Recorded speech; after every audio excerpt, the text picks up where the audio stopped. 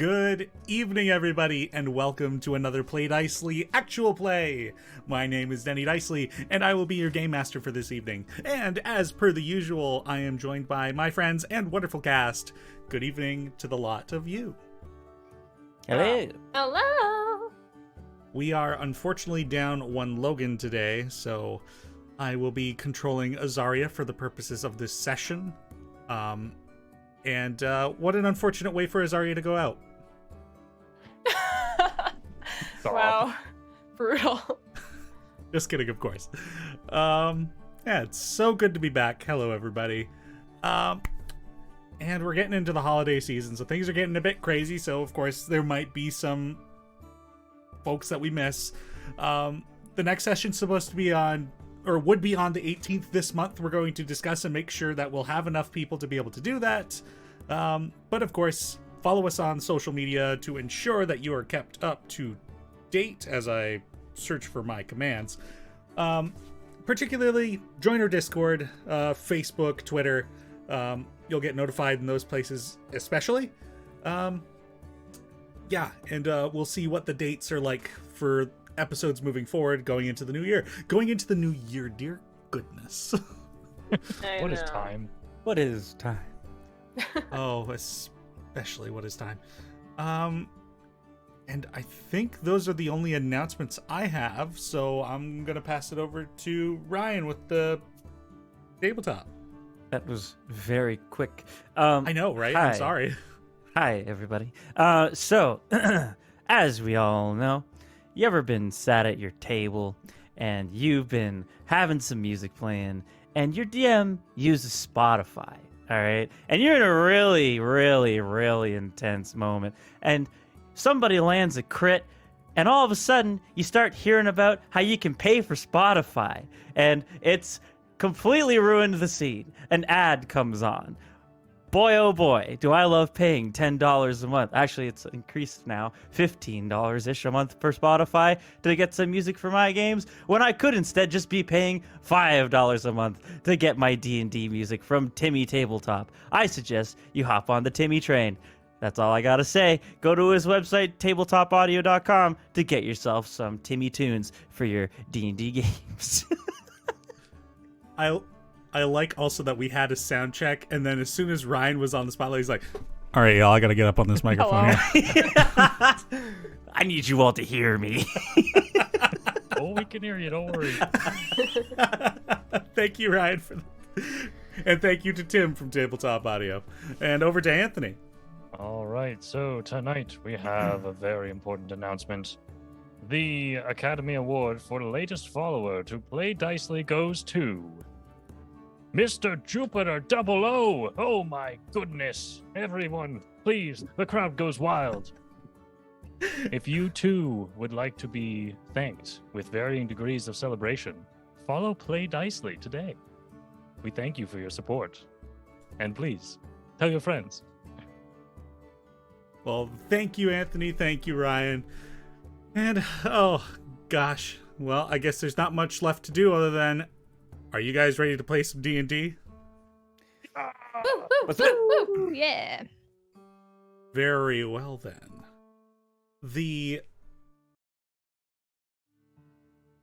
Where we left off in our previous session, the party had retrieved Gideon's friend Monty and returned to Timberstead. As Draq and Gideon prepare a plan of how to ensure Monty's not involved with the cultish activity in Balesville, Elwyn sets out in the night to confront her warlock patron Waylayla and tell them that Elwyn will not continue to work in their service. As such, Elwyn's warlock magic was stripped away and it seemed like the end of her adventuring days. However, the party rallied around Elwyn and offered to teach her new skills with weapons and other types of ways to keep her involved with the party and support her in new growth. Gideon, accompanied by Draq and Nell, proceed to ask Monty questions under the effects of a Zone of Truth spell. His answers satisfy the party, and Gideon's friend is invited to take care of the keep and horses while the party heads to the Rinzar Peaks. The party begins their preparations, and Elwyn, with the help of Azaria, realizes that she can still perform some magic, notably the strange future sight ability she had, as well as the performing of ritual spells. Draq contacts Grand Arcanist Charity Cozybug via a sending spell to see if she might be able to help Elowin, which Charity then follows up by teleporting to Timberstead with a bunch of wizarding supplies. And after some explanation of how Elowin entered her warlock pack, Charity tells Elowin that it sounds like she is in fact infused with magic after having consumed water from the rivers of Ley, which is part of how she made her pact with Waylayla. Charity gifts Elowin a wizard focus and alters her spellbook, telling Elowin that she is the makings of a wizard. We rejoin the party the following morning as they make their final preparations to leave Timberstead and finally head into the mountains towards Draq's home. Also, as you guys begin to wake up the following morning, Charity offers to teleport herself and the Arcanet horses back to Brold Bar so you guys don't have to worry about them. Oh my god. If we talk about the horses enough, Denny will just figure out how to deal with them for us. He's like, shut about the goddamn horses. Stop talking about them. Please do not start this session with another half an hour discussion about these fucking horses. It's a good thing you called on the greatest wizard in the realm to come over and give you some stuff. So she'd be like, yeah, I'll just take the horses on my way back. Greatest wizard in the realm, aka our horse babysitter. Oh god. Smites. Oh no. Yeah, please. Thank you so Please much. steal one That of the is horses. so generous. Oh. I give a long goodbye to my best friend ever, AH2. Really, Abe? Your best friend? Best In friend. Out of Oh, all of us? oh, your Well, I best don't friend. say that in front of you guys. Nell think clocks Amy- you having like this like sweet moment, and it goes on for so long, and just like, huh, it's great. It's fine. Goes back into the inn, slams the door a little bit. It's good. But yeah, I mean, like, I don't care is the thing. I don't care about these fucking horses at all. Yeah, So. it's good. Draq will bid adieu to GV, and as he lets the horse go, he says, "You were a good horse. Which is what GV means. Wow. What a You- secret you've been holding on to. For So important. How many How- episodes is that? A few. For how terribly you guys have named these horses, you really had a hard time being able to separate yourselves from them or leave them behind in other locations. Hey, doesn't seem I put fair. the work in for my horse. Your Yes. horse is actually special. My horse Yeah. is special. Yeah, absolutely. AH2 is incredibly special. H2 is a god. And I will So not hear special. anything to the contrary. Oh god. So sorry, sir. Mhm. Charity course. casts a sending spell, and she says, notify a stable hand that I will be teleporting back onto grounds with... How many horses did you guys take from the Arcanet? I think it was like 3? I can tell you right now. 4, I think, because 4 we of them? had Oreo and Hildy. Yeah, Yeah. we're the only two Oreo- we had. aka Peleus is gonna and Hildy are gonna be going with my family to the keep. So Yeah. but they're already not with us. Also, I think Dolly and Kenny were not ascendancy horses either. That's right. They were. You guys claimed them from the raiders on the train track. The railroad. Yeah. Yeah. So I think it's just GV and H2. Just 2 horses. Yeah. Oh, that's Can actually. we a lot say easier. Dolly and Kenny that are with my family? Or I guess Monty. I think We are and- still I going to think talk about Azaria horses was for close half with an hour. them. Yeah. These horses go back to Farm Hall. Let's just make it so easy. Yes. It doesn't even be a thing. They're back at Farm Hall and they go with the family and they're being the keep unless they all die. Who cares? And and Monty and Finn are going to go back to Varmhall too, and Monty's capable with horses, so they'll be fine. Yeah. They can ride them in the way that like people do in the circus, where it's like one leg on each horse. That's not- Sure. No. No? Okay. Sorry, I thought we were in a fantasy world. This is my fantasy. They're not gonna Jean-Claude Van Damme between 2 trucks on horses, okay? That's not what they're gonna do. So, Charity notifies Darknet that she's going to need a stable hand for 2 horses that she's teleporting in with. She goes to the back of the inn, and unless anybody has anything to say to her before she leaves, she's going to teleport out of there. Then she Give her is a going hug Get and out try of and here. smell her. I've already done it. Yeah, just kidding. Then I wasn't part of that, so.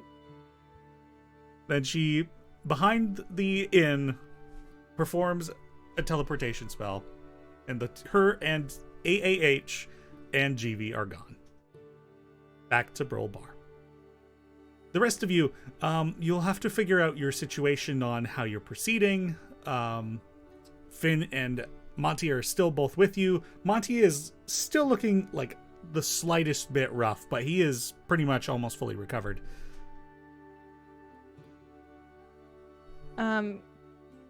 Because I wake up earlier, can I have gone around and try to see if there is such a thing as a coach or something like that? I feel like you mentioned was an option. Maybe that's a thing that exists in this world. Sure. I mean, like, some of the farmer type folk tend to be up a bit earlier anyway, so maybe you like head out around 6 in the morning, 5 in the morning, start asking around. And there is a person willing to transport you guys with like a wagon and a few horses.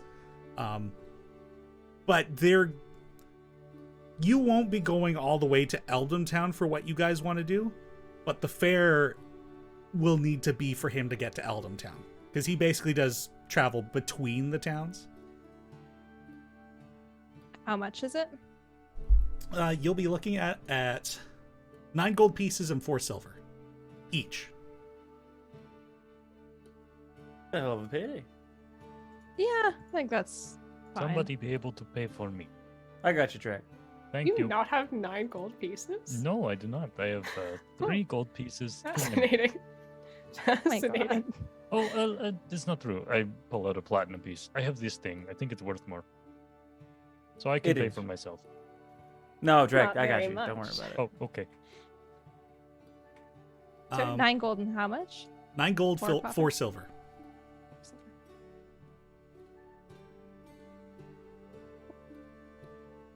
Before Okay. we leave, I would like to ask Abe if he would come with me to purchase a rapier. I should probably stop using Azaria's. I don't really know what I'm looking for, though. Abe, if you would come with me? Certainly. Right. Well, with your affiliations with DNR, you can always shop there, or you could try one of the smaller smithies in town. Abe? What? With the rapier being a bit more of a complicated weapon, DNR might be a good starting point. Okay. Fantastic.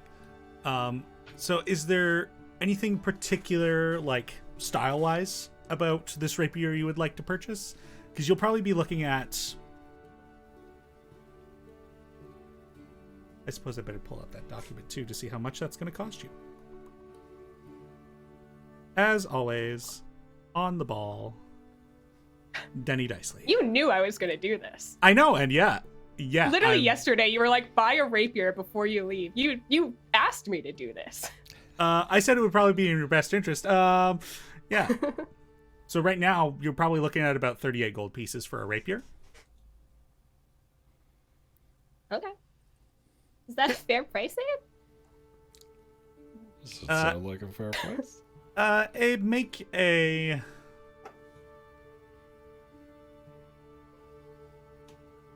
intelligence check, I guess. Oh. it's a 21. It's definitely expensive. That might be due to the fact that this town is very much out of the way. Like, nobody's really in demand for a rapier around here. Julie, I don't know why I even really asked, because I'm not going to haggle. That's Maybe not I'll in try my to blood. talk him down to 30?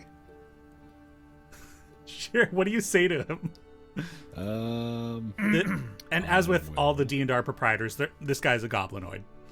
A goblinoid, of course. Yeah. How else would he be?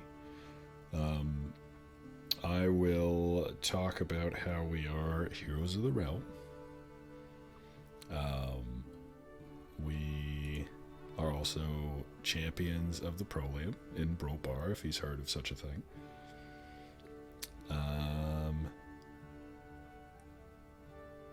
Also bring up, Adam doesn't remember the artificer's name, but Abe definitely would, that who worked on his axe. Eckhart. Talk about how, like, you know, we have a way of getting the name of people out there. The exposure, you know. We'll pay you an exposure. We'll supplement the payment in exposure. Wow. So are you referring to Eckhart the gnome who turned your axe into a rocket axe, or are you talking about... Okay. Go ahead and make a persuasion check. Okay, all right, dice. Here we go. It is a 21. Well, those are all pretty impressive things. You know what? All right. You sound like you're going to do... You know what? I got a knife for talent, all right? And based on what you just told me, I think you're going somewhere. You're going to be somebody. All right.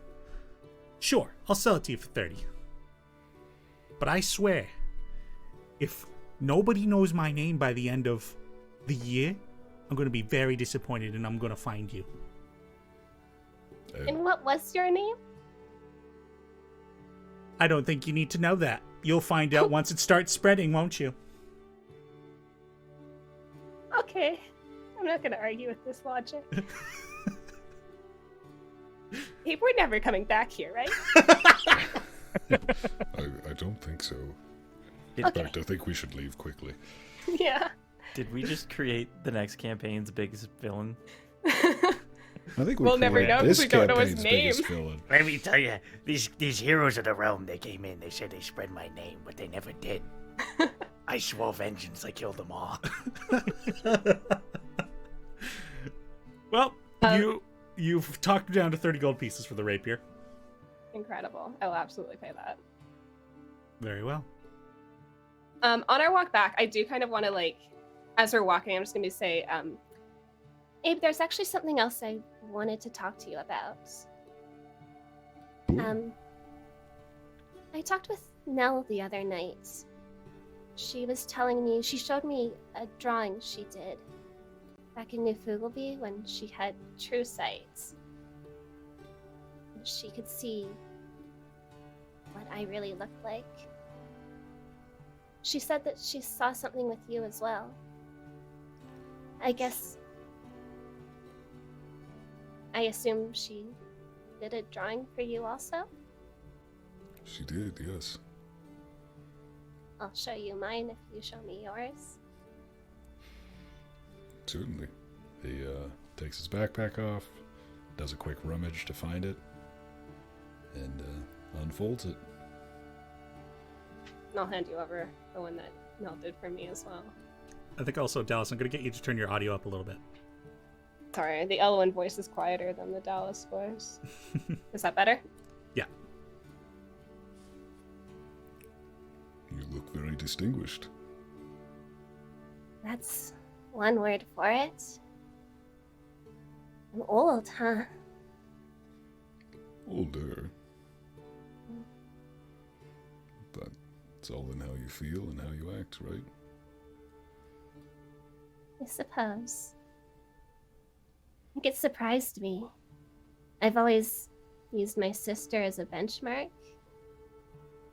You know, she's always grown, but I haven't seen her in so long. I think I didn't realize how much time had passed. Sometimes it can come out of nowhere. Do you want to get back to this body, Abe? Is that a goal? I don't know. Sometimes I do. And other times, I mean, there's only so many organ folk. As far as I know, there's no way to make more. So, do I not have a responsibility to my people, my kind, to embody that experience? But at the same time, if presented with the opportunity, I don't know if I would not go back. If that makes sense. It does. Not that I know what that would mean. I mean, where does Abe begin and Pascalis end? I don't know. If I return to Pascalis' body, is there no more Abe? It's fascinating, actually, that true sight would reveal something like this, don't you think? That a soul is inherently tied to a body? Well, it might also be that a soul has its own journey. Souls and bodies mean different things, right? Your soul has lived 300 years and aged, but your body, because of your curse, has stayed the way it is. So, maybe they're separate entities, who knows?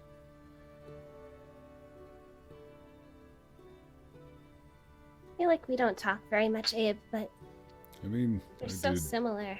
Have a very... I did a very traumatic thing in front of you after only knowing each other for a short amount of time. So, That did take a second for me to get over, yeah. yeah, it's I understand better now, though. right. I really appreciate having you around. Likewise. I'm glad you're continuing with us. Yeah, we'll see. I mean, yes, I am. It's all still very new. Mhm. Everything has changed once again. I know the feeling. It's true. Now both of us have set large quasi-gods upon the party as well, haven't we?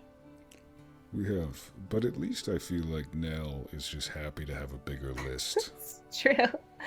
It's true. She dealt with her problem, and now she's got all these Now she's free to deal semi-gods with ours. to kill. Yeah. That's great. Good for her. At least she's got a project. You know, it's important to point her at something. I feel like she might get a little bored if she doesn't Yeah. have something to complete. Well, we'll take good care of her. Yes. Always a problem. Yeah. Fantastic. And you guys make your way back to the group. And returning with the rapier, Azaria meets you guys, and Elwyn, Azaria says to you, so be sure to take a look at that treatise I wrote for you and work through the exercises, and you'll probably feel more refreshed on how to use that, and you'll probably have to do that every day. I know that I mentioned this to you yesterday, but give it a quick read every day, and you should be... Just refresh yourself. Yes, of course. And if you need a training dummy, I'm right here. I think I will be doing a lot of that. It's a good thing we've got a couple days on the road. Sounds good. Perfect. So Draq, you'll train with Elwyn with the rapier, and Elwyn, you and I will train on perhaps on some of the magic stuff. Yes. I would also like, before we leave, I think perhaps Azaria could point out a couple key spell components that might be necessary in a hot second that I should buy beforehand. Oh yeah. Going through like some of the Azaria begins to list off like some of like the beginner spells that often get taught to wizards and such, and yeah. So if there's any material components you need to buy, you should probably do that while you're in town, and Azaria can try and help you track those things down. Sounds good. Yeah, we'll run around and pick some stuff up. It's a shopping morning for Elwyn. Indeed.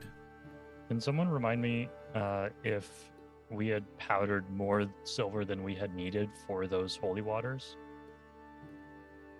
I don't think so. I think you turned them into 2 holy waters and you used one of them. So we Yeah. still have 1 holy water Okay. left. So Yeah. then I don't have this excess powdered silver in my inventory.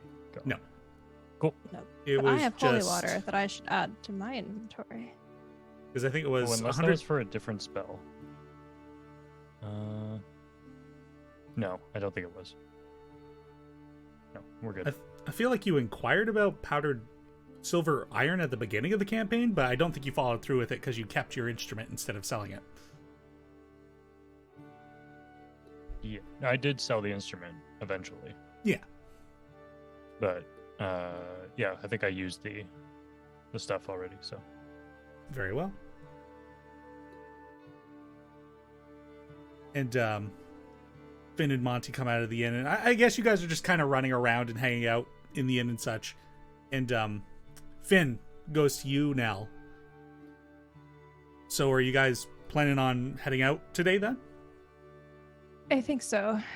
There's only so many days that we can spend just like needing to go instead of just like talking about our feelings. Usually for us it's about 3, so we're gonna try and cut it down a bit. Yeah, I mean, you guys are very lethal, but also very fragile, so it's bewildering but incredibly impressive. Yes. Like a grenade made out of porcelain. A what? a glass cannon. Yeah. Okay, that one I kind of get. Yeah. And that's like a big gun. Now I know what that is. Mm-hmm. Yeah. Whoa, Well- wait, what about a bullet made out of porcelain and then shattered? Anyway. Anyway, stay safe out there, sister, and I'm gonna take your friend's friend back home. Great. Do keep him safe, Finn. Oh, I'm sure it'll be fine. It's only a day away, and nothing will go wrong on the way back to Varm Hall. Not when you say it Definitely like not. that, Finn. And In whatever short, you do, doesn't.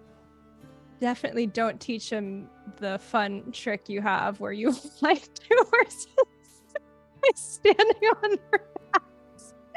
Definitely don't do that. That would just be, he's like, he's just recovered. So you should not. Are you getting me confused with Vesta? I cannot do that. Yeah, but wouldn't it be so cool if you could? Oh, gosh, wouldn't it be cool? Yeah. Oh well, maybe one day. All right. Well, stay safe out there. I'm gonna get him up on the road so we can get back before nightfall. Also, you're not going to hear Ellen's voice in your head anymore. That ability she doesn't have anymore. So we don't really have a direct line of connection. If we have anything pressing, I'll have Draq reach out to you or someone. I'm sorry Maybe that not you. I'm sorry that Maybe she was you so need to be off the hook. traumatized that she had to lose magical abilities so she could not hear my voice. Yeah, you really have that effect on people. It's like I a know. real problem. I So. know, but one day I will find the one. Oh, I fear for them. Your match is like a terrifying concept You are to me. Like, so rude to me. I will welcome them in, but oh my god, I'm just curious. You have wounded me I know. over and over again. This person will, you can fall into their arms eventually. You know what? It won't even matter because we'll have each other. Yeah, that's exactly Anyway. right. And he gives you a hug. Don't die out there. Right back at you. Keep Dad and everyone safe if you're going with them, and if you're not, just send them I some am? good energy. Damn it. I don't know if you are, but if you do, I mean, I can. I just came back from Valenbridge. then go somewhere else. I very well might. It's the whole All point right. of this damn thing, isn't it? Yes, you're right. Okay. But get out of here. I'm getting out of here. You get out of here. I'll go prep the horses. Fine. And Monty goes and finds Gideon. He gives him a big old bear hug. You feel your spine just like crack as he just like lifts you off the ground and like bends you almost halfway. Monty, hey, back. Scoliosis, don't want it. I'm sorry, Gideon. It's just I feel so much better after. These last few days have been an ordeal. No kidding. I'm glad you're feeling better. Me too, and I'm glad you're doing all right, and I'm sad that you didn't even get to hang out really, but you sound like you're doing some pretty important stuff. Yeah. Look, Monty, if the world wasn't at stake, I'd grab a beer with you, but... We'll do that. Well, I We'll gotta do go that. save the world. At some point, we'll do that back home. That sounds wonderful. Or we'll But- do it at your keep, because apparently I'm your servant now. Well, you're not my servant, Monty. Jeez. I know. I'm just teasing you. You'll Hella be impressive. employed. If you want it, up to you. No, I mean, if I'm doing the farming work, you're gonna pay me the farming wage. Let me pay a little more, Monty. That sounds better. It sure is good to be employed It is good to be employed. and to know people. Yes. Anyway, I've still got a bit of a kink in my neck, so this next bit of the road's gonna be a bit rough. No worries. But, you The know. place you're going to, they'll treat you well. They'll feed you right. So, what? Since you've been out and about, what's been your favorite thing that you've seen?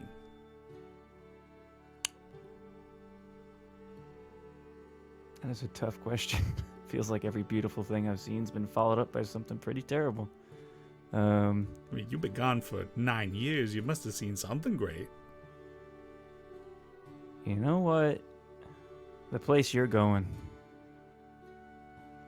That village there. That's my favorite thing I've seen.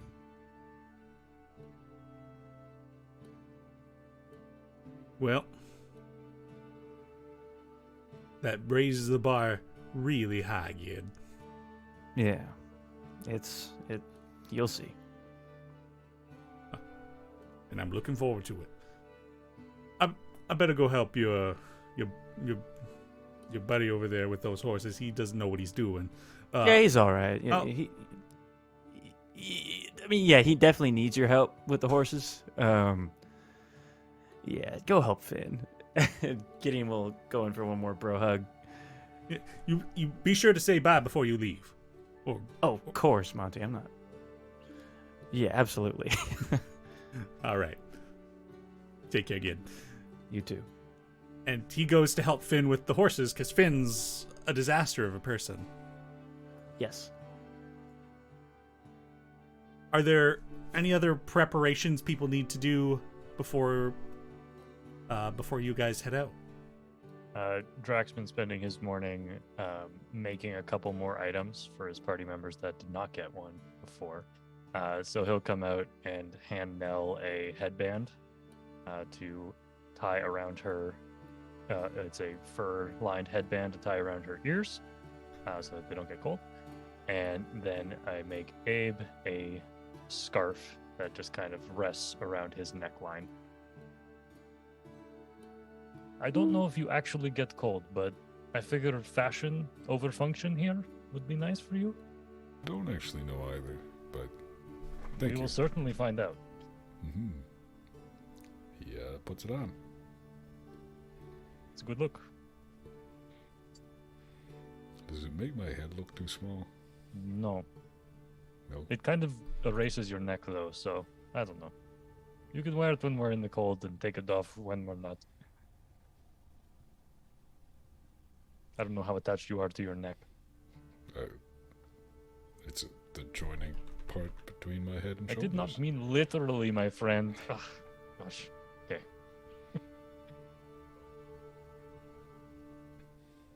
That's all. All right. Also, I'd like to remind chat that there are now channel rewards and points, so I don't think anybody's grabbed First to the Fire yet. Be sure to do that. It's only 1 point. Eloin, as far as components for spells and such, is there anything in particular you need to grab? Yes. Charcoal, herbs. What am I? I don't remember what else it is. I don't know. I need to burn some stuff. So, the incense, the charcoal, and whatnot, you could probably find at the temple, because most of these towns will have a small temple at least. So you could buy those components there. Okay. I think that's all I am looking for at the moment. Oh, very well. You might need a vessel of some kind to burn those in.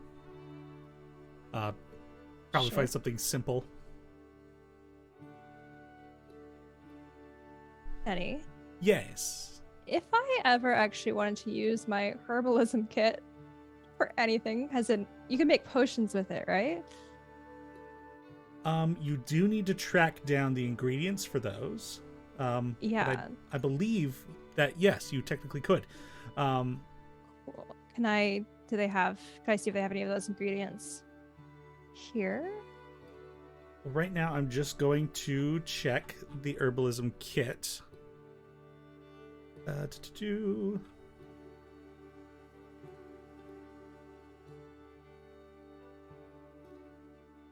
Okay, those are just the skills associated with that kit. My apologies. Give me one moment.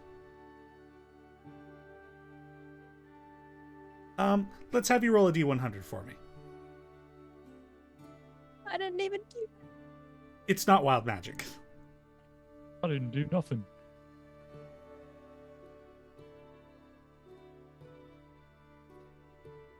62. 62. Very well. I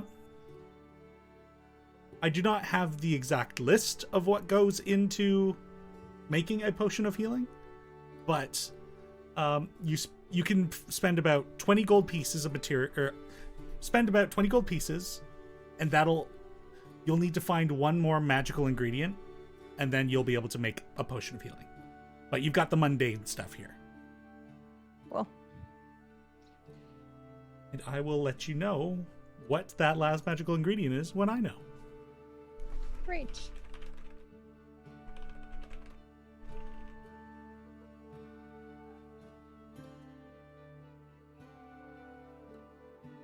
All right. So Nell, you figured out the coach situation. You found a cost. Monty and Finn are getting ready on their way to head out.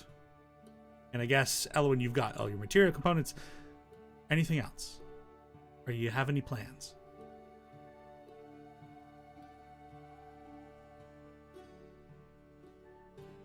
Sounds like you guys are ready to hit the road. We're not staying in this town for another second. We escaped Timberstead. We're leaving. Only took 40 minutes. We did it, gang. Record Yeah, time. it says We're by going Monty. to end the session. That's pretty good, guys. Yeah.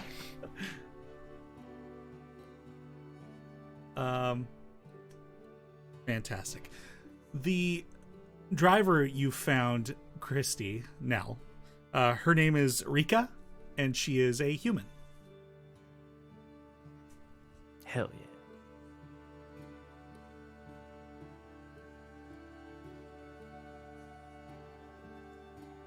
So yeah, she's got like a basic wagon, like 2 horses that will drive the wagon, and you guys just have to pay her for a trip to Eldamtown, but you've told her that you won't be going the whole way. That's fine. She's got some food in the wagon, and like some tent supplies. So it might be a little cramped with 6 of you in the back of this thing, but you've got a ride. Well, I guess you still have 2 horses. No, you're not bringing the horses. Never mind. We've We've already talked figured about out the this. horses. The horses are done. Horses are out. Yes. All right. All right. So you guys begin your trip. Of course, Gideon, you say goodbye to Monty before you leave. He finds you. And you don't get dead out there, okay, buddy? I've been doing my best, pal. That is the best I could ask. Yeah, you do the same.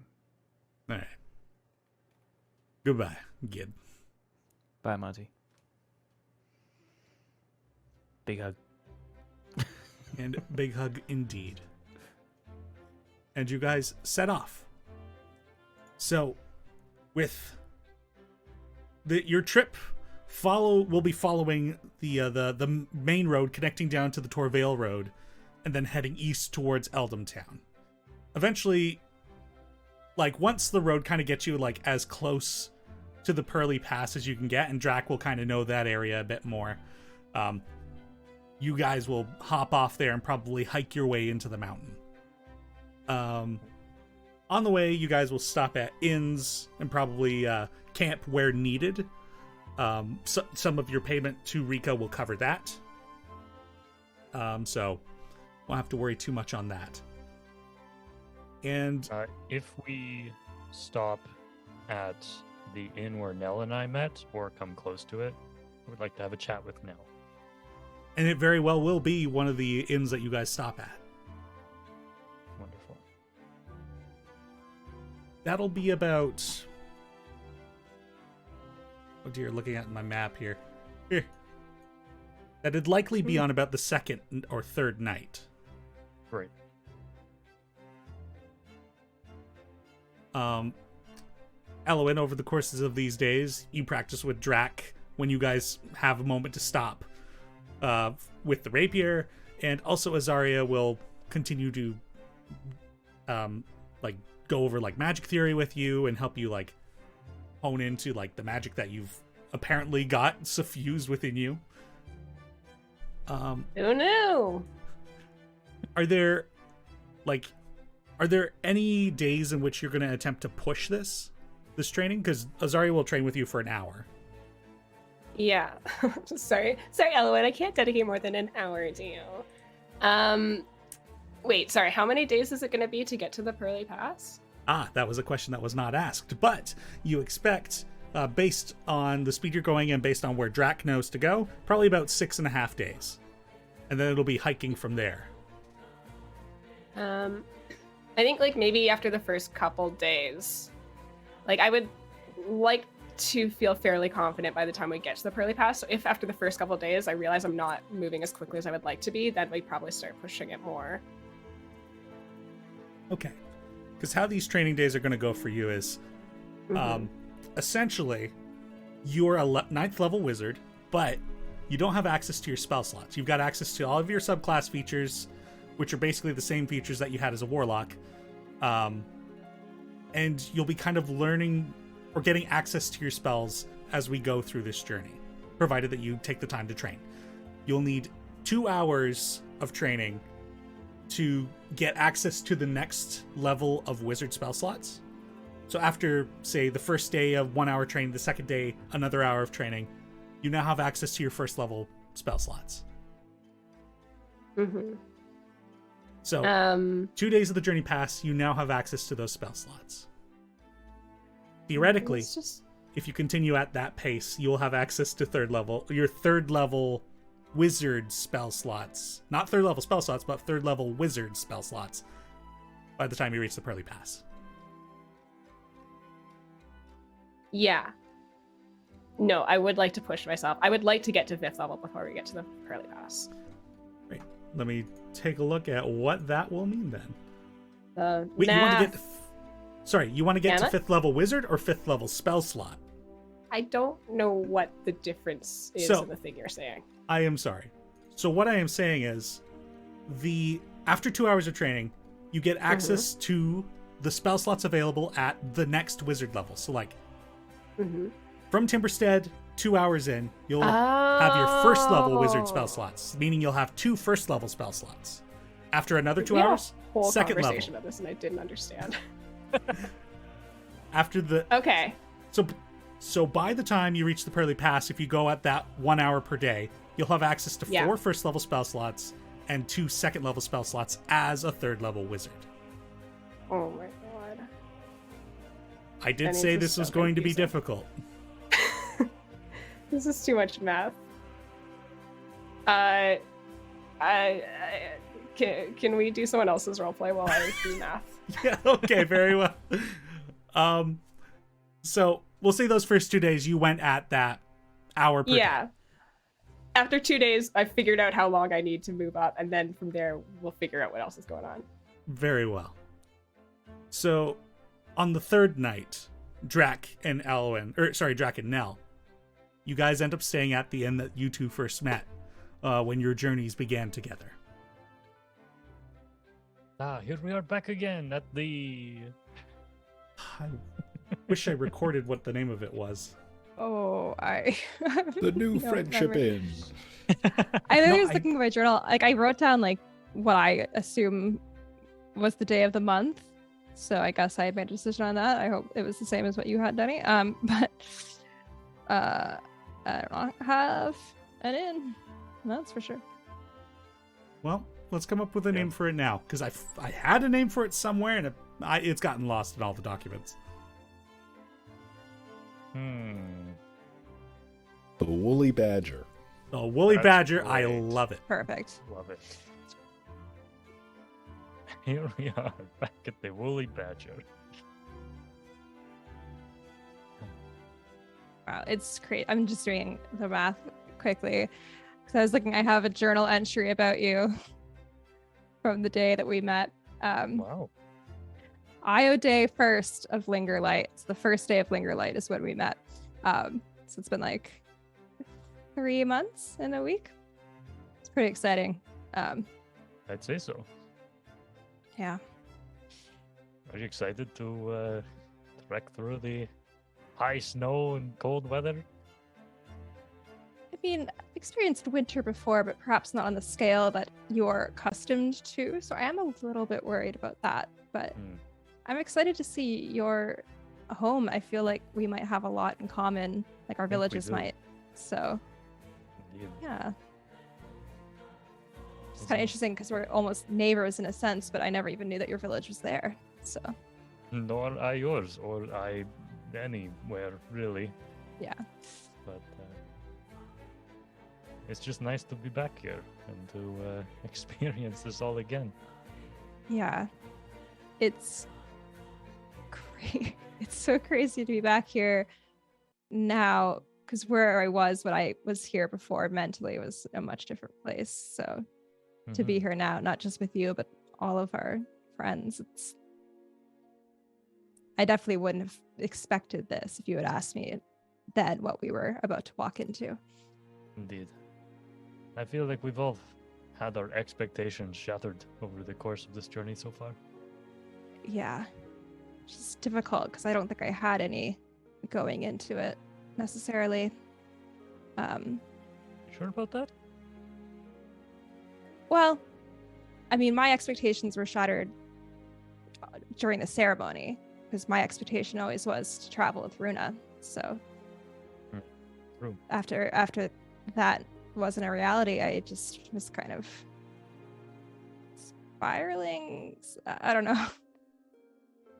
Well, I'm glad we found your way back home. Yes. And you fixed everything. Yeah. And now I get to fix everything for everyone else because you know me, I love a project. I feel like if I don't have one, it's just like, what even is my purpose in life? Right, yes. Yeah. Well, I think now is a good time to share with you my pack name for you.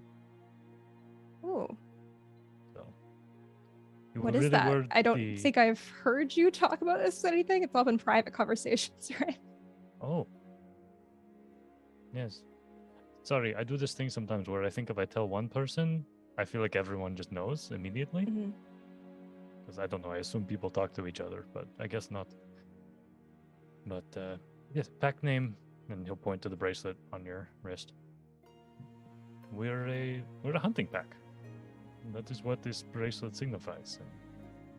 And back home, we come up with names that we can use to quickly shout at each other across the field of battle and out on the hunt. But the ones that I've given our friends so far are more personal, I'd say. Less battle names, because we all have pretty short names that are easy to yell across the field.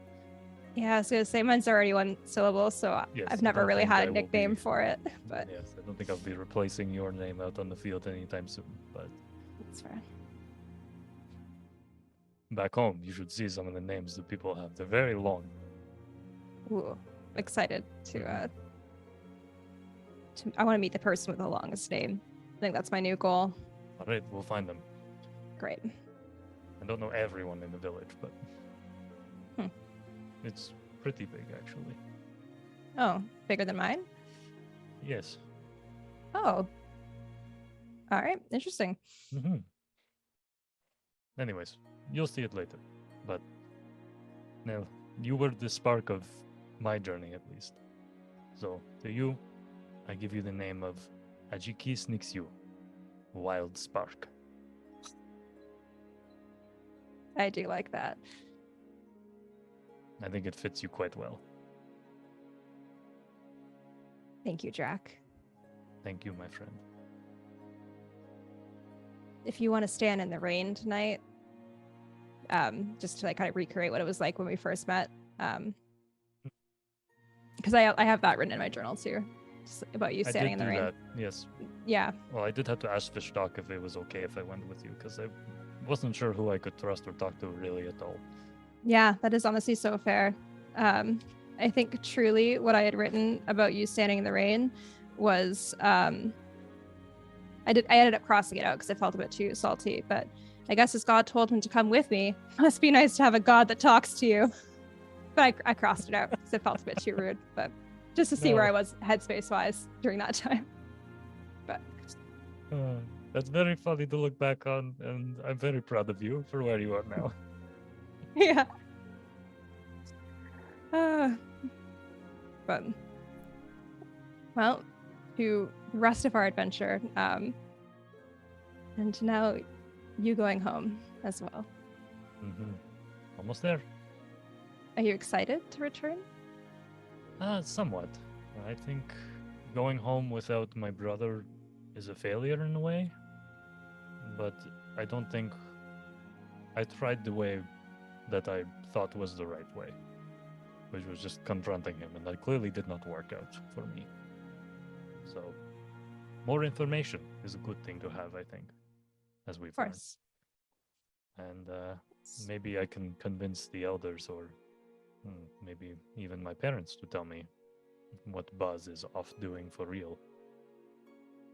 Yeah, I think that would be some good knowledge to have. And I also don't think you not being able to bring him home is a failure on your part. You can, I know as well as anyone, that you can be given a task or have a goal, and things outside of your control can change it. So Indeed. It's not on you. Well, we'll see what the elders think of that and go from there. Oh, speaking Sounds of, good. we have to bring them a gift. Oh, We can find something in the mountains. I'm sure a beast of some sort will do. Oh, an animal is what they want. Just any gift really befitting of unknowable elders of my civilization. Well, we have a bee hat. I don't know, that's not for them. No, No, that's for Ido. who? Oh, my friend from home. You'll meet him. He's very fun. Great. Start digging through the bag of holding. Spell scroll? I think we'll know it when we see it. Okay. Especially as a hunter, they may expect a prize of some sort from me. So if we see any big bad monsters out in the Pearly Pass, we should probably kill them and take their head. Oh, Draq, you know now that we're gonna see a fucking monster, right? I think we were going to see one anyway. I think I got very lucky on the way here. Yeah, I think it was once we had our whole group assembled, the universe was like, actually, you look like a bunch of people that want to just have monsters come at you. So Well, Vishtak does Yeah. like to test us. apparently, And another day, another evening goes by. Elwyn, any progress on that math I calculation? did the math. I did a bunch of math. Figure this out. All right. So, what is your goal? Okay. 2 days, 2 hours. 3 days, 4 hours. We're gonna do 2 hours on the third day to get to a total of 4 hours, which gives me a level of exhaustion.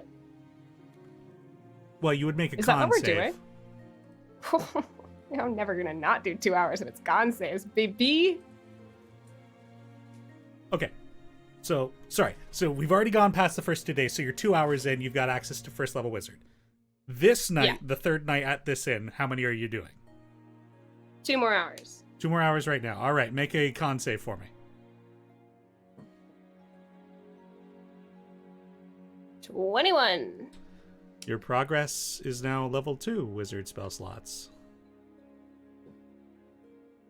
Great. That is day 3. 4th day comes and goes. You guys have to set up camp that night. As you guys begin heading further east, like you're passing by the lower end, or the southmost end of the west side of the Rinzar Peak mountain range. And as you guys kind of begin to pass that point, it's almost like there's a constant wind that travels south. And it's really becoming chilly on the landscape. Like, likely when you wake up in the morning, there's probably going to be frost on the grass. I'll set up a tiny hut. Keep us warm and safe. This is the Very first time well. you cast it, right? No. No, I've done it. No. Oh, really? This- Okay. On the airship. On the airship. Oh, yeah. The most practical use And- of tiny hut. Well, and we did it on the road between Timberstead and Balesville when we were getting Monty. I Yes. Oh, true. Yeah. Okay. pretty much anytime we're camping outside, we're gonna set up a tiny hut. I mean, it won't allow you guys really to have any privacy from each other, but I think at this point you guys are pretty comfortable, so. Yeah, sorry, it's not very big. Yeah. It's better. This will be great in the mountains. We have to I huddle think together for so. warmth up there, so. Well, and the hut should keep us perfectly warm as well. Oh, good. Right. And that fourth night... Elowen, how many hours of training? 2. Another 2. Go ahead and make a con save. 19. You're still good. You're at level 3 wizard spell slots. Baby, we're getting there. She's gambling. I thought it was just going to be levels of exhaustion. I was willing to just take them, so this is all Well, I mean- gravy now. You could push it deep into the night too. Azaria, on the other hand, however, let's see if they succeeded on their con saves. Uh-oh. I don't know what their concepts are like. I also have to take a look at what their con stat is. Pull it up on the stream. I've got it. Okay. The first night when you pushed it, they succeeded. The second night they did not. Azaria now has a point of exhaustion. Sorry, Logan. Well, good thing we can sleep it off. And- We're getting a long rest. It's fine. Yeah. Because it seems a little cheap to incur a level of exhaustion and then immediately go into a long rest, I'm going to implement that the exhaustion lasts into the next day now, and that next day you have to sleep off that exhaustion. That does make more sense, I suppose. But if that following day you have a decent day, you can sleep it off easy. Memo to self. This is an update to our house rules. Very well. What if it's a magical source of exhaustion? Then even worse. Well, I mean, like, if you got it, like, earlier in the day, like, it would go away that night. But if you, like, incur the level of exhaustion by staying up later, then it would go into the next day. You get what I'm saying? Yes. Yeah. Because it's like saying, then it's saying, like, the beginning of a long rest is the start of the next day. Okay, gotcha. Yeah. All right. Or what should have been your long rest, anyway. Okay. On the 5th day of travel, like, the landscape to your guys' south, like, when you woke up, it indeed, there was frost on, like, the grass. And you're very much getting out of the landscape that is Meadows Basket, like, where it was just, like, rolling hills of greenery and, like, wonderfully, like, farmable landscape. You are now entering more, like, prairie kind of terrain. And to your immediate south, it kind of turns back into like a savanna. Like there is grasslands down there, but there's short grasses in some spots, tall grasses in others. The trees aren't exactly as luscious or as green as they had been, like near Varmhall and whatnot. And there are much less there's much less towns and villages as you guys begin to make your way further eastward. However, what seems like a few days off the main road, like you could see like some small buildings, and that seems like it could be like another one of those like D&R ranches, but a bit out of the way. Can we see the Hawklaw Butte from here? Oh yeah, it is impressive and huge. Like, almost like when you started traveling south of Timberstead, like it was pretty much in view the whole time, even though it might have been like a small thing on the horizon, but that's just a testament to how big it really is. I can't believe you climbed that element. It wasn't easy, but it does seem strange looking at it now. Mm-hmm. You must have really wanted that power, eh? I was telling Charity this. It wasn't power I was after going up there, it was just answers. Guess the pursuit of knowledge drives people to do insane things sometimes.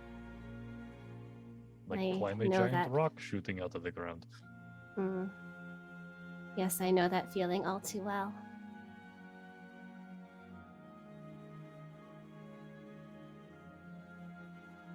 And as you guys continue eastward, like that wind that is just racing out of that pass, like that mountain pass to the north, it just becomes a lot more quick. Like even like plants and trees in this like line of wind that comes out of the mountains, like everything's slightly bent, as if this is just a constant wind in this area. In fact, let's...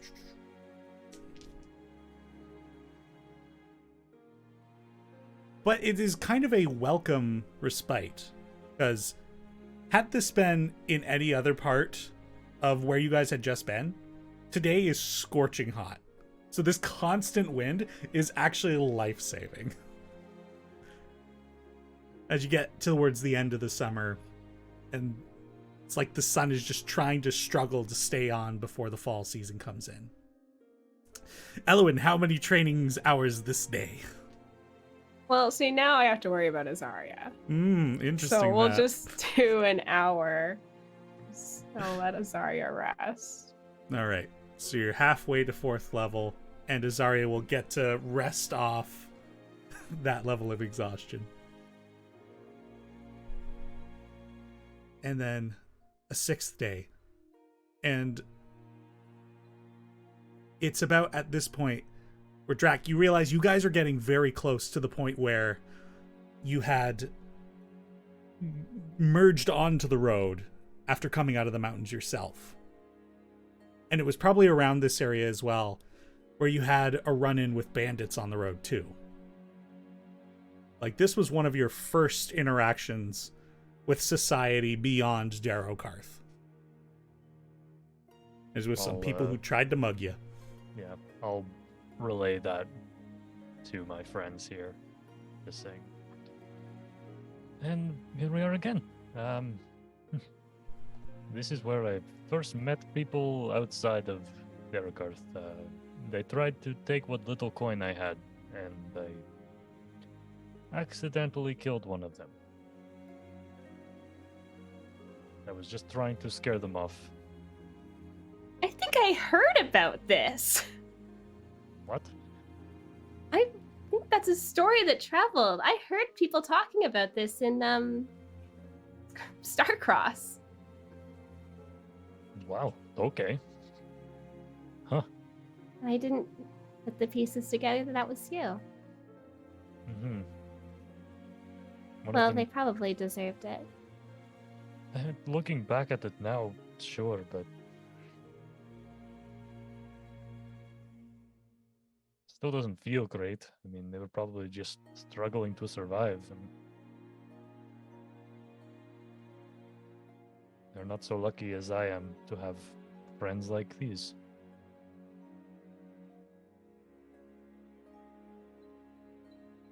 You need to worry about yourself first, though, sometimes. It's a good lesson. But anyways, this is where we should get off. Not quite. You still have another half Never day. mind. We should after. move another half day forward and then get off the wagon. Draq, you're so clever. Interesting. It's fascinating that it took 40 episodes for that gossip to become relevant. Yeah. I truly fully forgot about this until you said that. And I was like, I think I knew that, actually. And what very well might be one of the last days before you get into the mountain pass. Elwyn, how many hours of training? 2! Going for the 2. All right, you and Azaria are rolling. And I feel like it's appropriate. I should actually just roll Azaria's on Roll20. Man, Azaria. Oh, Azaria getting that point of exhaustion. Okay. But you're now at 4th level wizard and Four a half. and a half. Yeah. Yeah. Meaning 4 first level slots and 3 second level. Mm-hmm. Now, because you've been going through prairies and grasslands at this point, you've had plenty of room to train. As you begin heading into what is essentially a perpetual blizzard, I'm going to let you know you need adequate room to train, the ability to concentrate well, so it may become more difficult moving forward to actually get this training in. But we'll see how you do and if you decide to try it. We're gonna try it. We could also take an extra day here if you don't feel ready, Ellen. I don't think Would- I will feel ready for a while. Well, I can. as ready as you As- can be, because it would be good for us, for everyone to be in their best possible position going into that, and he'll point to the roiling storm blowing through the Pearly Pass.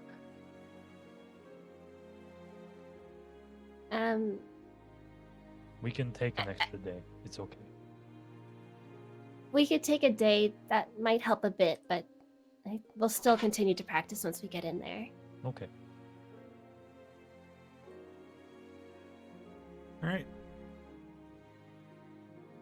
And then the next day. So this is technically the 7th day of travel. But only halfway through this day, there's eventually a point where the road begin to curve a bit northward and then sharply turn east. And it's at this point as well that coming down from the Pearly Pass, the Rinzar Peaks, a river heading south out of the mountain meets up with the road and continues on with it eastward. And Draq, it is at this point you know that you will be hopping off the coach and following the river up. All right, my friends. Let us bid adieu to Rika and head on our way. Very well.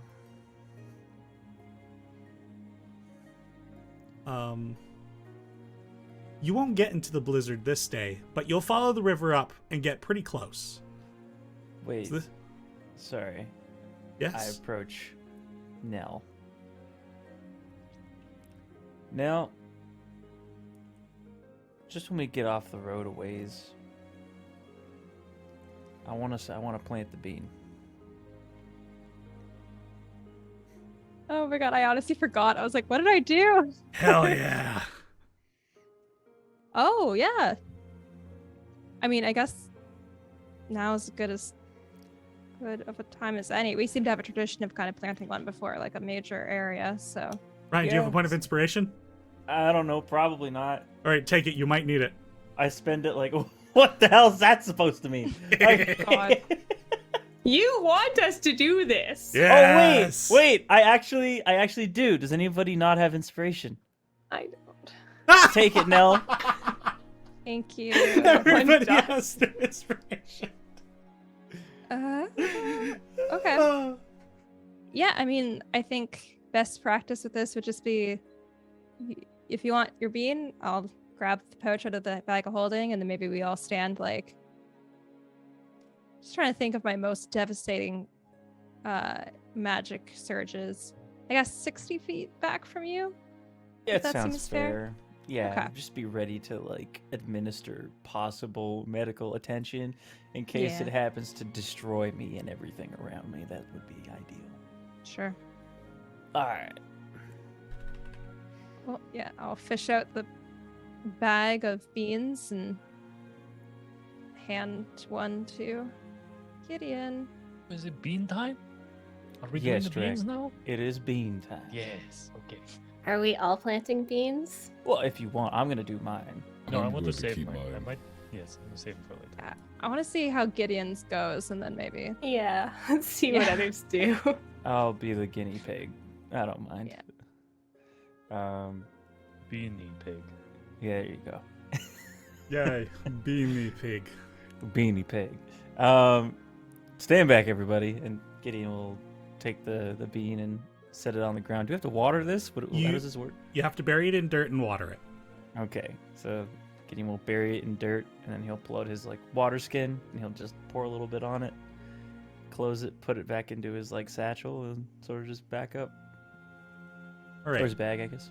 How much distance are you guys going to put between yourselves and the bean? 60 feet. That seems like a good solid number. I'll Yeah. stay 10 feet away, in case there's any positive effect. All right. Gideon's Um, going for that spicy gamble. Now, Draq's hand wraps around the diamond in his bag. also, Jonamus in chat has made a good declaration. Abe and Elwin, in fact, a lot of you, you've all already had a lot of one-on-ones during this session. You may all have your inspiration. Wow, thank you. You're So very welcome, and generous. thank you for giving me this bean gift. Ryan, I need you to roll a D100 for me. Thanks, Yes! Biffed. Hit me with these Cthulhu rules. 100. Pow! 61! Whoa, I rolled a 62 earlier. That's cool. Oh, shit. I don't like what your face did there, Denny. I'll be honest with you. Uh-oh. No, Oh, no. you Remember- plant the Uh-oh. bean, Mm-hmm. and everybody steps back, Yeah, except for me. and you are 10 feet away. And a minute goes by, Mhm. and you're not entirely certain that anything has really happened or is going to happen at this point. But then it also took a little bit for that blue fire to happen when you guys tried these out near Brawl Bar.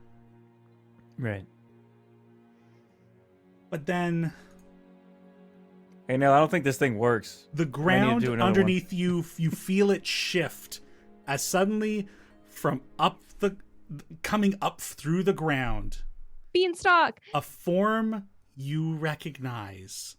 Maw Sarze! of teeth coming up and a silver sheen on a metallic-like carapace as Gideon, you're being attacked by a bullet.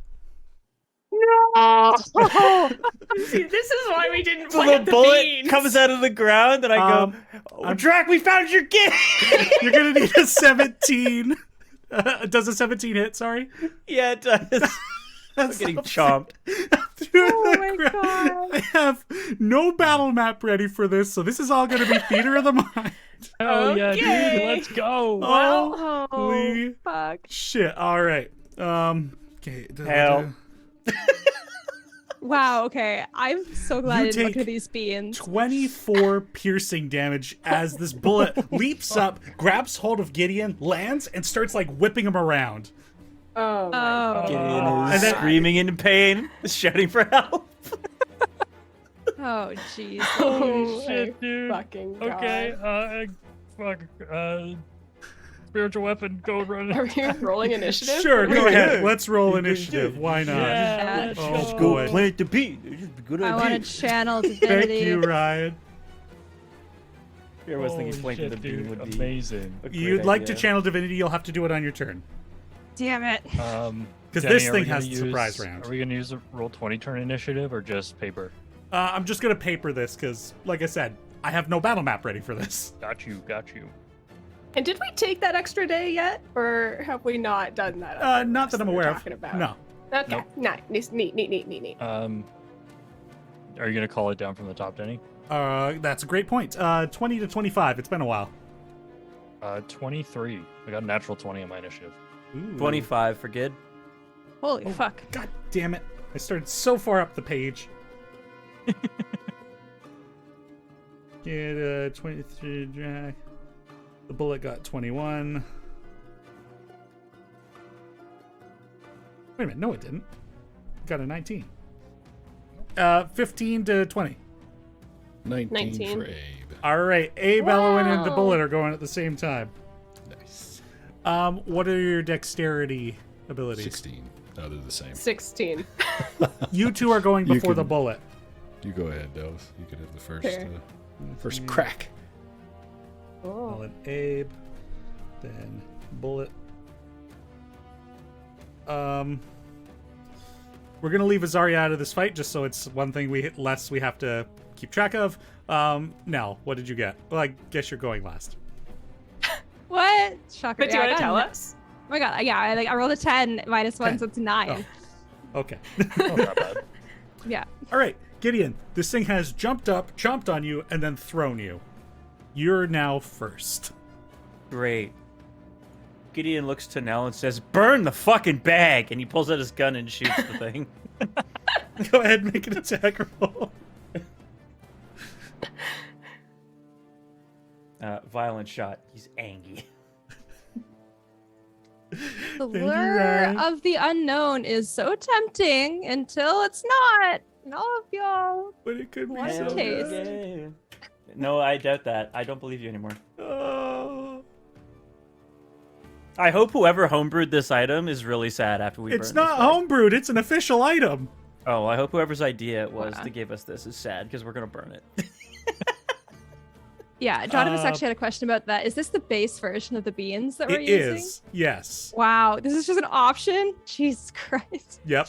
I think that's amazing. I love it so much. Oh my god. Burn was- it. Okay. I was really not hoping for this. Burn it. You were so desperate for these fucking beans. You wanted us to do this so bad. And of Yes. course, we got a monster we fought before. But you're right. It works for Draq, considering you need a gift. Yeah. Yeah. Yeah. I suppose it is a. The beans are like, what do you feature. want? You wanted a gift. I'm just helping out. Alright, well, I'll do another violent shot after that first one. So, sorry. What is the damage breakdown for you there? 11 magical piercing and 4 cold. Although, Oh. do keep in mind that if the beast says it resists piercing, and it doesn't say anything about non-magical, it just resists piercing. What? Yes. Just because you have a magical weapon does not mean the beast does not resist your piercing. I'm confused as to what you're saying. There is no resistance to piercing. That's great. I was just wondering if there was. Thanks for letting me know. I'm just kidding. Wow, sneaky way to find that out. You just say something nonsensical. See if Denny will give you any extra information. I'm All in right. your mind. Your second attack rolls there. Also, why are you attacking with advantage? That's a great question. Is a 14 hit? No, it does not. There you go. I figured a 27 would work, so. Anyways, I'll action surge. Actually, wait, no, I won't. Actually, yes, I will, but I'll have to switch my gun because it just jammed. Oh, I was about to ask what your misfire rate was. Yeah. Violent shot! Yeah, so I will. Yeah, screw it. We're fighting a bullet. I'll pull out my blunderbuss. So you're action surging? No, I'm not. No, that's my turn. All Actually, right. we get a second wind. I'm a second wind. That is fair. Are you going to give yourself distance from this thing at all? You're currently in melee with it. Yeah, I'm gonna back up. I think that's a pretty good idea. Okay. I'm gonna take a hit though. Maybe. Maybe. 21 to hit. Yeah, I figured. All right, so I'm adding. Hang on, before you do damage. Wait a minute. I gotta add 11. Okay, now you can take away. You take 30 points of piercing damage. Oh my god! I healed 11. After that, it's Draq. Holy shit. Okay. I assume you're getting your full 30 away. Actually, after getting fucking slapped, I action surge and I dash to get back to the group. Oh yeah, I guess because we're 60 away, right? 60 away. Yeah, Gideon shows up and he is carved the fuck up. Help, please. Come on, just plant another bean. Do it. No, Denny, This was we're a burning bad it. bean. No, they're all shit, Denny. They're all trash. I'm not even. There's nothing you can say. What is it? Okay, Anthony, it's your go. Gideon books it back to the group. Holy shit. Gideon. Okay. I know, Draq. Just my luck, okay? Just. Yep. We fought this thing before. Maybe you can make some knee braces out of it this time. I don't know. That's actually a really good idea. I have those when I'm stressed. Draq will rush forward 40 feet of speed. Bonus action key point to get in its face. Yep, And this thing is size large, right? that is correct. Okay, cool. I'm going to run up to it, flash the bracers in its face, and just yell, "I've killed you before!" And I'll jump at it and make an unarmed strike against it here. Fantastic. Oh boy, whenever I do this, it never ends up well. Can I use inspiration after I've rolled? No, right? No, we decided that wasn't a thing because you guys voted for it. Yep. Okay, that's a 13 to hit. That is a miss. Cool. Well, that's my turn. Do you not have a second What? attack? No, because you're No, I'm not. baby monk. That's right. Bonus action to dash, and I'm in its face now. Kumbala grief. That's it. All right, that means Elle and Abe, you are both up with the bullet on deck. Oh. Elle and Abe? Yep, that's what I wrote down on my Um, sheet. Elle and oh. Abe. Didn't want to write anti-win on there. No. I'm going first. Yeah, if you want to. I do. As Gideon comes back at us, I'm gonna reach out telepathically to him to Plan to share be? some intuition. Sounds like he didn't have a good foresight into what was happening here. So I'll give him 12 temp HP. Wow. And then I gave you a lot of my dice. I believe in you. That's awesome. Also, I just saw you get torn apart by this thing. Yeah, I feel like that. And then I guess Ellen's gonna grab her book, and good thing Azara and I have been working, because I don't know what's happening, but I'm gonna try to cast some scorching rays at this bad boy. Ooh! Let's go. Ooh, wizard. No, we haven't been practicing very hard though. That one That's does better. hit. 29 hits, I Yep. assume.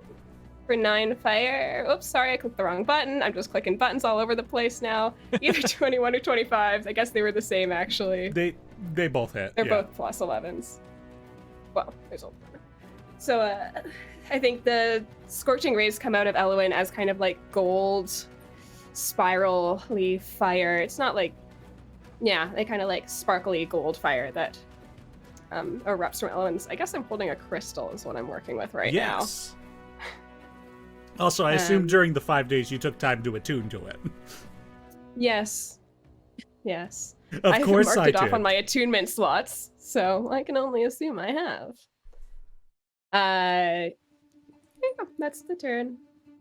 Fantastic. So, Draq, you get in its face, and then suddenly reinforcements show up in the form of a couple of fire blasts that just scorch into it, and it, like, braces itself against the ground and just, like, bellows out.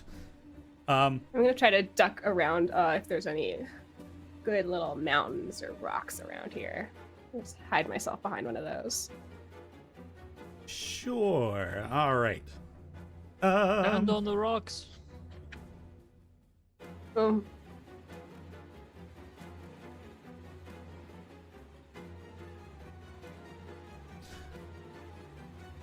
It's going to...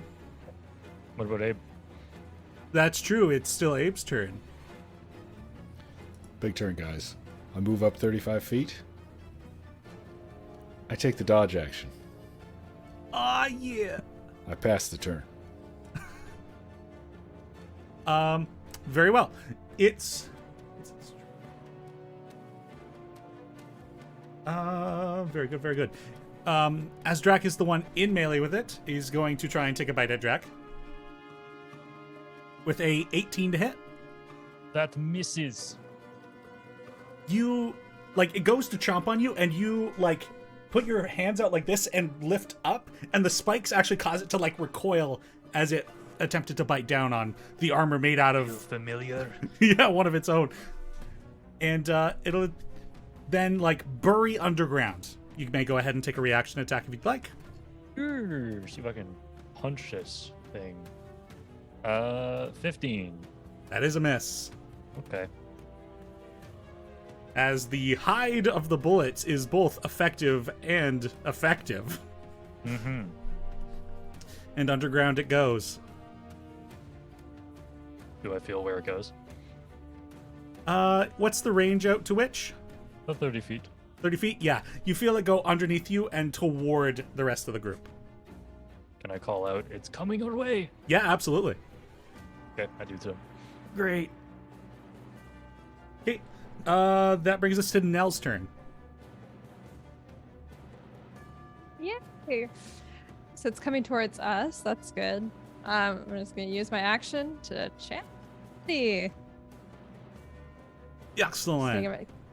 Give myself a wild magic weapon, and then just look ready.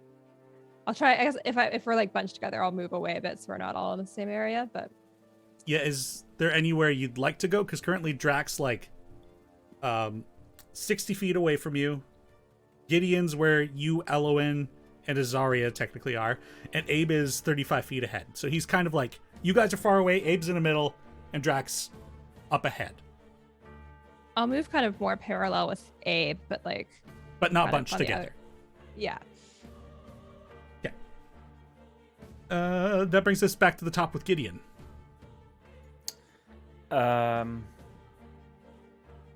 Seeing as I've been informed it's coming my way, I will assume that it is going to attempt to burst out of the ground beneath as many people as possible.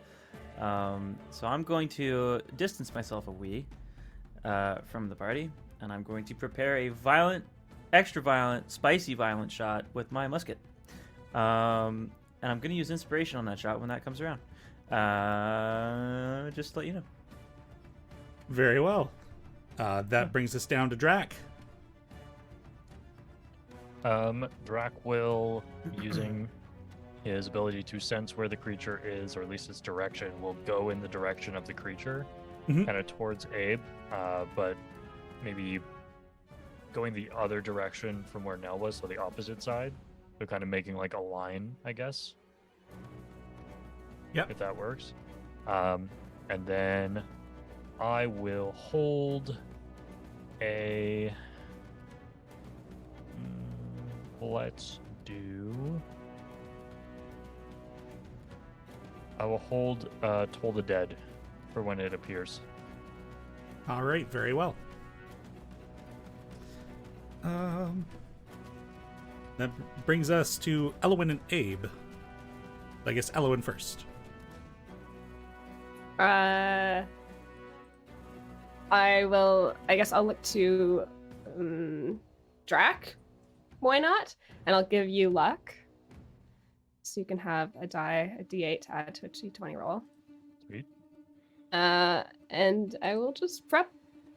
I'm trying to just like move, maybe separate myself from the group a little bit more so that we're not all right in the same area, and prep a firebolt in case or for when it pops up. All right, very good. And luck was a bonus, right? Luck is bonus, yeah. Excellent. And Abe, anything you're doing to prepare? I would like to, if I can, use my action to like stomp on the ground a lot or something to try to draw it towards me. Interesting. I'm going to have you make a strength-based persuasion check. Ooh. So adding my strength and my wisdom from my class feature? No. So this is, if you have proficiency in persuasion, you may add your proficiency, but then you use your strength as your base ability. Okay, so not using.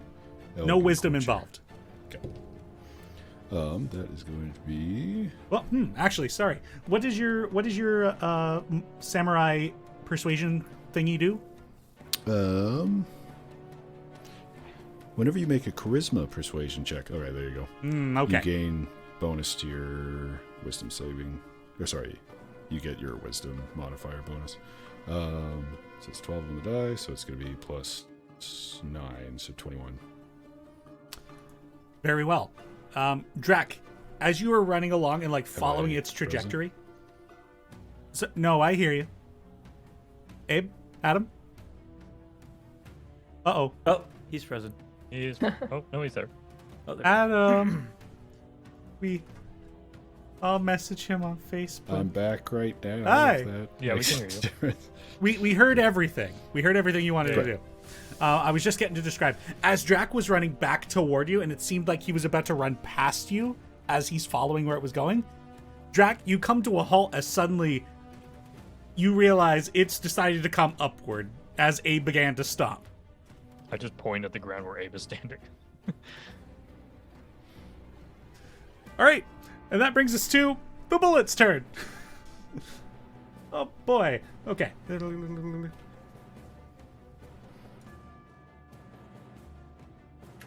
It comes up out of the ground, like right beside you, Adam. And I'm gonna need you to make a dexterity saving throw. Oh, it's sorry. like- Strength or dexterity saving throw, target's choice. Okay, well, it's a 16 then. Meets beats. Nice. So as this thing like leaps out of the ground as if the ground itself were made out of water and like attempts to land on you, you kind of understanding what was about to happen, actually kind of catch it and like throw it off, and it doesn't knock you prone. However, the force of its weight does deal some damage still. Can I also do my prepared shot? You And will, me. yes. Yes, you guys will get to your things. One moment. And my axe.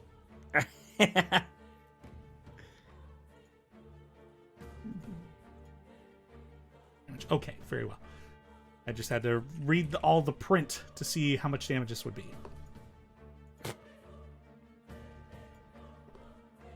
90, exactly. Just enough to kill ya. Yeah.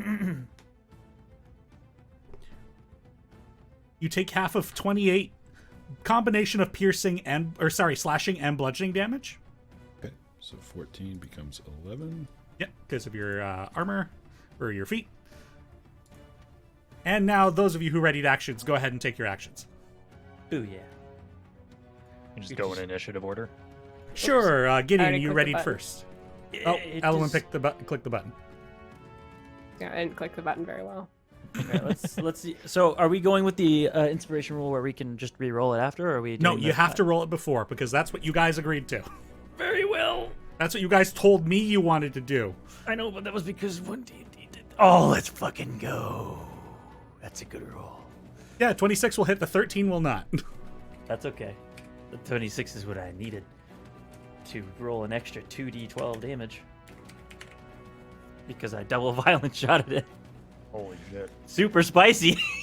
You did say it was gonna be spicy. Yeah. I roll like shit though. It's okay. But what can I say? So total of 19 damage. Yes, 19 total. And I believe you're using the fire damage currently, aren't you? I am. As your bullets fire out of your gun, there's just fire every which way as Elowen shoots fire bullets and Gideon's bullets are just like little meteors coming out of his gun now. And Abe had just like thrown this thing on the ground. It's just getting pelted with ranged projectiles. Wisdom saving throw. And wisdom saving throw. You know, it's an especially wise bullet. It failed. Oh, that's a good roll. So because it's taken damage, it takes 2d12 necrotic damage. Yep. For a total of 20. Ooh. God damn. Draq just points a finger. His holy symbol glows, and there's just a sound of a bell off in the distance as the skin on the bullet gets eaten away slightly. as you do that, you get the sense that this thing is in panic mode. If it gets back to its turn, it might try and run away. Nell, it is now your turn. Well, it's still above ground. It is above ground. It is within your movement range. Owie. Okay, I'm gonna go and try and hit it. Just gonna double check. Oh, I could add my charisma modifier. Great. Why can I not roll well with this sword? That is the crazy thing. 17. Meets beats. Spicy flank. Great. Is there an opportunity to flank? Sure. We're doing Theater of the Mind. Flanking rules don't really work well in Theater of the Mind. It's not a crit. It still hits, but it's not a crit. I will pump 2 level 2 Divine Smite into it. Yes. All right.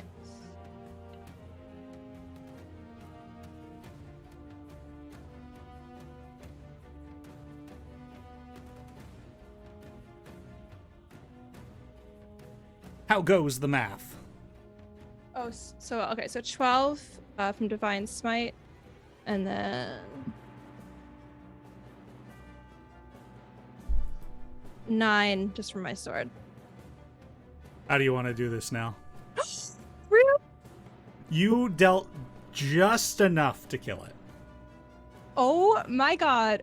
What part looks like it would make the most, like the best impression on the elders? Of Definitely Draxville? like the headpiece. Like, I'm chopping its head off, like the perfect trophy for the elders. the head is disconnected from the body as it just falls in a big slump to the ground. And it lies dead before you. It did not know why it was summoned here. It did not know what happened to it. And now it is no more. It had kids, man. Wow. It was Beans. about to pay off the mortgage. I'm sorry, Bullet. It was the beans. It was a bean bullet. It's not a real bullet. As you look back, it's made out of tofu. Oh no! No!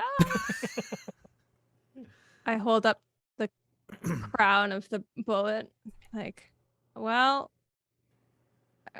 That's great. will this work? I think so. I don't think we really have those creatures near my home. Right. Let me remember real quick. The beans really Nope. seem good. They seem good. Yeah, I like okay? these beans. Yeah. That was fun. Why don't we just real quick just do the rest of them? I think we can just You think? handle it. You know, If we do, let's even- do 3 in a row and we get 3 bullets at once. Make it actually like a challenge, right? You know, That's true. like Hey. a disembodied voice says to you, you know how much money you could make if you actually just harvested a bunch of bullets? Probably a lot.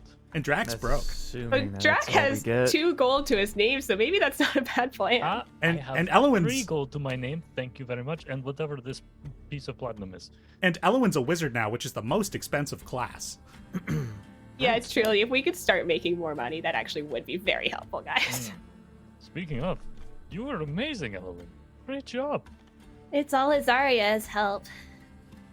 Yes, I was very useful.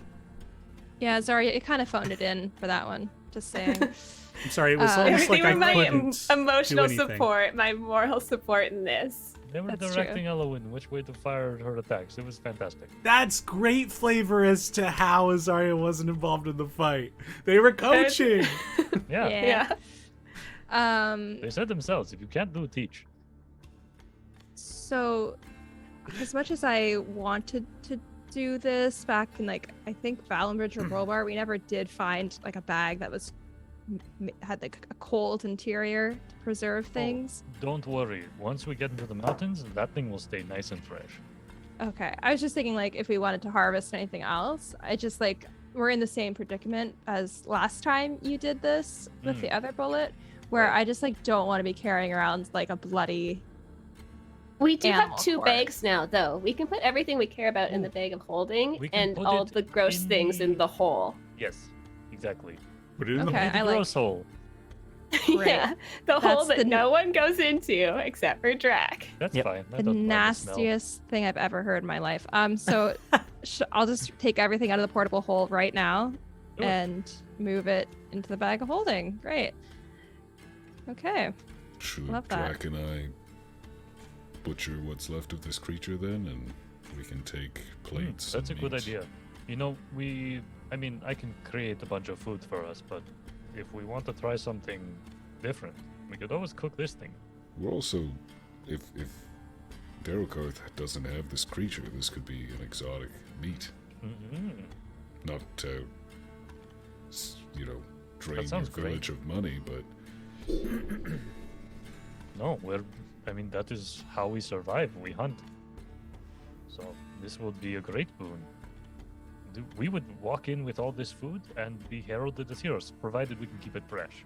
So maybe we'll dump a bunch of snow in the hole or something. I wonder if I will think on this. Yeah. Is there anything in the player's handbook about how to turn a portable hole into like an ice box? To a refrigerator. Yeah, just really curious. No. What if I Huh. cast a very cold spell inside of the portable hole? Say a sleet storm inside of a portable hole. Yeah, and that lasts for how long? A minute, I believe. Yep. Yeah, that'll Great. be Then enough. you'll have It'll be cold for a minute. You'll have a wet corpse for a minute.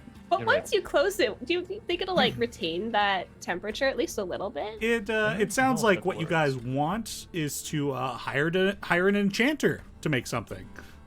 It sure is, and that definitely was something I was thinking about. But then we sold the last bullet stuff, so I didn't have to think about it anymore. And yet here we are.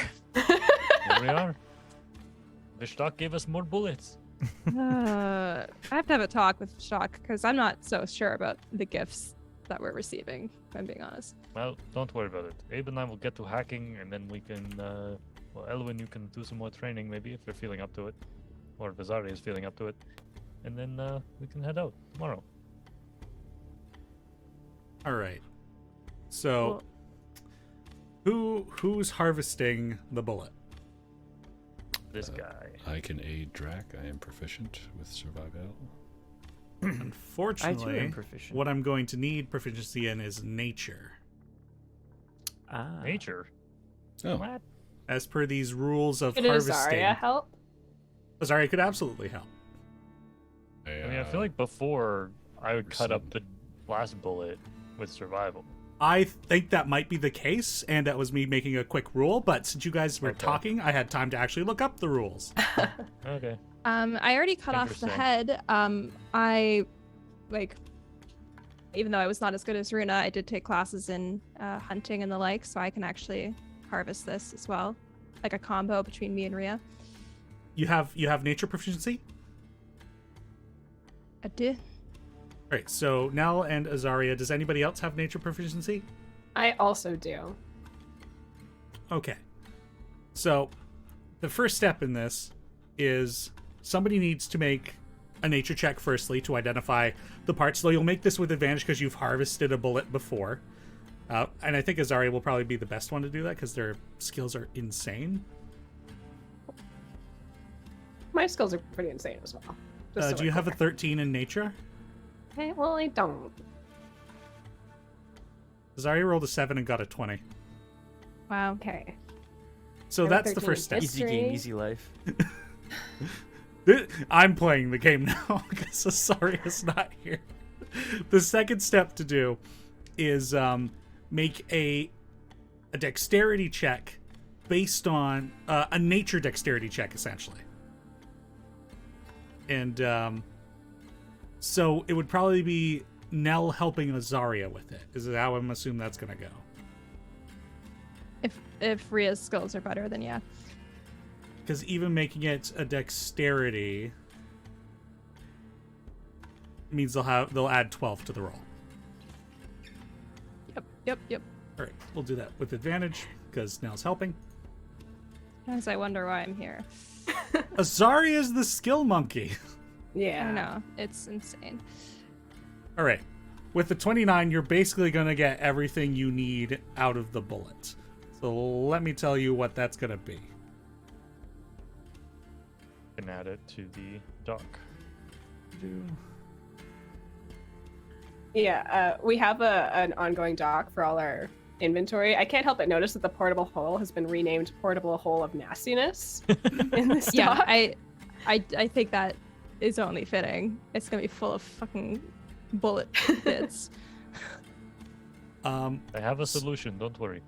So, out of this, you get a collection of bullet teeth, 11 gold pieces worth.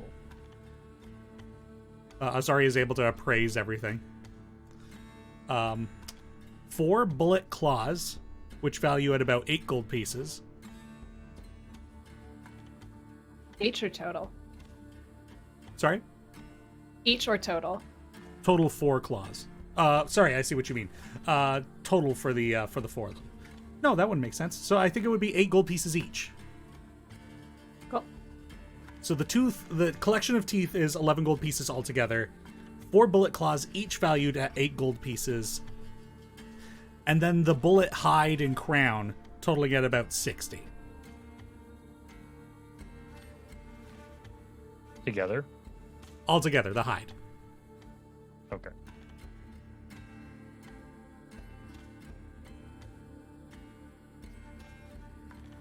Chris is ready. Cool. Okay. Danny, question for you. Yes. If I cast Purify Food and Drink on this stuff, would I protect it or render it free of rotting? 'Cause it does say it renders free of poison and disease. Purify food and drink. A 5-foot radius, so that would encompass a large creature.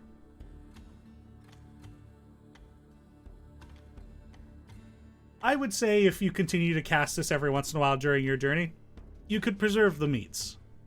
Okay. I will do Nice. that once per day to ensure the greatest of freshness. Now it's just going to be a wet bag instead of a nasty bag. Great. Every morning, Draq leaps out of bed, does 25 push-ups, opens the portable hole, purifies. Sorry, 25,000 push-ups. You're so right. My apologies. And then purifies the bullet corpse. Just like a real classic morning routine. So, Every day I'm adding new things. It's great. wow. Fascinating. Ryan, I'm sorry that the bean summoned a bullet. Have your inspiration back. Also, do you need any healing? I could use a bit. How much? I'm We down. could take a rest. We could take a rest and it'll be fine. That was We're the not plan, planning right? on planting any more beans right away, right? No. Turns In out, fact, no. I'm pretty I mean, sure they're all now I bad. kind of want to. Now I kind of want to. Just I be get, like, I get the Yes. feeling. I get the feeling that it's like, probably if it's like a percentile table, it's either like got like 10 to 12 options or it's got 100. So, here's the deal: if we roll another thing in the range of 60 and a bullet spawns, we know it's 10 options, and there's There you go. probably 8 that are shit and like 2 that are good. so for science, I should plant mine. No, let's wait. For the research. Okay. We'll Maybe wait a little tomorrow. bit. Yeah, sure. Come on. Great. If anything, it's good practice for all of us. True. That Field was good research training. for Elwyn. I felt like we were Yeah. very in sync in our formation there too. So Also, Christy, can I have you make a intelligence check with proficiency bonus? Oh. So I instead of adding my intelligence, I just add my proficiency bonus? No, you Or add do your I add it intelligence on and top? proficiency. Yeah. Or if any one of your skills, intelligence-based skills, just use one of them that has proficiency. 18. All right. The missing ingredient that you need to make potions of healing is you need to grind up a gem, preferably a ruby, worth at least 25 gold pieces. Just to make one? Yes. I thought. However, you spent 20 gold pieces worth of material already, so if you can get a 5 gold piece gem worth, then you'll complete the collection. Okay. I was gonna say, I'm like, the overall I'm like, that's gonna be the ingredients same need- price as just buying a potion. The overall ingredients need to cost 25 gold 25 pieces, so gold. you Okay. could next time use less material components and use like a gem just worth 25 gold pieces. Cool beans. Let's go find a dungeon that has just like a chest full of gems, because we've had a few of those and we haven't really appreciated them, and now I could use them to make us potions. So, I thought Well, who knows? We might find something in the blizzard. maybe the bean will open a portal. To a gem-filled dimension full of everything that we could ever want. Or it'll just be more monsters. The bullet-filled dimension full of everything we don't want. Yeah. Great. Plane of bullets. So, you guys take a short rest. Go ahead and do any healing you need to do. Are we not taking a long rest? Are we not sitting here tonight and then going up Um, tomorrow? what- Was that what not do the you I plan? think that's a good idea. Sure. Do you Take wanted a to long study rest? more? Right. I also need to prepare the spell to keep this meat from rotting, so... Yeah, that lets me Uh-oh. work for another hour. So what I'm hearing is there's going to be 8 hours of meat not being purified. Mm-hmm. I can just repeatedly cast Prestidigitation on it. You will sacrifice your long rest to do that. Will it? Uh, I'll just be chilling with the meat, just occasionally going. are we like, how close are we to there being snow near us? I mean, there's frost on the ground. Frost on the ground during the night, yeah. But I mean, like, how far up can we see like where the snow starts?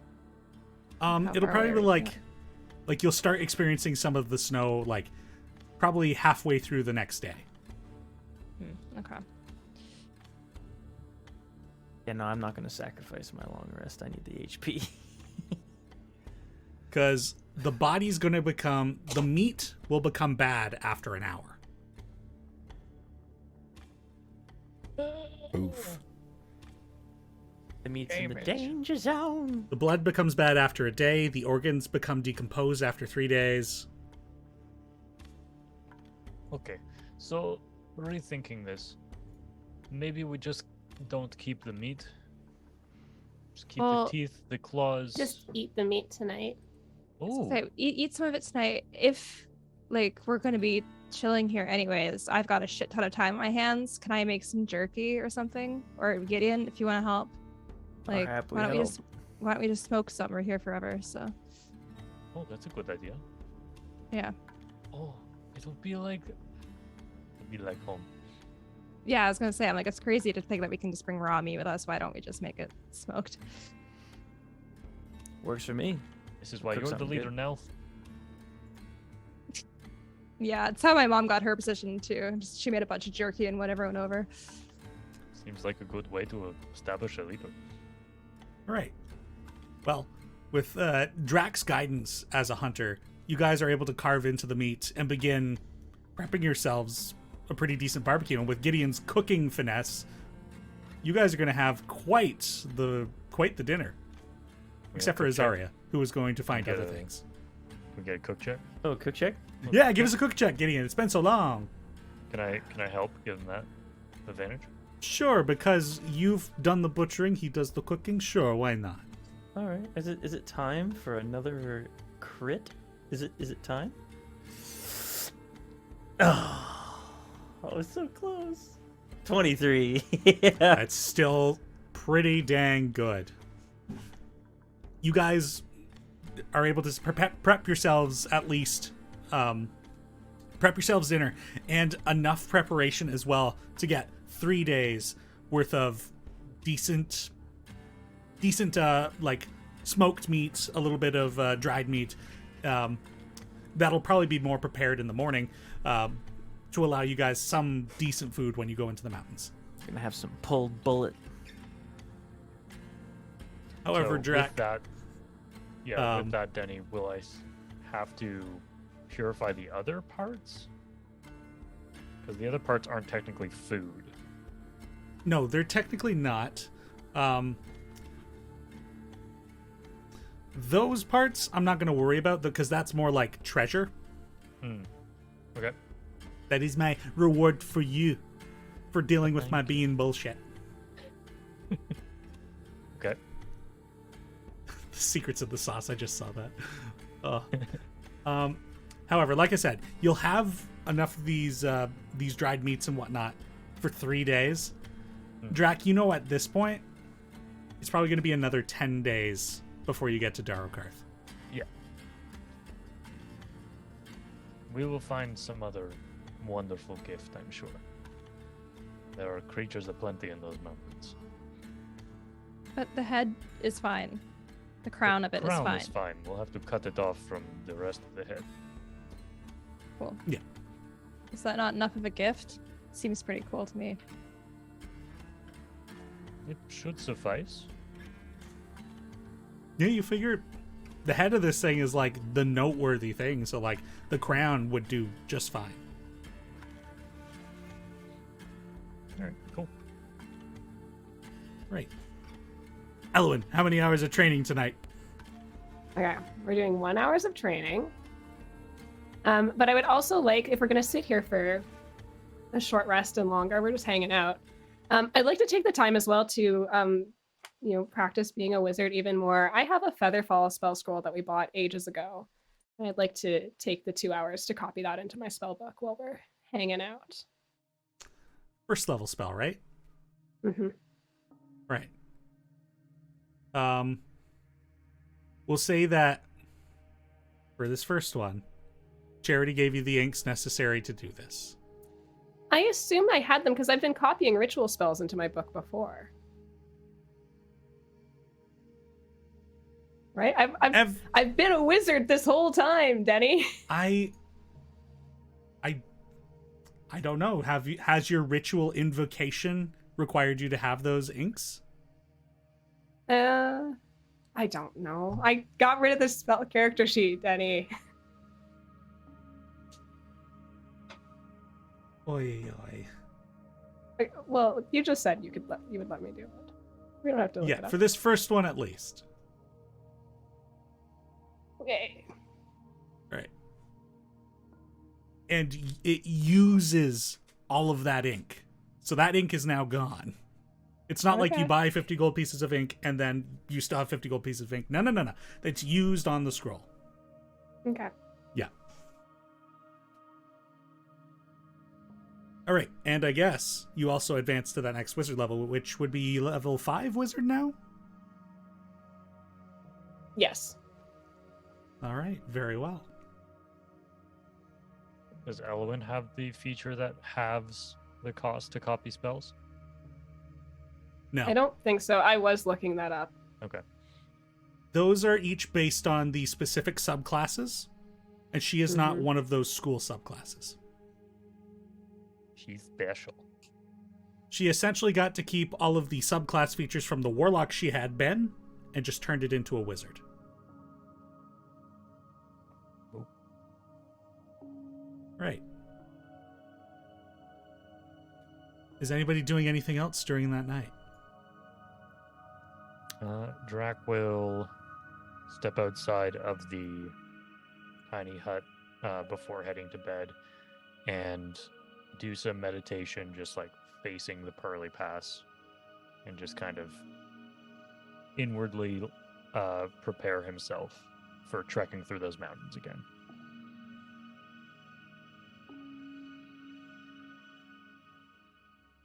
Draq, you meditate to yourself.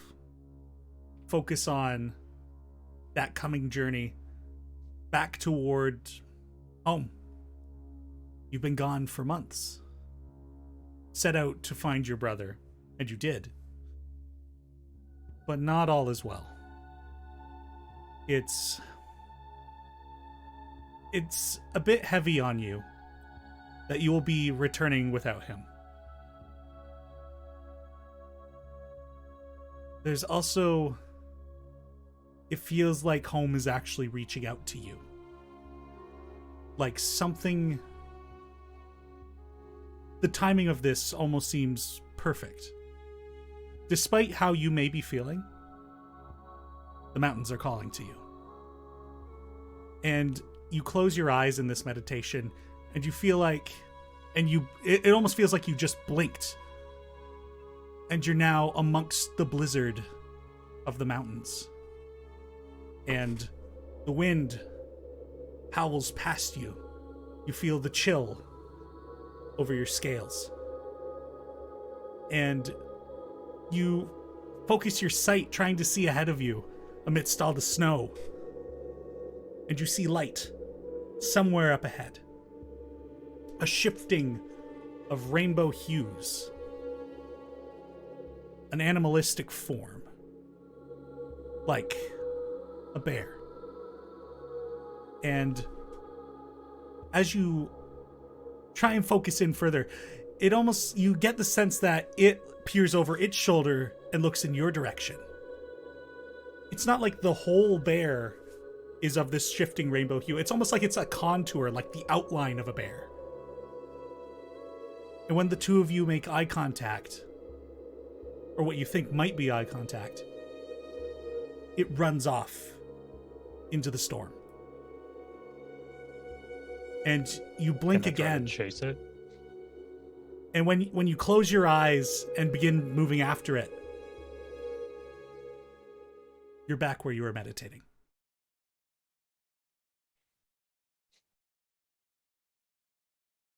And that's where we're going to take our break.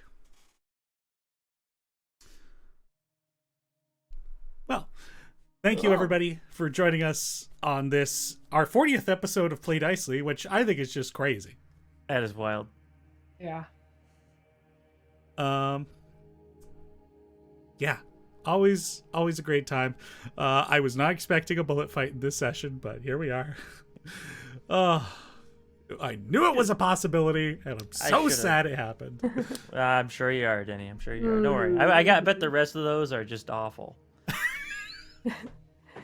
Yeah, my worry was, You're sad a bullet's that we too didn't- easy. You're sad that we didn't get the Lich, Denny. That's what I'm concerned about, you know? Just somebody who would just finger of death bean Gideon lich. and be like, stop looking into Balesville. Bye. That's it. Yeah.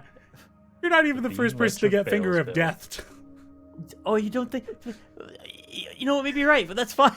Let's do a break so we can get back and go to the mountains. All right. We'll see you all in a bit. Be sure to get some water, get up and stretch, and we'll see you back here in a few. Thanks, everybody.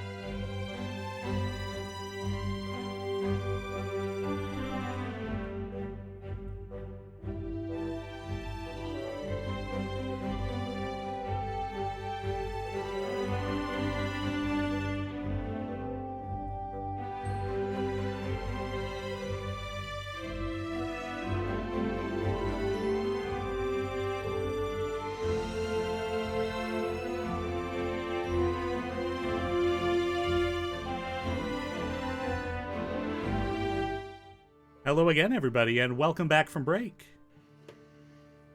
Last we left off before we hit the break, the party had butchered up the bullet, which Gideon summoned with a magic bean, and the party is now armed with a few days of dried meats and smoked meats, and Elwyn has advanced to having access to 5th level wizard slots.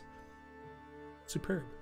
However, 4 more levels of wizard slots to reclaim.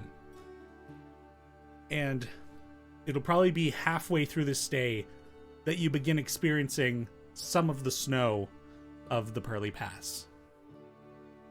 So, probably not a bad idea to get your guys' selves equipped with your winter clothing at this point. It's been chilly. Like, inside the tiny hut, the temperature is like comfortable, like it's a nice relief from the heavy winds coming out of the pass, but as you get closer, it's going to become just colder. And Draq, for you, it might feel like a long time since you've had to wear more than just slacks and a almost sleeveless shirt. The crop top? I can't wear my crop top anymore. My abs get too cold. What a problem. And, of course, thankfully, with having left the horses behind, they won't have to deal with this temperature. However, it will take you about 10 days because you don't have them to get to Darokarth. So I did have the wind at my back coming down, so we may have to push against it on the way up. Not to mention it was downhill, so Right, yeah, I just kind of rolled down, so it was pretty easy. yeah. All right. So you guys begin making your way, continuing to travel? Mm-hmm. Very well. With the river... I will share some survival tips with my friends as we get closer. Just suggesting that we, if we start to lose sight at all, we tie ropes to all of us in a line. I think we already talked about this a little bit. But yeah, doing that to ensure that if someone falls, they don't get dragged out into the storm. And aside from Nell's rope that heals itself, do you guys have a good amount of rope to be able to do that? I have an additional 50 of regular rope as well. Then you'll probably be fine. I also have an additional 50 of rope. I'm going to have to Okay, get rid of that whatever, rope somehow. You don't have to make everything a competition between us, you know? I put my arming chain on. Oh, God. Fine, we'll use your rope. If it ever gets extremely dire, it'll take some time, but I can create a telepathic link like I've done before, but with all of us. Ooh, that's exciting. It's all on the same channel. It'll Oh, only very last an cool. hour, but if it seems like we need it, that's an option. And something that I experienced last night. Look out for a bear-shaped light. If you see that, we should follow it. A bear-shaped light? Yes. So, Draq, when you had that experience, you remember near the starting of this campaign, this was one of the stories you'd heard about the Pearly Pass. Like, there were travelers who ended up getting lost in the blizzard said they'd followed like an aurora-like bear and got found by Darokarth hunting parties, and that's how they were saved.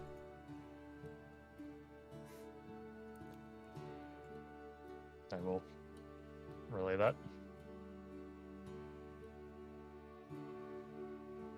And if the snow gets too deep, I also have a way around that. So we won't have to worry about, particularly Elwyn, dealing with the high snow. Truly not something I thought of until this moment, but I appreciate it. Well, you know, in the hunting parties back home, we have a lot of short folk, kobolds, and we actually fashion ways for our taller friends to carry them around but keep their hands free. Yeah, I tell me thought more about- about that, Draq. Tell me more about what this kind of fashioning looks Well, like. there's two ways to do it. There's Uh-huh. one where you strap the person kind of just across the chest, Mm. and they can wield spears or bows, what have you. And then the other way is to have it's more constructed, really, and really only works on taller, bigger folks who can really carry people. But they can stand on like wooden planks on the back of someone and like look over top their heads. I think I like that second option better. Interesting. The first one's Weird. much more comfortable because you don't have to Mm. stand. Maybe I'll just cast fly. Maybe I'll just fly the whole time. Well, the other option is I have a spell that lets us just walk on snow as if it were solid ground. Mm. That seems like the easier option than constructing like a whole Well, like I platform. wasn't able to do that when I was a hunter back home. Oh, okay. My powers had not progressed as such yet. Fair enough. Nor did I Although- think I could do that. So, Pishtak works Honest- in mysterious ways. Yeah. The concept of being like a mech with Elowen casting spells over me is really badass. I'll say man. Actually, it's kind of cool. Yeah. Like a mechanical creature. You lost me. Anyways, let's keep going. So you guys begin advancing your way into the Pearly Pass, following the Grand Rowanay or the Great Rowanay River, and it's probably going to be your mostly guarantee that you don't get lost on the way. And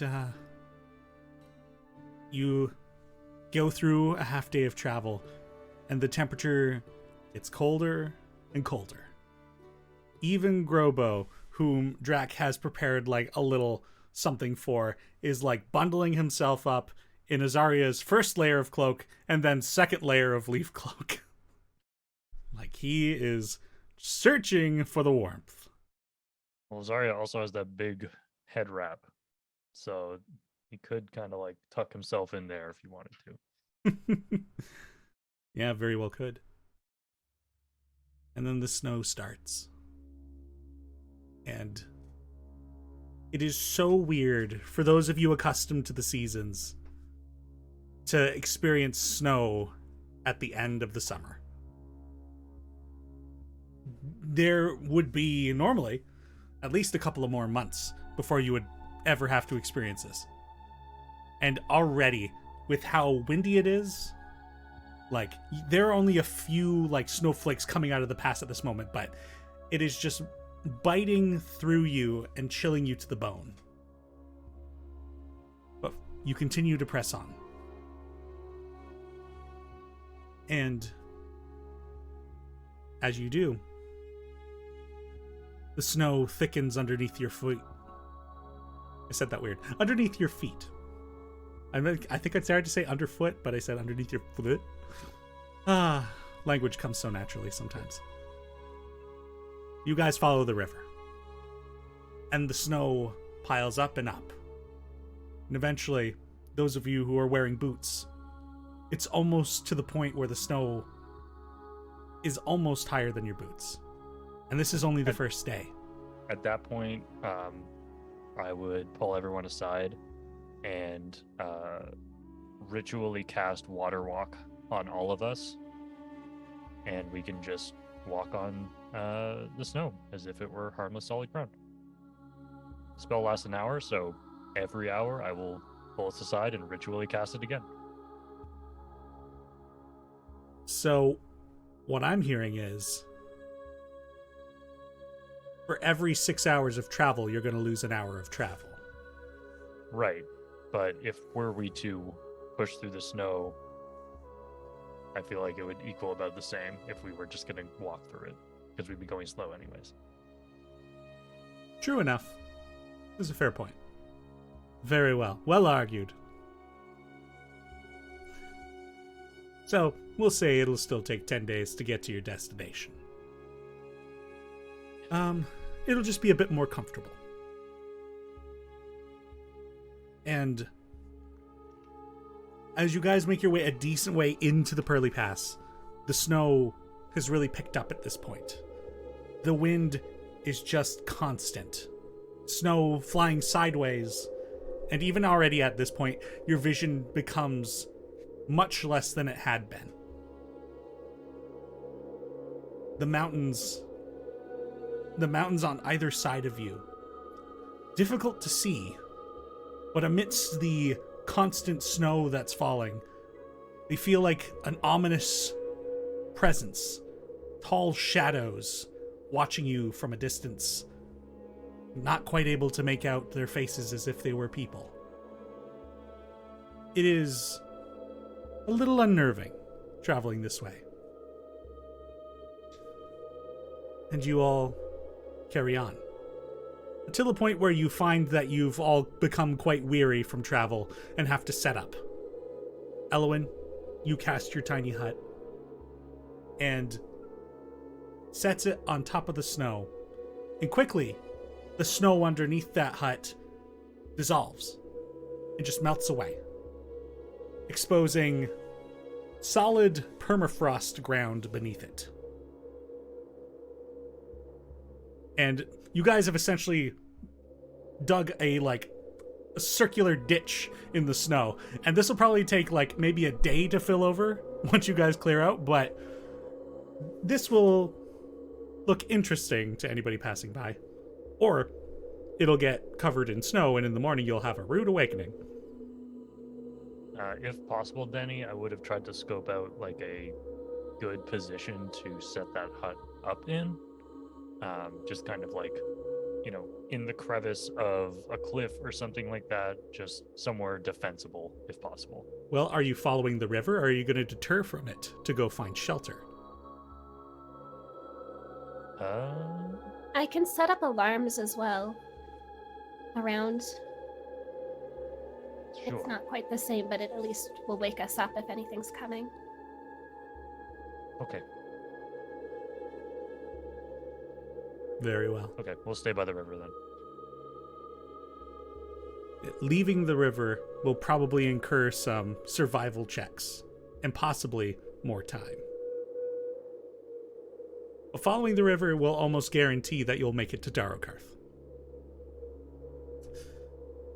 The night passes through. Elwyn, are you going to attempt training? Yes. All right. So you'll need to leave the hut. That's Which, okay. when you do, the hut vanishes. Because you need to What? remain inside the hut for the entire duration. Do I? Did you read the spell? I am very familiar with how the spell works. You as the caster would also know this, so this is up to you. You could also train I see before what you you're set saying. up the hut. You can also train before you set up the hut. That'll be an hour in the Yeah. snow. And I think we'll try it today and see how it goes. We'll try training before we set up anything. all right. Even though this is 1 hour, I'm going to have you make a con saving throw. Yeah. It's actually not me I'm worried about. This is less about the exhaustion and more to see if the hour actually helps. Because you'll need to maintain concentration during this. You get your hour of training and are then able to cast the hut. But this night is fine. So you have 5.5. Nice. This will be the case for a few days. As you guys make your way up through the mountains, following the river, going through this similar pattern of conjuring up food when you eventually need it, setting up the ritual to walk on the snow, setting up the hut at the end of the day after Elwyn does her training. So, Elwyn, let's go through a couple more of these. Day 2 and day 3. Nothing crazy happens while you guys are in the mountains. 1916. All right. Those meet and beat. I'm not going to tell you which is which, but you can probably figure that out for yourself. You're at 6.5 now. Okay. on the 4th day, you're all making your way through the mountains. It has been 3 days of not the best days you've had in a while. Boring, cold, exhausting, tiring. And I think, Draq. sorry, just to interrupt. Draq would try to keep the mood light if he could. You know? right, Sing and some hunting songs from Darokarth that he'd sing out with his packs back home. Just to try to keep everyone's spirits up, because there's nothing worse than being stuck out in the blizzard, and he knows that all too well. what was it like leaving Darokarth and going through this with no one? Brutal. It was a testament to how good of a hunter Draq is. But he still definitely had his fair share of issues coming down. He probably had to fend off a couple hungry predators, scavenge for food himself, not having the power of magic that he does now. Yeah. Well, thankfully, you also had a little bit of Itmen Kiar leftovers Did from the have some- celebration not long before. But yeah, it's not easy traveling through these mountains. The horses surely would have died. But you carry on. And on this, the 4th day of travel, Draq, I'm assuming you're the one that's leading the party. I think so, yeah. I think Draq would also have a light cast on his holy symbol just to try to lessen some of the heavy obfuscation of the storm in front of him. Yeah, or at very worst, if somebody happens to be uncertain of where the party lead is at, you'll at least visible to the rest of your group. But you do feel like you see something laying down in the snow up ahead. Everyone stop for a second. Can I try to make out from the distance that I see it any details, or is the storm just too much? At this point, your vision is cut in half. Everybody else's Right. is cut down to 10 because you're kind of this environment, so you have a bit of a better vision. Okay. It's about 30 feet away. Make it a perception check with a disadvantage. Okay.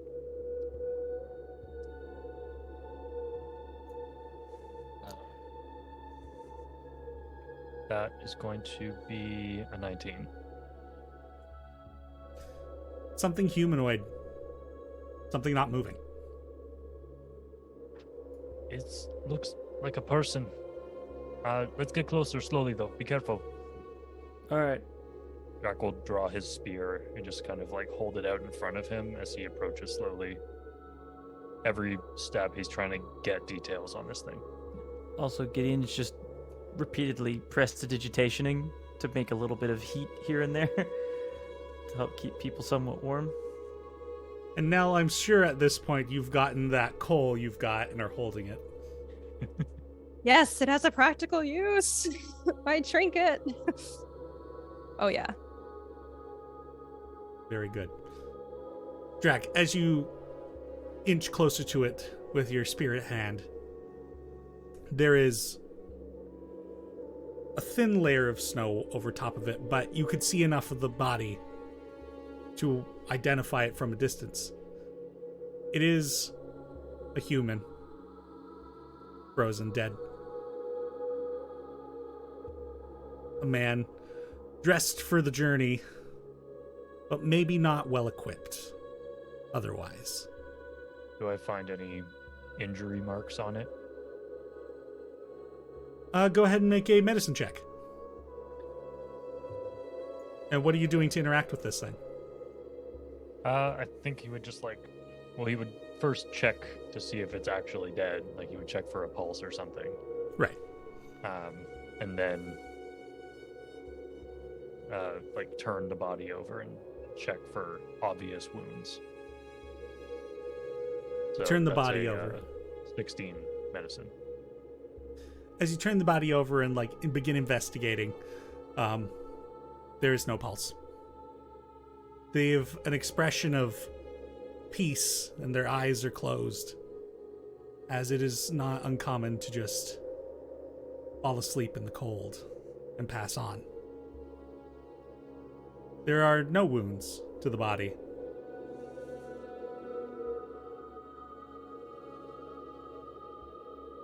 Draq will fold his hands over his chest, say a quick prayer under his breath, asking Vishtak to guide his soul to the afterlife,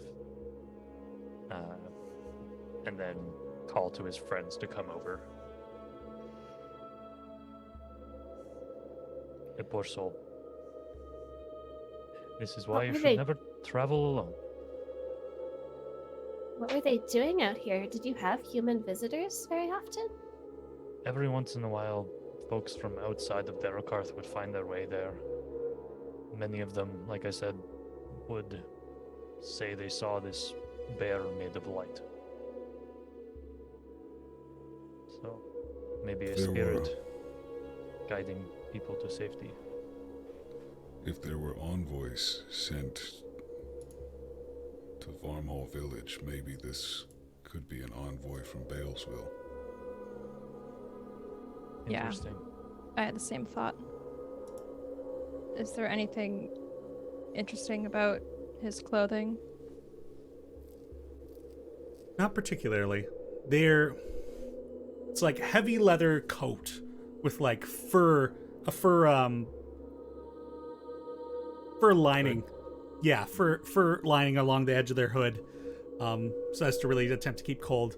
Like heavy furred mitts, but they don't really look like they're like associated with like any particular faction. Can I search the pockets for any form of identification, or perhaps any documents they may have had on them, or Sure, anything of go- that sort? Go ahead and make an investigation check with advantage. Very well. All right, dice, generate something for me. 13. With Should that, have let somebody else investigate. God damn it.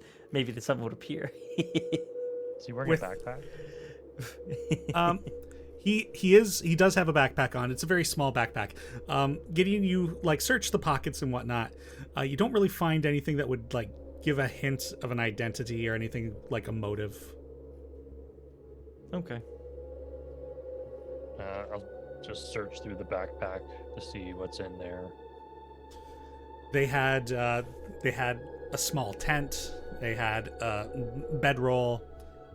Some like they have a dagger. They've got a bow, some arrows, but they really weren't prepared to be up here. So I get the sense that they were probably sent here. Because this doesn't strike me as someone who wanted to go here. Someone who treks into the mountains, I feel like, would have the proper stuff to make it. Or somebody who is just ill-informed and naive.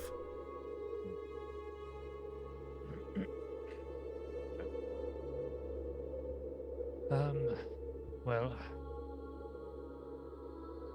it feels weird to just leave this body in the snow, but we can't stop for too long. So,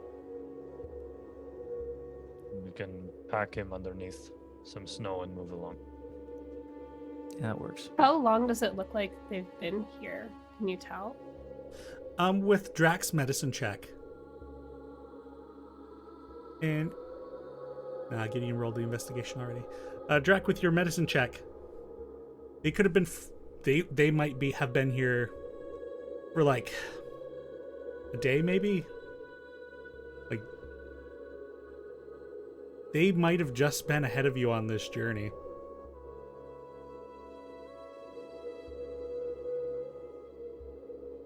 A few steps behind we were for this one, unfortunately.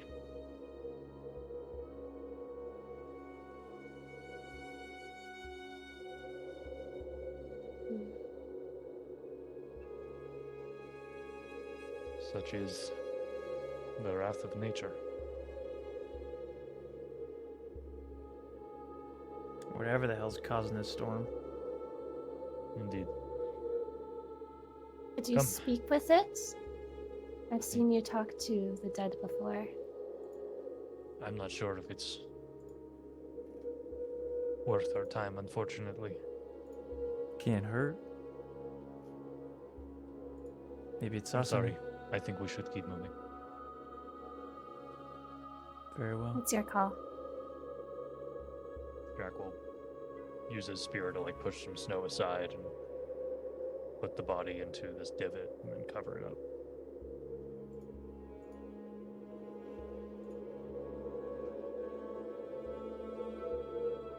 All right. Some wolves hungry enough will find us later.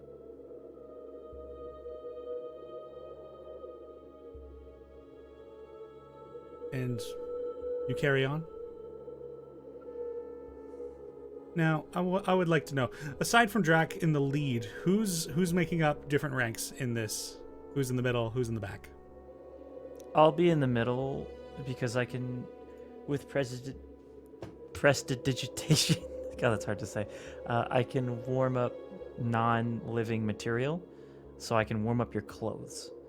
And I'll be in the middle, just throwing that out here and there as people get cold, to ensure that we aren't suffering too horribly from the exposure. But we're still suffering, of course. It doesn't warm up your skin; it just warms up your everything that's underneath your clothes. So. I think either myself or Abe should be next after Draq, and then the other person should be at the very end. So, I can take the very end. okay.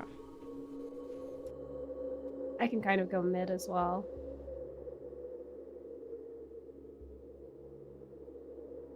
All right. So, you all continue on in your journey. But another hour passes. Draq, can I have you make another perception check with disadvantage? Yeah, bud. I'm gonna switch up the dice this time. Well, that's a natural 1 for a total of 14. Excellent. You carry on. And Good. Love that. you all come to the point where you guys once again agree to sit down and have a rest. And I believe this was the 4th day, correct? Kate, Yep. Yep. Elwyn, once again, we'll do your training. Have your con save. And I should be making these with disadvantage. Oh. There you go. Unfortunately, the hour does you no good today. So at 6.5, you'll remain here. Mm-hmm. But you set up the tiny hut. And as per the last day, the snow underneath the hut melts away, leaving the ground, and you all get a rest. Who's keeping watches? What are your watch plans? Jack takes the first 2, and then I could essentially be somebody's second all night, so true. I can just do Take that. advantage of that then. True enough. I can stay up if we have a fire going. I can stay up to keep it maintained for the first watch, and also cast warmth on people as we go. Well, two Inside things the about hut, that. It's warm though, right? You want The hut, Oh, the it's hut is a inside the hut. comfortable temperature. Yeah, Oh, a okay. comfortable temperature. Furthermore, the hut is obscured, so if you set up a fire inside and the smoke got out, you'd get rid of. You'd basically ruin the position of the hut. Okay. Yeah, we're not hiding anymore if we make a fire. True. Well, isn't the hut like noticeable though? No, it can blend in with a single color. Oh, what? You guys can Oh, see out, make it but nobody white. can see in. Yeah. Make it way. Yeah. True. Perfect then. Okay. Yeah. In that case, I'm going to bed unless And someone wants to essentially, watch yeah. with me. So essentially, Abe is aware, so he can take the watches until Nell wakes up. Yeah, I was gonna say I can take the final watch. Oh, and Jenny, you said we had 3 days worth of the food? Yeah. So after Okay, this so point, today, Draq would use create food and water to create 45 pounds of food and 30 gallons of water. for us to enjoy. Fantastic. And as part of setting up camp, I am setting up alarms as well, kind of around the tiny hut to All ring audibly if anything comes into them. Which would... Does sound pass through the hut?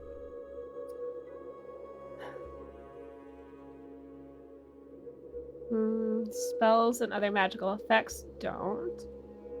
Well, I guess this would be part of the magical effect, so I guess not. Unless some of the magical effect was already outside.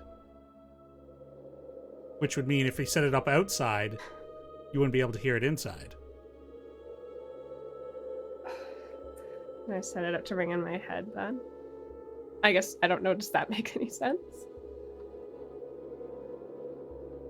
I'll say that's fine. I don't know. Sound is weird. Physics are weird. Magic's Look it up weird. later. Yeah, you know what? This is an investigation I will get into later. Very curious. Alarm plus tiny hut. How does it work? In any case, for now, we'll say if you set up like alarms outside, you can get the alarm in your head inside. Okay, I'll do that then. All right. The night passes on.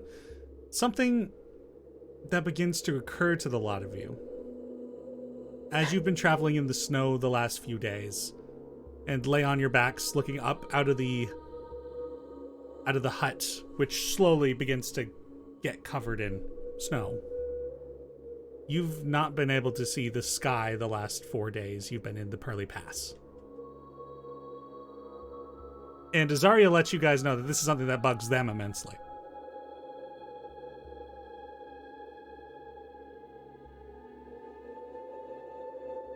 Well, the night carries on. And every once in a while, like, the snow eventually just piles on the hut, and like, you can't really see out. But then like a gust of wind will come by and like blow off a bit of the snow, and like you've got like a little window. But for the most part, you're not even seeing things because you're mostly just having an awareness. But like sometimes if you drift out of your unconsciousness, you'll notice this. Elowen. Ring. I'll sit up and just start shaking everyone around me. The alarm. I heard it. Okay, There's something stay out quiet. there. Stay quiet.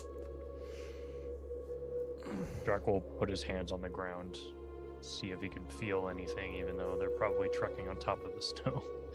They are most definitely on top of the snow if they're out there. Or at least not really in contact with the ground proper. Like, you might feel like ever so softly the shifting of weight, but that's because like He'll still something's in feel contact on snow. more. He's still going to try to sense any sort of outward sound or feeling if he can. Yeah, very soft movement you detect out one side. Make a perception check for me. Disadvantage or straight roll? Disadvantage. Because you're trying to hear it's windy. You also can't really There's see a out. Natural 20 and a 15 for 28.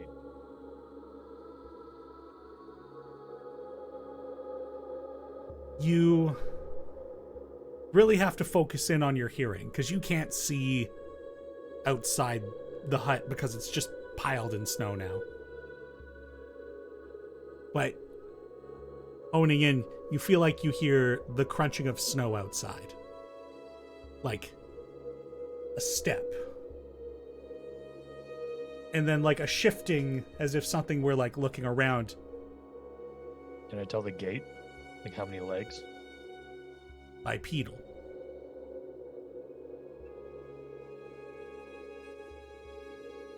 And then the footsteps.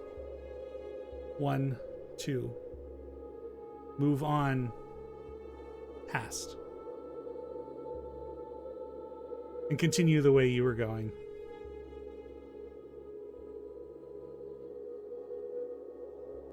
Draq will poke his head out of the dome and try to sneak a peek of who's out there. You emerge through the tiny hut with a decent-sized pile of snow on your head.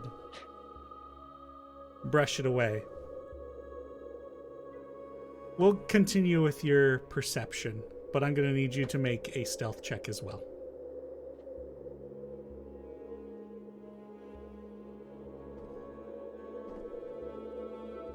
12.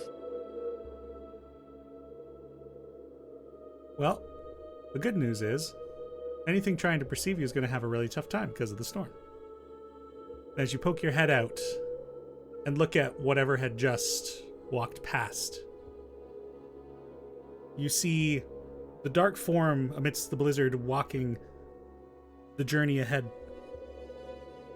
Humanoid, heavy leather jacket, a backpack, and a fur-lined hood, walking up and ahead. Oombalai, you were right.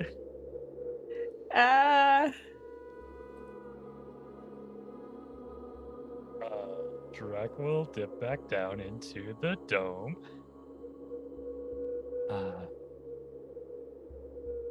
That was our friend we met earlier in our journey.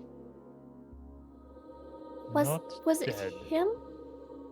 Or just another dressed like him if it's Balesville? They could have sent multiple. I don't know. Well, I think we just let it go.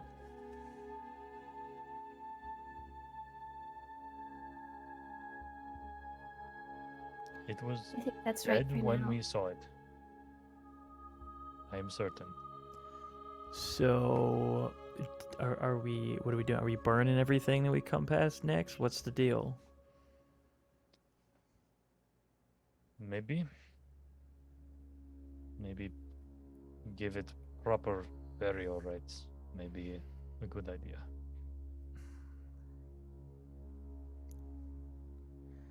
I'll prepare something in case we see it tomorrow. All right. That's awful. But I think we should all try to get some rest. We'll keep cycling watches. Wish me luck with that knowledge. Jeez. Nothing can get into the dome, into the tiny hut other than us. Okay, that does make me feel a little bit better. If they know magic, though, they can dispel it. Magic, that's true, they could dispel it.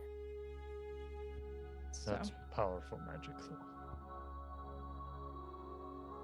Hopefully Also- they don't know anything. They would have to know that there was a dome here as well. I'd say we're relatively safe inside the dome. I don't like this at all. Where's that bear? Huh? I want that bear friend to show up. Well, the night rolls on. You all get your long rest. And eventually the morning comes around, though what that really means is soft, diffused lighting trying to reach through gray skies. Any light that comes through just lighting up the snowflakes that make up an abundance of a blizzard. And the knowledge that Don't you have... prepare that spell because I don't have powdered silver. There's also that. But you still have 6 days of travel. So, you get a bunch of snow dumped on you as the hut vanishes, waking you up. I feel like in the morning after Abe has completed his Abe thing, he'll, is like, such a take good gentleman. take his axe like a shovel and just clean off the thing. I mean, I can help too. I'm also awake. I gotta prep that car in the morning. Oh, how lovely it is. What a Canadian winter problem. Yep. We're all very familiar with how to handle this. Yep. So the snow doesn't get dumped on you in the morning because Abe and Nell clear it off before the hut vanishes. Instead, the frigid bite of winter does. Absolutely. Oh, there's no stopping that. I At leave least- a little patch of snow directly above Gideon's head. Wild magic search. Well, that is a good prank. Wait, actually? No, I'm joking. I'm joking. Okay. Don't make me press that button. I'll fucking do it. What, plant that Yeah. bean? Yeah, next body we find, let's just plant a bean next to it, and then Maybe a bullet will just come and jump it, and then we don't have to worry about it coming Yeah. back to life. I guess. Encounter completely avoided. All right, friends. Let's keep going. Abe and Nell do a Timmy's run before everyone wakes up. Hell yeah. Oh, fantastic. The frozen dead boy. man's in line ahead of them. Gets a double. Wow. Points to you, Kumbalai. Inspiration. Oh, wow. So, you all carry on with your journey. Day 5 out of 10. Jack, halfway through the day, you recognize the silhouette up ahead in the storm. Walking? Stumbling, maybe.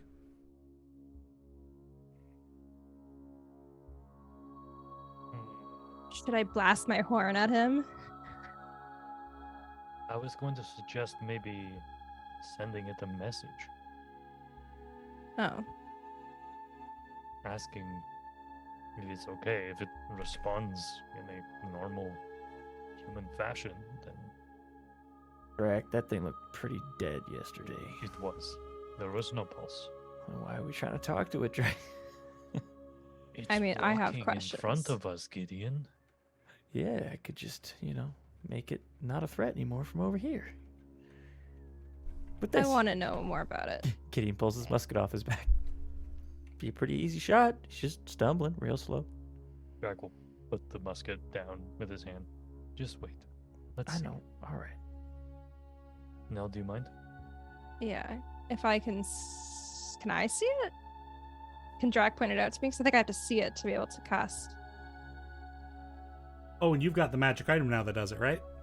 Yeah, I got the gave it earring. to her. Nice. Excellent.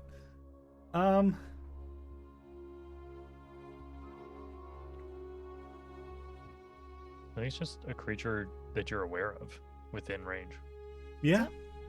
Yep, you just don't point in even a need to see it. direction. Oh, great. Cool. Yeah, I'll point at it. Hello, traveler. Are you doing okay? It's not a common place to be walking alone. And you send the message. You don't see it as well as Draq does, but Draq, you see it stop attempting to move forward.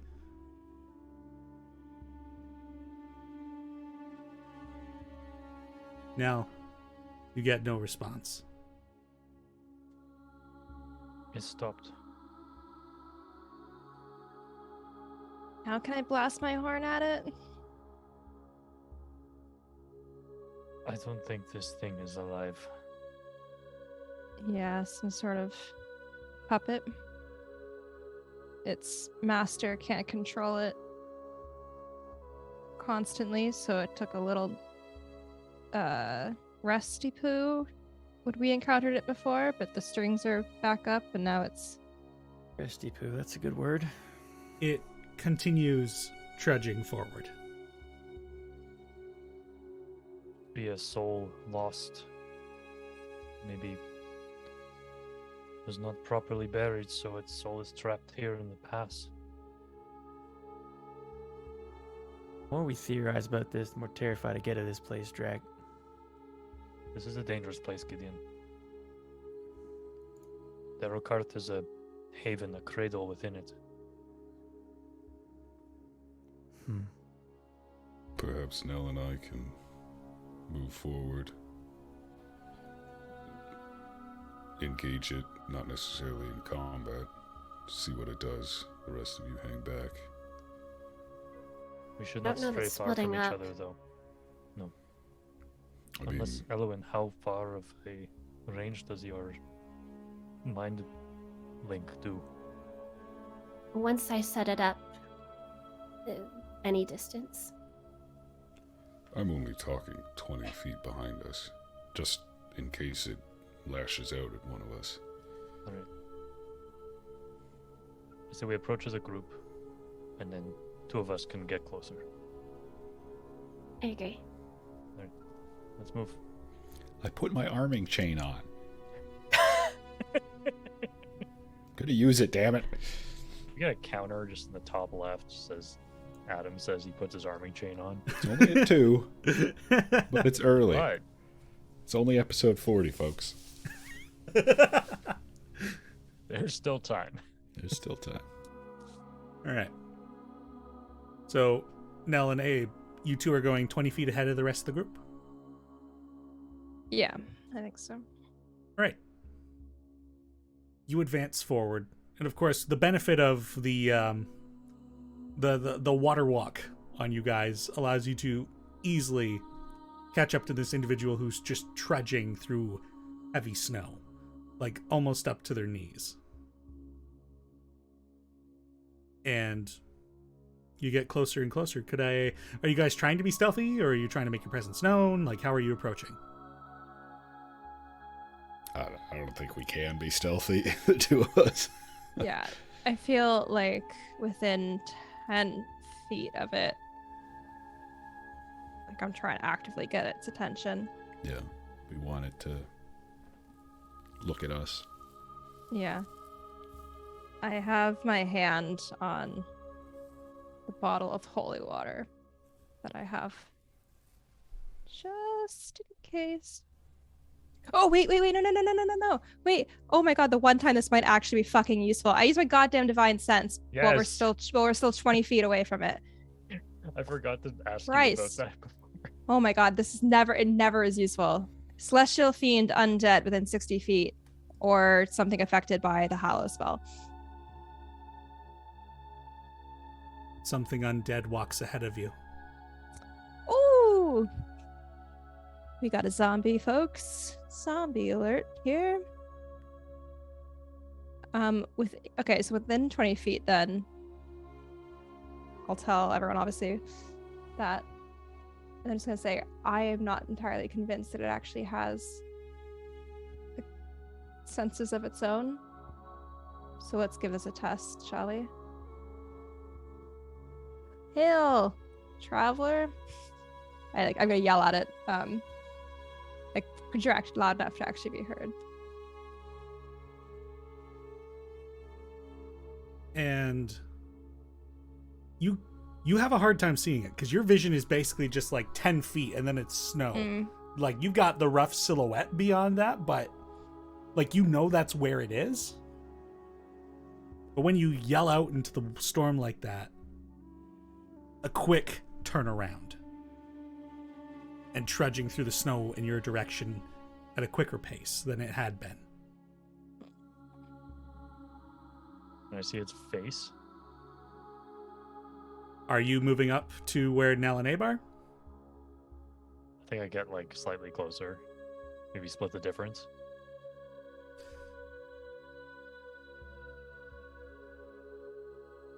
I mean, like, you'd have to be like 5 feet behind them because your vision's Okay. like 15 feet. Yeah. No, it's fine. I'll stay where I am. But Abe and Nell. Or sorry. Yeah, Abe and Nell. As Nell calls on it, and it makes its way to you too. The same face wrapped up in a hood. Eyes open. Completely black. But mouth frozen. Like There is no expression. And it continues to trudge its way. And now with you in sight, it begins to reach out. In like an aggressive Oh, way? yes. Like it wants to bite me. Okay. Oh, very much so. Oh, yes. Oh, good. Nothing better. Okay. Yeah. I can think of 3 things, but it's not into them. I talk to it. hmm Okay, I love that. Man, all ranged attacks are dex based, right? Ranged weapon attacks. Unless it's a thrown weapon, you could use strength. Such as a javelin or a throwing hammer. Okay. Like if I wanted to throw this flask of holy water at it. It would be dex. Hey, hit him with your best shot. Do you toss me the... Well, we're next to each Oh. other. I hand it to you because if it Okay, falls in the nice. snow, I'm gonna be pissed. I'll chuck it. At him. Specifically. Just throws it back down the mountain. YOLO! I don't believe in holy water. Yeet!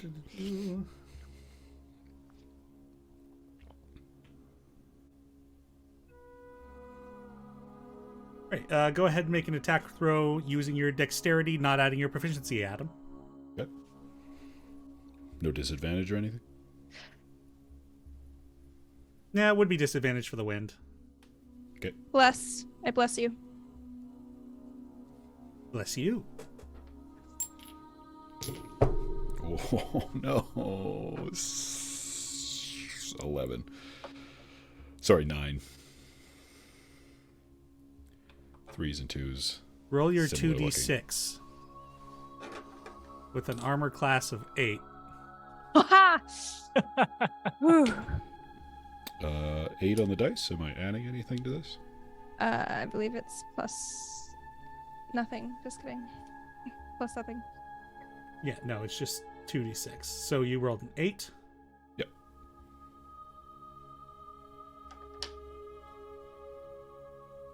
Yeah, so you throw this at the individual, and it it shatters on impact, and like the water splashes, almost instantly freezes and forms these sharp shards of light, and then they too shatter, causing the thing to stagger backward. But it is still alive and it is still coming at you. Oh, I pull out my Draq will- sword and I channel divinity. Draq will step up between the two, grab his holy symbol, extend his hand at the creature, and will say, of Dio que dum amis, and will use Turn Undead. Do you have Destroy Undead yet? I believe I do. And what level is that currently for you? Let me check. I'm a 7th level cleric, so it destroys undead up to CR half.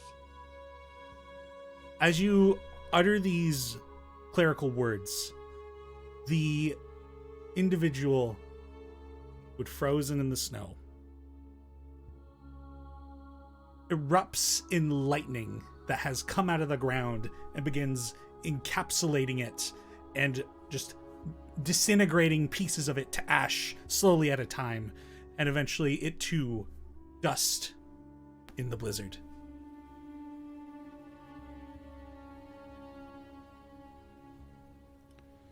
Are there any stories about dead, unwanted travelers coming back? Unwelcome, perhaps, travelers? Jack, Not that I've heard of. Unless. that is a new story for you.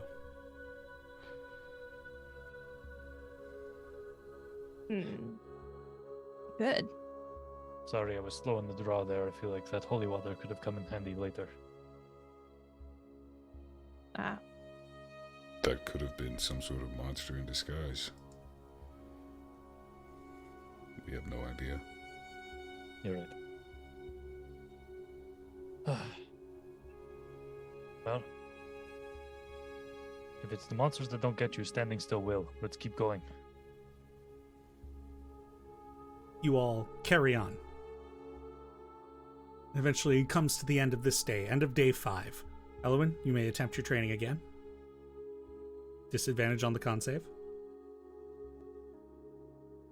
24. You advance to 7th level wizard spell slots We're getting somewhere, baby. and put up your tiny hut Mhm. And some alarms. and some alarms. Fortunately, the next couple of days are pretty uneventful, other than, maybe the stories that Draq tells you about his favorite things about what to expect in Darokarth, or perhaps some stories of great hunts that he got to be a part of as you guys draw closer and closer to where Darokarth is said to be. 2 more days go by. At the end of day 7, Elwyn, attempt 2 more of your trainings. It's really cold. It's very 9 hard and to 12. focus. Those do not happen. That is I'm just so tiny and it's cold. on this, the 8th day of traveling through the snow. You've come to a point where in the Pearly Pass, the river takes quite a sharp turn to the right, or to the east, northeast. And Draq, knowing to follow the river, continues to do so. But also, Draq, you know that you're technically taking one of 2 paths here. There is another pass to the north, which your village has said some larger animals sometimes come from that direction. Theorizing that maybe there might be another tribe up there, maybe ice giants, frost giants. You've never seen them yourself, but giant animals would definitely be good quarry for such a tribe. And they make a great quarry for you guys when they come down south. But you follow the river to the northeast. Sorry, were you going to say something? I share that fun tidbit and say, we should not go that way. I'm glad we went south. Duly noted. And continuing up, following the river once again, you see another shape in the snow. This one a lot larger than the last one. Like the size of a large cow. Do I recognize the body shape from a creature that I've hunted or seen or heard of? I'm sure you've hunted yak before. The horns are pretty signature for yak, and especially the woolen coat that keeps them warm. Draq will scan the area for any creatures using this as bait. Absolutely. Make a perception check with disadvantage.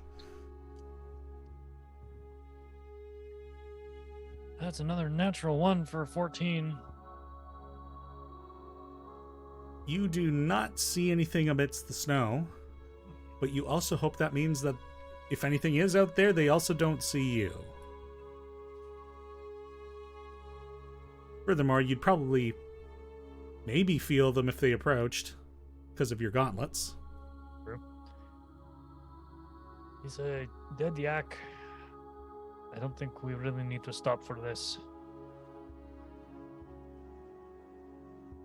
What if we see it walking by the hut tonight? Now, do you want to check if it's undead or not? Yeah. I use my divine sense. Using your divine sense, you don't get a sense of undead in that direction, Oh, no. but almost as if you were watching a radar and something flew through. Something overhead. Something quick in the storm. Some things occasionally fly in and out of your sense, but your eyes never see whatever it is. But it is incredibly unnerving. Why are you making that face? Multiple things or one really fast thing?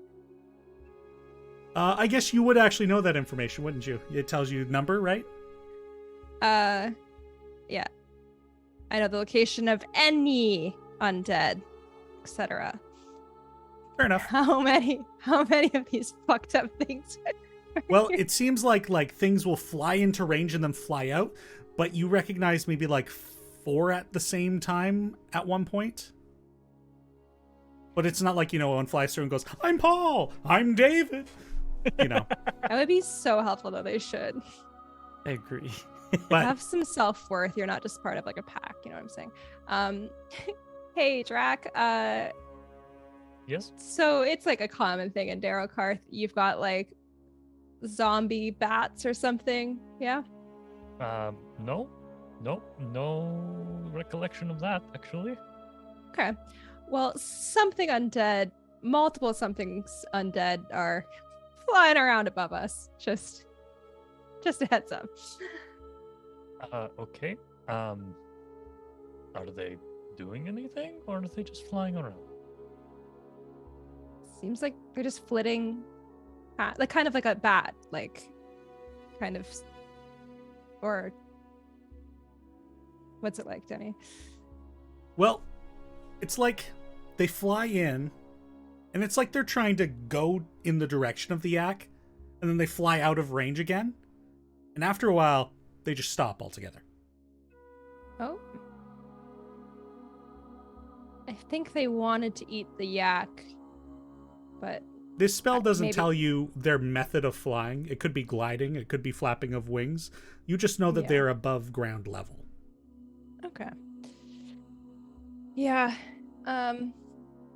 Well, it seemed like they wanted to approach the yak, but weren't doing so. Perhaps because Okay. we're here. Are they gone now? They are. Yep. Okay. I can do that 4 more times, so periodically I can do it if you guys want. Just see. Sure. We should keep moving. Mm-hmm, mm-hmm.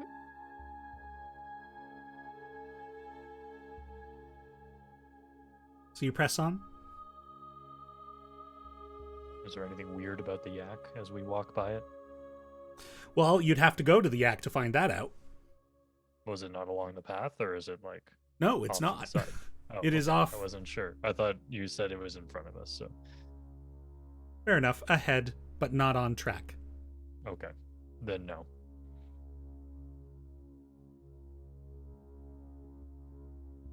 Very well. You all continue moving. And I assume now then you're going to occasionally use that ability every once in a while. And how long does that last? It's only a round, so like 6 seconds. Oh, jeez. Yeah. Yeah, it says until the end of my next turn, so. Okay, that's not long at all. So you use it a couple more times during the trip. Nothing. The last time you use it, something once again overhead, and then it's out. You don't see it. Cool. Just cool. Good. And I believe this was the 8th day, did I say? You did. Elowen once again? You think I'd be ready for this? Because I know you're gonna ask.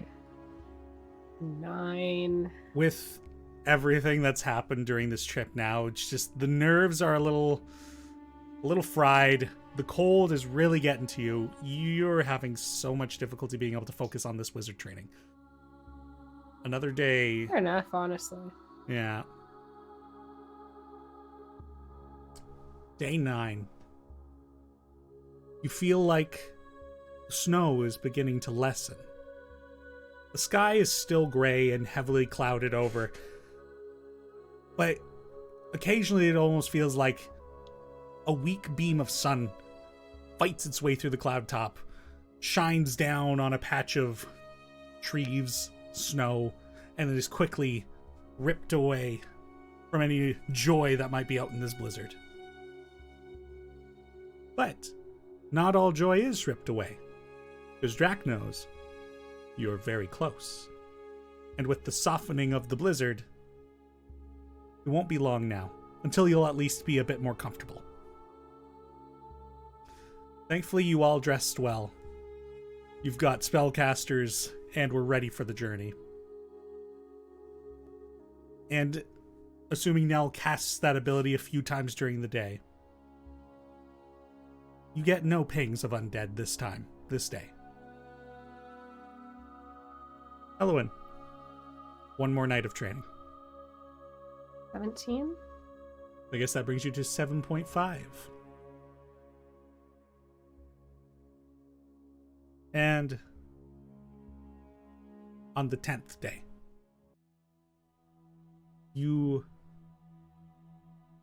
similar to when you came into the Pearly Pass, the snow is soft, the wind not so harsh, and you come into a forest of coniferous trees, pines. You see in this forest immediately,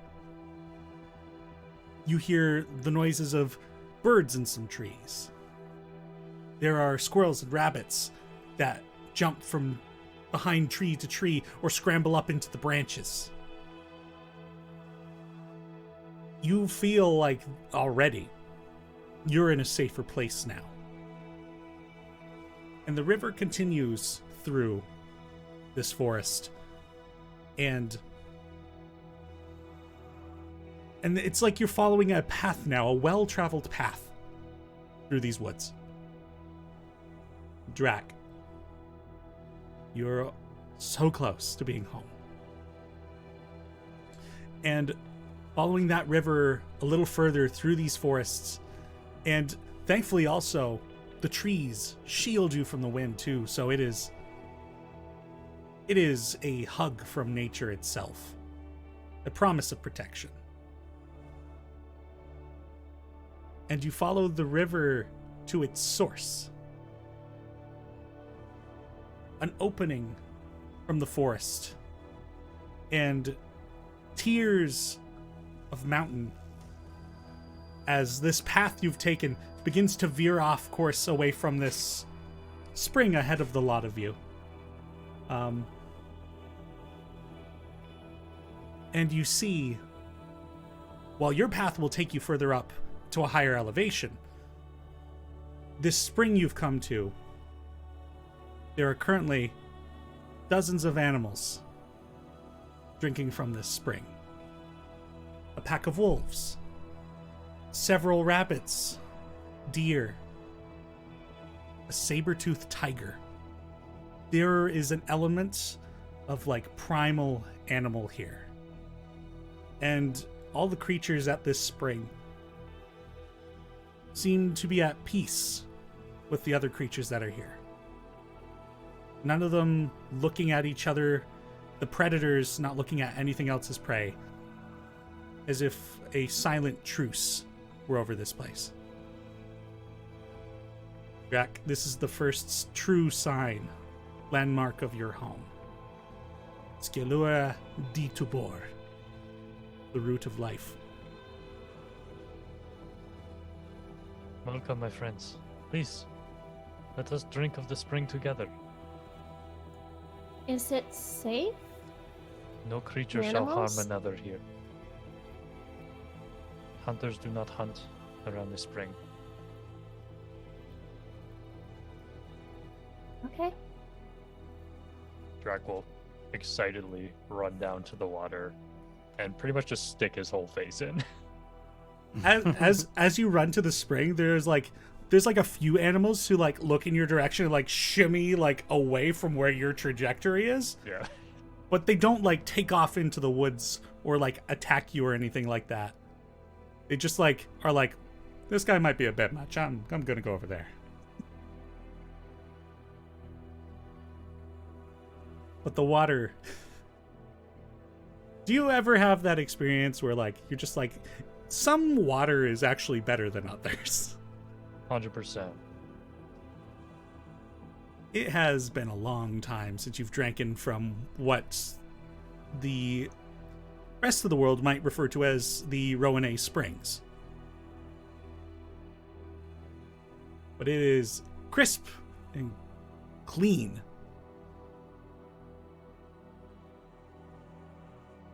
Anyone who has your water skins and the like, you may decide to fill your water skins here. Done. Draq will do so. And eventually, after you guys have taken some time here, do you carry on with your journey, or would you rather set up here? Before Or we do, I will say, Abe, I know you can't drink water, or you don't need to, but run your fingers through it. Feel the lightness of it. Sure. I'll try. Okay. Now, when you last came into contact with some extraordinary water, it truly was like just an experience completely different to anything you had in any of your memories, though those are few and far between, mind you. But when you touched the water from the plane of water, it was miraculous. This water, not quite so life-changing, but it doesn't feel normal. There is comfort there. There is coolness.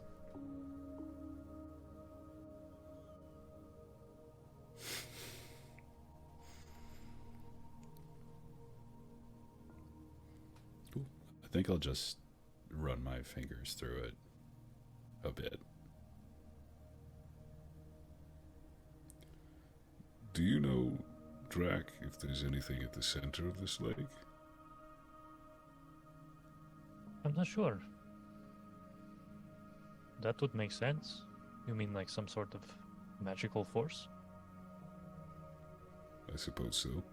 Plane, a portal to the plane of elemental shadow? Not now, voice in my head. I mean, look around us. These animals, predator and prey alike, are drinking in harmony. It's always felt that this place is a safe haven. I'm just thinking I could take a walk. If you feel up to it, I would suggest we tie a rope around you just in case. Sure. I'll Perhaps take the off telepathic link. Smart. Before he goes though, do our people swim in the lake? I assume so. More of the swimming happens in the baths. Right. Yeah, this is similar to Nell's village. This is like the freshwater source. And you know, not that you guys heeded that warning there. True. Yeah, it kind of feels like Azaria's jumping now, in this lake no matter what. We all know Azaria that. says, Yeah. "No, I don't want to get hypothermia and die in there." It's a good point. It's definitely our thing though, right? Like find like a mystical kind of like spiritually really important lake and just dive into it. So Do other animals swim in it? I mean, yes, they absolutely do. They're still animals, and like some of them, like an occasional beaver or muskrat, will like swim into the water and just like happily splash around a bit. Great. I give you my blessing, and you may walk into the somewhat magical pond. Take my gorgeous fur collar, made by my best bud Draq, off, and put it in my backpack. Take my That poncho would smell off. bad if you got it wet. I will ask Gideon to give me a little cleanup for several minutes. A little buff, Yeah. shiny So- up real nice. Who That knows will what not gets be a in problem. the crevices. I'll set up a link between us. Just in good. case you need anything. And Draq will tie a nice knot. I will begin walking to the center of this enchanted pool. Very well. You are tied to a rope and dunked into the lake. And as you begin to walk into the water, that same refreshing sensation just washes over you. Though it is, even surprising to you, cold. I will have you make a Constitution saving throw. Okay. I will also use the Gem of Brightness, I think, because I still have it, just to give me some light. Very well. What am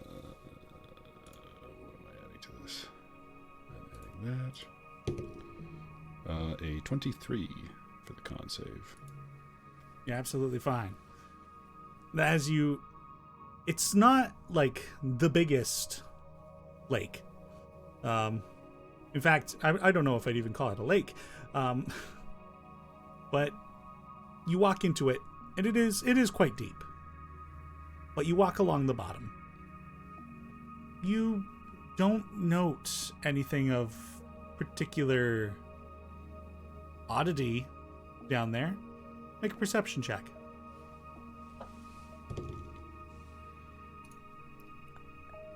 Uh, 15. 1-5. So you walk along the base of the spring, and you don't find anything. But I think you kind of begin to realize as you spend a little bit more time in this water, like, the initial shock of the chill is a lot. But you think after a while, this might be refreshing to the point where it might have almost medicinal property. Or restorative property. I'll relay that back to Elwyn. Seems like a very special lake. That explains a lot. You do find a few fish in there also. They're just like swimming about. And then as you come by, they swim away. Try to pet one of them. Oh, it doesn't want to be pet. Oh, no, no, no. Vroom. When I clock that, I will stop. Do I Fish. know this as the Rowan Springs, or do we only know it by the name Draq knows it as? Make a history check.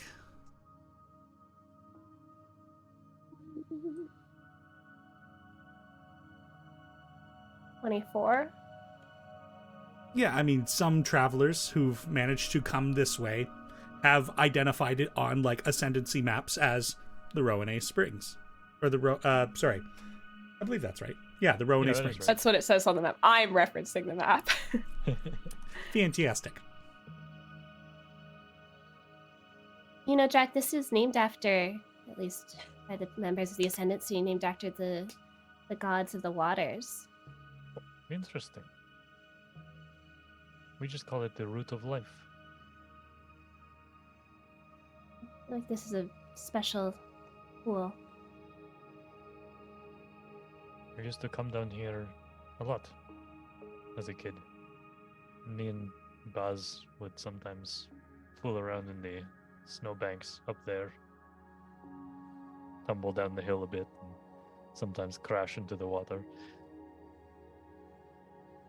That sounds like a nice memory. From the path on up ahead, Melchior!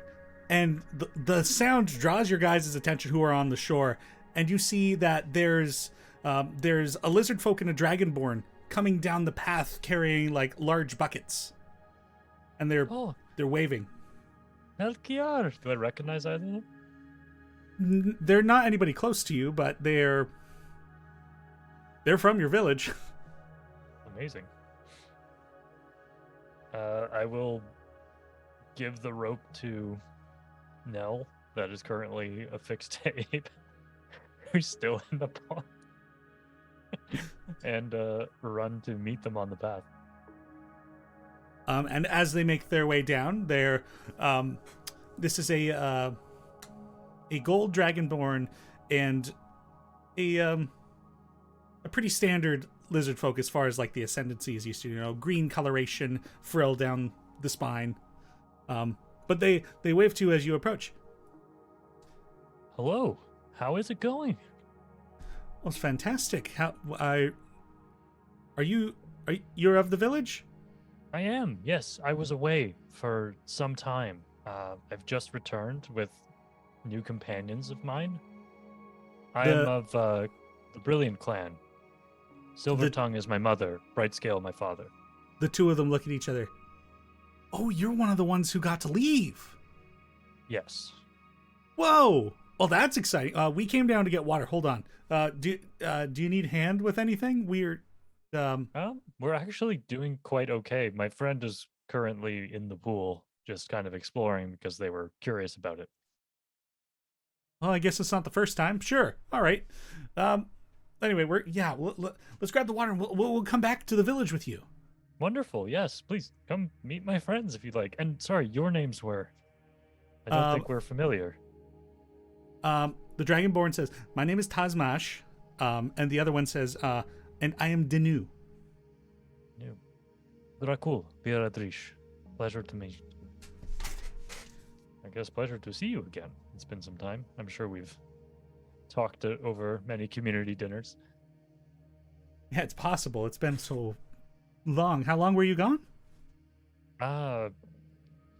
3 months, I believe. Wow. Well, that must be very exciting. Yeah, well, I mean, yeah, okay, great. It's so many travelers. It's not and so unusual to not meet more than one. Wow. All right, well, I will bring Tazmash and Danu down to the pond and introduce them to my friends. Is Abe still under the water? I don't know. That's up to Abe. Yeah, Abe. Yeah, he's I'll chilling. let can him come know. I'm like, there's people up here. Are they friendly? Yes, I think they seem to be from the village. Draq is talking to them. I understand nothing of what they say anymore, but Yeah, but everything from here on out. it seems friendly enough. Well, I mean, yeah, I know Nell speaks Draconic. Yeah. Yeah, I guess I could be like, I'm holding the rope and I'm like, kind of towing off my boot, being like, maybe just want to put my foot in the water. And I'm also like kind of like muttering like under my breath, so only us can hear like what's being said. The little one's name is Danu. I like that you. And I'm them relaying smaller. down into the. Wow, this is just a whole chain of broken telephone, eh? I honestly like wasn't listening that clearly to them at first. Is it on a dragonborn and a kobold? A Dragonborn it's and a a lizard lizard folk. Oh, I heard what I wanted to hear. Lizard folk could be smaller than Dragonborn. He's they're small now. You said it. Small. Just a I little also thing. had in my head that they were small, so I don't know. There you Maybe. But Perfect. I may stay down here for a little bit. This is Honestly, refreshing. fair enough. I'll let you know when we're leaving. Thank you. They're leaving. Well, Yeah, so they come down to the edge of the water, and Melchior, they say to everybody. I Not- say it back to them in Draconic. Say, I'm very excited to be in Darokarth, although I know we're not there quite yet, but it's an Oh, honor. They've got an interesting accent, and they know the dragon language. Indeed. This is Nell. She's from a village outside of the mountains. They've learned our tongue, but they speak it differently than we do. Fascinating. The rest of my friends, unfortunately, do not speak the dragon tongue. Oh, well, we will just wave. They understand that much. That is good. I lean over to everyone else. They're waving to say hello. Oh, thank you, Nell. I figured. What would we do without you? Now, inspiration. I think I actually have it. Does anyone need it? Perfect. No. Oh, Abe? Abe. You take it.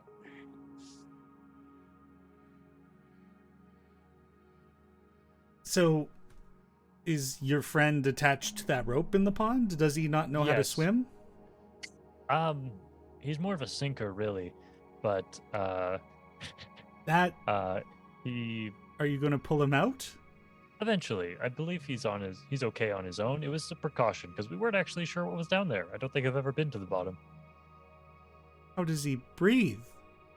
Oh, he doesn't need to breathe. What kind of friend do you have? Oh, you'll see. He's made entirely of metal. Like in the same way that the Golden Dragonborn speaks up, like in the same way that we are? No, entirely of metal. Well, this I've There are got some to see. there are some very interesting folks outside of Darokarth and beyond the mountains. Well, all right. Let's. Can you pull him up? Like, not to be pushy. Owen, Can you tell your ask friend? Abe if he's ready to come up yet? Abe, I think they want you to come up. I will do a last, just quick scan. I'm waiting for the sea monster to eat me. Nope. Take me. And it's got you. I tell Elwyn to tell Abe, like, these people have never seen an Argon folk before, so they might, like, be a little weird about it. Like, in a friendly way, but, like, overly, like... That's true. I'll warn Abe. It occurs to Now Abe warn- that he will be completely full of water. Somehow have to discreetly empty himself. Abe just, pees Just like the himself. rest of us, buddy. now you He's gonna have to understand. vomit out Forced this to water. piss. The consequences of being a scuba suit. Yeah, Social awkwardness. he'll come out. And as Abe comes out of the water, it's like, like buckets that are overfilled, like spaces in the armor that are just like dumping out water, and you eventually regain like your ability to move. And these two, this Dragonborn and this Lizard folk, are immediately like, "Whoa!" And they turn to Draq. So, is there like a person in the armor? No. He's not armor. This is his body.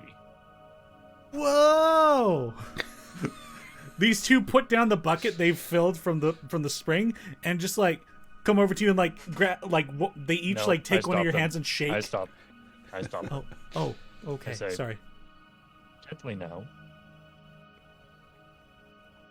Ask permission first. Does he speak the dragon tongue? No. But you can gesture like you want something.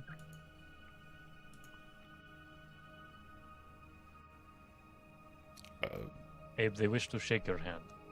I'll shake their hands. And they each like two hand like take one of your hands each and just like are flipping your hand like over and like actually shake your hand, and they're just so fascinated. They're Do you speak common? They turn to Draq. What did he say? He's asking if you speak his language. There's a different tongue spoken outside of Darokarth. They both turn to you, Abe, and both shake their heads. Well, it is very nice to meet the two of you.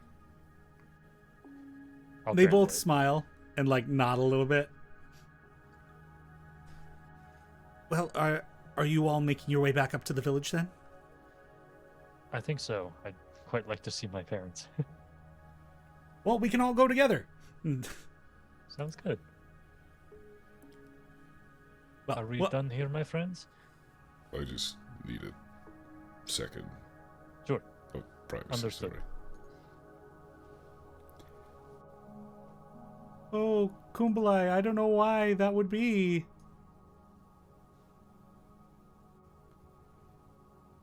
Weird. Oh, she found them. Never mind. Okay, problem crisis averted. All right. So, Abe, you just need a moment more at the spring. Yeah, I just double over and just let the water just sort of like flow out of my face, Understood. out of my mouth. Try to return as much of it as I can before we leave. I take like a mental image of this so I can draw it later. 'Cause it's like the funniest thing I've ever seen in my life. It's like Wow. an Abe waterfall. Do I press the button? What button are you referring to? The safe wild magic surge button. So, you all begin walking on ahead of Abe, who then proceeds to empty himself out, and make your way up like natural slopes and ramps that lead up to higher elevations into this mountain valley. And there continue to be more trees and forest as you guys make your way to where these villagers are leading you. And you can see it over the tops of the trees. Up ahead, surrounded by mountains on all sides, is a tall mesa that starts closer to you guys, and more of these natural ramps and slopes make their way up to tiered levels of this, where there are huts and large constructed tent homes built. And at the very top level, you see a stone constructed building. Much more time has been invested into its construction. And eventually, you're brought through the edge of the forest. And you find even on the level that you're on, there are homes built out of leathers, poles constructed together and built to withstand against the temperatures of this place. It is very much a village built on a hunter's lifestyle, like leathers and bone and wood from the forest as well. But there is a lot of an older lifestyle in this place. One very much not touched by a lot of the industry outside of this mountain range. And there are many dragonborn similar to Draq. Copper, silver, gold, metallic sheen. There are lizard folk of varying colors, blues, yellows, greens, reds, and kobolds of quite a few different colorations, mostly muted earthy tones. And as you guys are brought into the village, quite a few people look at the group, and the two carrying the water bucket are shouting out to people "We brought people into the village. There's people in the village, and one guy returned back." And on a few of these tiers, some of you even seen that there are large clouds of steam that seem to be coming from somewhere on these higher levels. This place feels like a time capsule and a natural gem in the mountains. Welcome to the village of Darokarth, Dracul's home.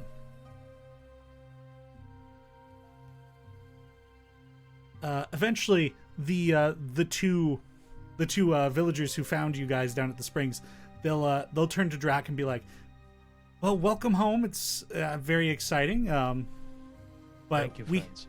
we have to drop this back off to his home," as the lizard folk points to the dragonborn.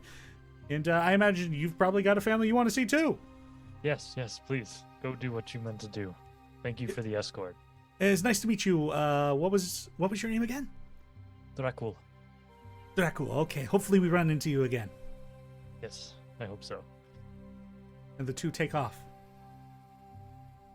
All right, my friends. Welcome to Darokarth.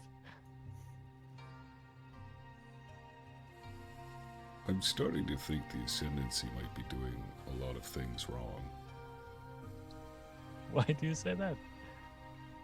Farmhall Village and now Darokarth seem frankly, so much better. Well, they got a lot more people in their cities to worry about. That's true. I mean, we have a decent amount of people here. Yeah. On almost every part of this mesa, there's homesteads and interconnected tents where family groups live together. We're honestly kind of running out of space last time I checked. That's why some people decide to live closer to the forest. Can't speak to Darokarth, but at least in Varmhall, everyone there has kind of made a conscious decision about the way that they want to live. I think that would be harder to do with everyone on the whole, although I wish that was how it was. All right. Well, I'm not about to sing the praises of Balesville. So. Well, I think first stop, we should go see my parents, because. And that reminds me, I probably would have sent a couple messages along the way, being like, "Hey, Mom. Hey, Dad. I'm coming home soon." All right, If fantastic. you allow me to retroactively do that. Yeah, that's totally fine. Okay, cool. Just to give them a heads up. But yeah. All right. So yes, let's go see my parents. All right. Whereabouts in the village do you think they live? I think they'd be like closer to the top level, so closer to like the community center and kind of the community area, but nobody lives proper at that top level, so maybe like the next level down. Okay. Yeah, that makes sense. Maybe on And- the side of the hot springs. Kind of like looking down on them. Yeah. Yeah, as you guys are led by Draq to upper levels of this village, you see that there are people who are tanning hides, who are producing craft, like whittling bone into small sculptures or building furniture. Like, there's a lot of practicality and working with nature in this village. And as Draq brings you up some of these slopes to where his parents live, you look down on where that steam was coming from. More springs, but these ones seem to be heated. And there are people just lounging in these springs, just like resting and taking some time to feel pretty good. We definitely have to go there later. It's the most relaxing experience you'll ever have. But eventually, you're brought to a home. Draq, what does the home of your parents look like? Do you have any thoughts? So Draq's kind of home situation is about 4 or 5 tents that are connected to each other by like tent tunnels. The tents are, stretched leathers or hides, reinforced with bone or wood. These semi-permanent yurt structures, essentially. And so they're all interconnected, and you see there's like a large central one with several smaller ones broken off from it. And the large central one has a tent tunnel that kind of leads out to the main pathway. All right. And I assume you make your way in? We'll take a deep breath. Say, okay, the last time I left, my mother hadn't spoken in almost a year. So if things are a little awkward inside, I'm sorry. That's okay. Want to go in first and like have this moment with your family? You haven't seen them in a while. We could just wait out here. Don't want to overwhelm them. They know I'm bringing friends, but yes, if you're okay to wait here just a moment. More than Absolutely. happy to. Okay, thank you. Draq will walk briskly inside. Inside the tents, you find a warmer environment, and passing who had just been passing through the middle of the room, there is an older golden dragonborn, roughly your height, and is kind of like a little surprised when he hears movement in the tunnel, and then when you come into this main room, Upsala! that cool. Run over, give him a big hug. Welcome home, son. Thanks. It's good to be home. How are you doing? I'm good. My friends are outside. I just wanted to say hi to both of you. Is Mother around? Probably just resting in one of the rooms at the moment. Okay. But yes, she will be excited to see you. I know you've already messaged just to let us know you were coming, but we didn't know exactly when. So that Yes, thing, sorry. of course. No, it is I'll just a grab blessing his to have. face and place it against my forehead. It is so good to have you home. It's nice to be back. Go say hi to your Okay. mother then. Thank you, thank you. And he'll run off to his mother's room. Yeah. You go through another of these tunnels and find yourself in the comfortable room of your parents. And she is sitting on a what more akin to like a cot with like furs across it. And it seems like she's like doing like mental exercises, like her eyes are closed in meditation. She's just like her mouth is moving slightly as if like mumbling things to herself. I And don't then think I would disturb her. I think I would try to slowly creep in and just like sit down on the ground in front of her and mimic what she's doing. so you close your eyes and begin muttering yourself. Yep. There's a point where eventually you hear the murmuring stop, and you feel the hands on the sides of your face and the forehead come down and touch your forehead. Hi, Mother. Jack Cool. My boy. So happy to have you home. It's nice to hear your voice.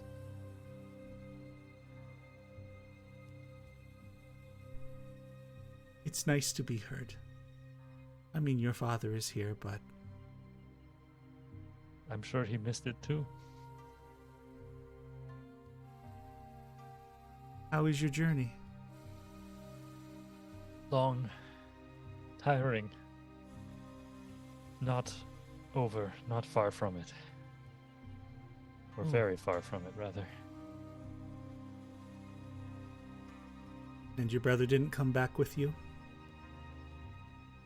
No, Mother, I'm sorry. I tried. But I'm not done trying. I know. I came back for answers, and of course to see you and Father. If I know anything of you, you've adopted my stubbornness.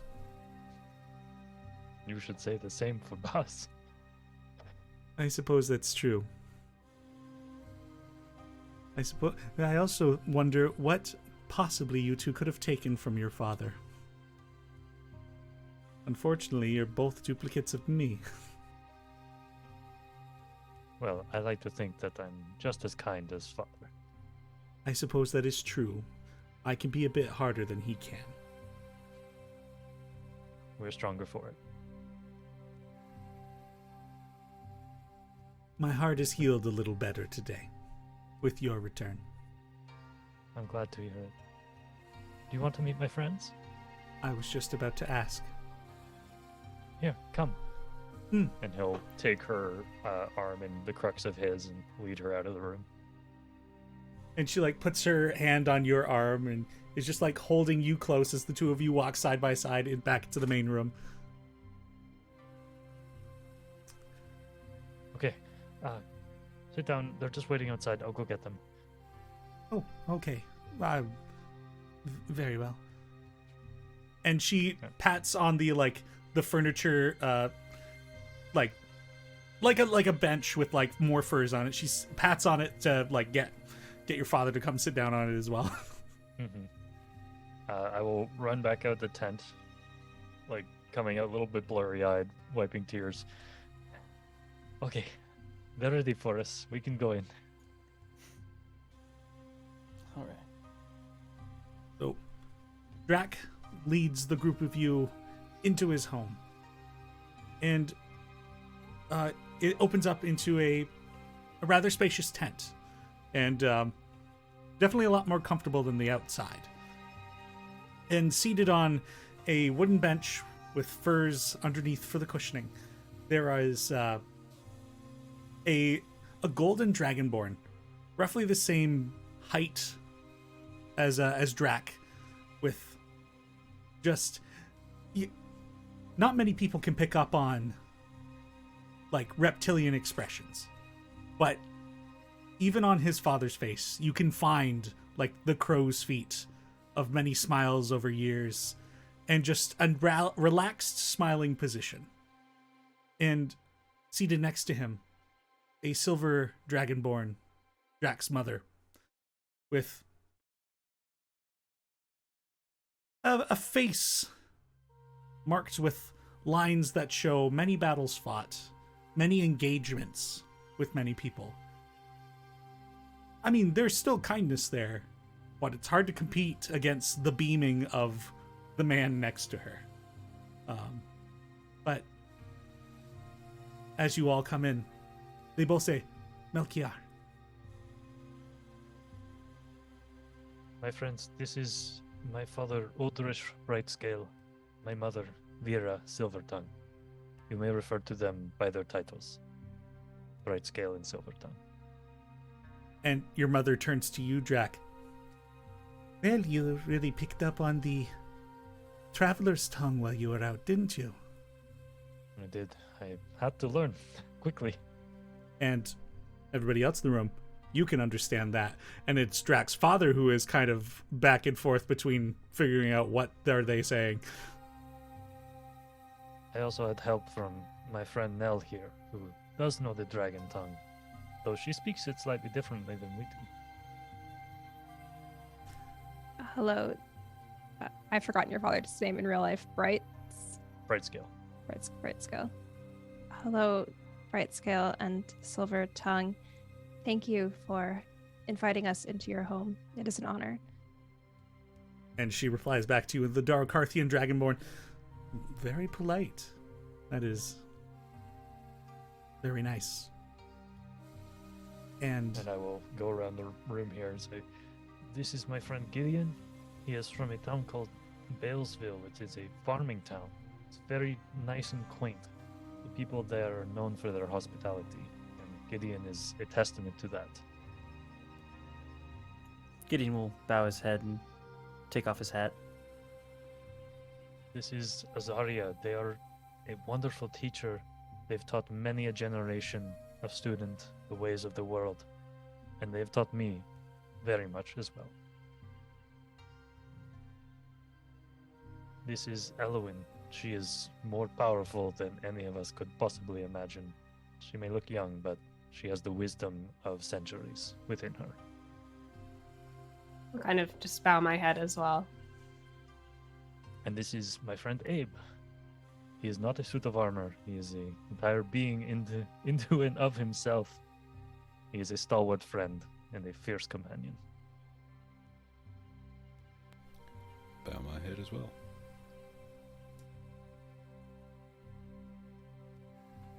And Silver Tongue speaks. It is so lovely to meet you all, and you are welcome in our home. Thank you for bringing our son back to us, though he tells me he's not done traveling yet. No, I don't think so. I think all of us got a long way to go. And I will explain the druid situation to my mother. And after going through that bit of exposition, all right. So, what did this? So there's one of these sites near here that you have to visit. It seems that way. We're not sure where exactly it is, but we know it's high up there somewhere. Well, I mean, if maybe you should go speak with the Liva Kiwi to maybe they'll have some sort of guidance. Maybe there's a prophecy they've got recorded somewhere. That might be the place to start. Also, have you gone to see the Doranari since you've returned? No? Mother, please. You'd think I would see the elders before you. Good boy. But that is definitely some people we were hoping to go meet with. If not the Livi Kiwi having answers, then Doranari for sure. She looks to Bright Scale and then looks back to you and says in Draconic, I would almost rather you didn't go and speak with the Doranari, but that would be... I'm sure they have great interest in knowing as to your situation. And to that point, do you know what Baz set out to do? Did he ever tell you anything? Just that he had a calling, but I trusted him. So it must be important. Mother, it pains me to say this, but I don't think Baz is on a good path. He's been hunting dragons. Slaying them, not out of self-defense, but for something, I don't know.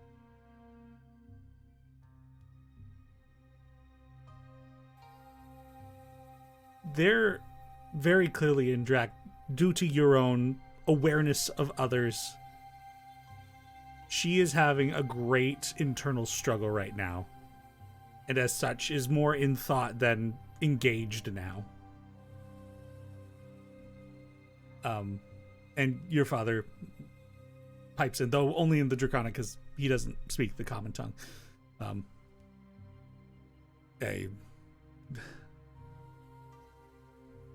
Well, did he say why? He must have a good reason. I could not convince him to tell me why.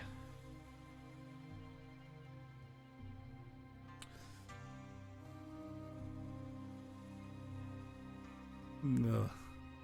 And when he held a dragon captive, had not killed it yet, showed it off in a parade even. And then when its mate came to take it back,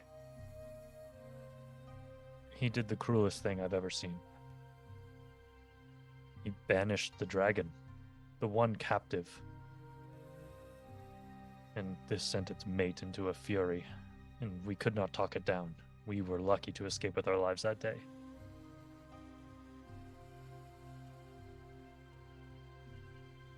And Baz was himself? As far as I could tell.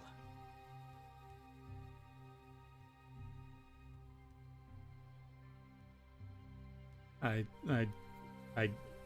don't know what to say to this.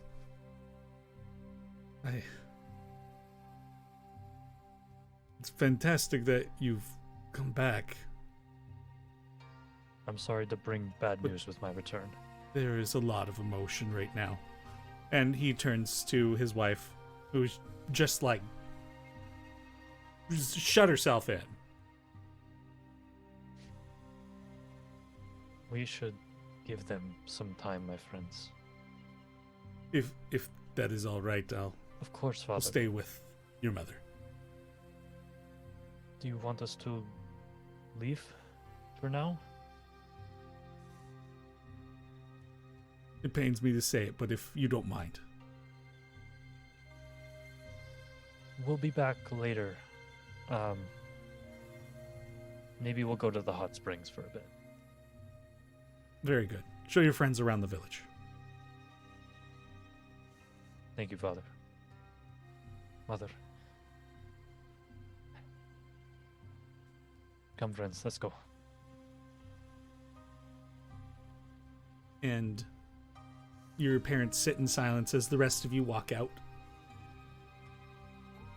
A tense engagement with many emotions. Bittersweet. But you are home.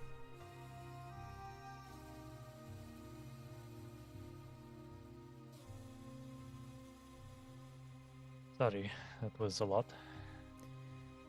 Draq, you don't gotta apologize, man. You were there for Billsville. I'll weather any storm.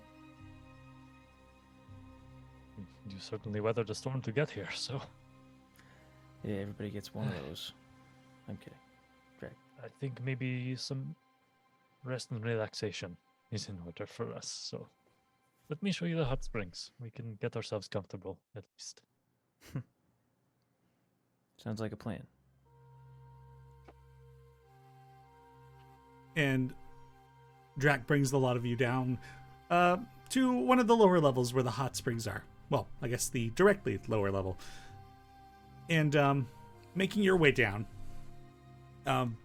there are many other lizard folk, dragonborn, kobolds who are just resting in the springs, all of them just relaxing. Though the few who are not really, eyes shut resting are quite intrigued to see a group of non-Darokarthians strolling up to the hot springs. Do I recognize anyone amongst the crowd? Well, looking around and listening, there are a few people who are like, is that the Silver Tongue's son? I think, didn't he leave?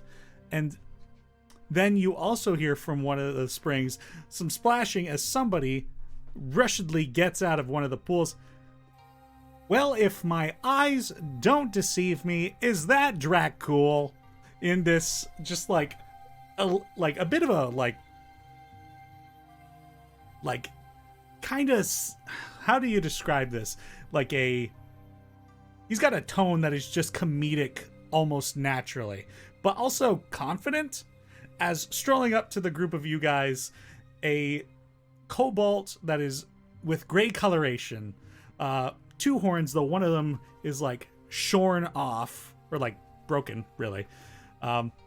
In very little other than a basic pair of shorts, more like a loincloth, strolls up to the group of you sopping wet. It is Dracul!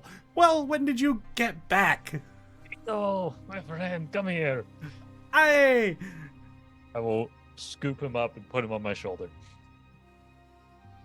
Well, it's been so long since I've seen from so high up. Did you miss having the view from up there? Well, it's certainly been harder in the hunting parties. Indeed.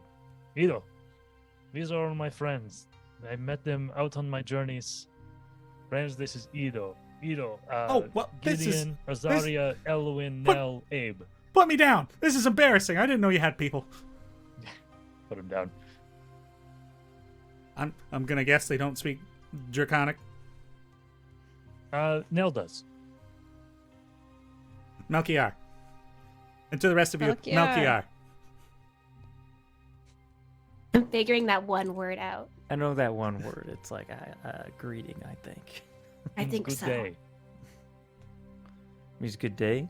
Yes. Oh. Melchior. Pretty close. That sounded pretty good. Yeah, it isn't bad. Work on it. Not bad. I mean, Anyways, friends, this is Ido. He is one of my oldest friends. And we were in a hunting party together before I left. Was that my introduction? Did you introduce me? I sure did. Oh, I said okay. You were the funniest, most hilarious person in the world. You're darn right I am. And he takes a deep bow. And, well, come, I assume you're here for the springs. I assume also you talked to your parents before you came down here. Of course I did. Good boy. All right. So now it's time to relax, right? Yeah. Relaxation's definitely needed, Ito. Well, have you run into Nava yet? I'm sure you might need some relaxation before you run into Nava. I've not spoken to Navi yet. We basically just got in not but an hour ago. Wow. I don't know. I'm trying to weigh whether you should see her first, or maybe it would be better to not see her. Are you sticking around? Are your friends leaving after, or? Let's discuss while we relax, shall we? Ah, you know what? Yeah, I'm cold. You're right. Let's get back in the water. Good idea. All right. And, like, this guy gives off, like, for those of us in the modern age, like, big Timon vibes from Timon and Pumbaa. You've sold me. Love it. It's Nathan Lane. National treasure. Oh my god. I wish I was best friends with Nathan Lane. Oh, yeah. Dream. Right, so, into the like, hot springs. He does not wait for any of you. He's just like, I'm in the water. It's cold. Mm-hmm. All right, great. So, what happened? I mean, you left, and Well, I relay the general gist of the trajectory of a journey. Saw Baz, dealt with what Baz did, etc. I don't tell him any of the druid stuff. I don't think he needs to know that. Yeah. wait. So Baz didn't come home. That was your entire reason for leaving. Yeah. I mean, I had to find my brother. And I I found don't him. know. Sounds like he just wants to fly his own trail. Yeah, and I think he's not doing the right trail right now, so I gotta bring him back. Well, I mean, yeah, no, it's clearly not a good trail. Gosh, Can't just go around killing dragons. No, well, I don't know how you do it, having a sibling. Thankfully, I was only one egg in my nest. Mm-hmm. Are you saying that we're not basically siblings? Do you want me to be a problem? You're right. You don't- You're probably You're the closest. already a problem. Oh, okay. All right. Maybe we are brothers then. And There you go. I guess it's like, when you're hanging out with like your groups and you're like, Mm-hmm. 1 in every 3 is like one of them's got to be the dumb one, right? And you're like, well, I don't know. My group doesn't have a dumb one. And that's when you realize you're the dumb one.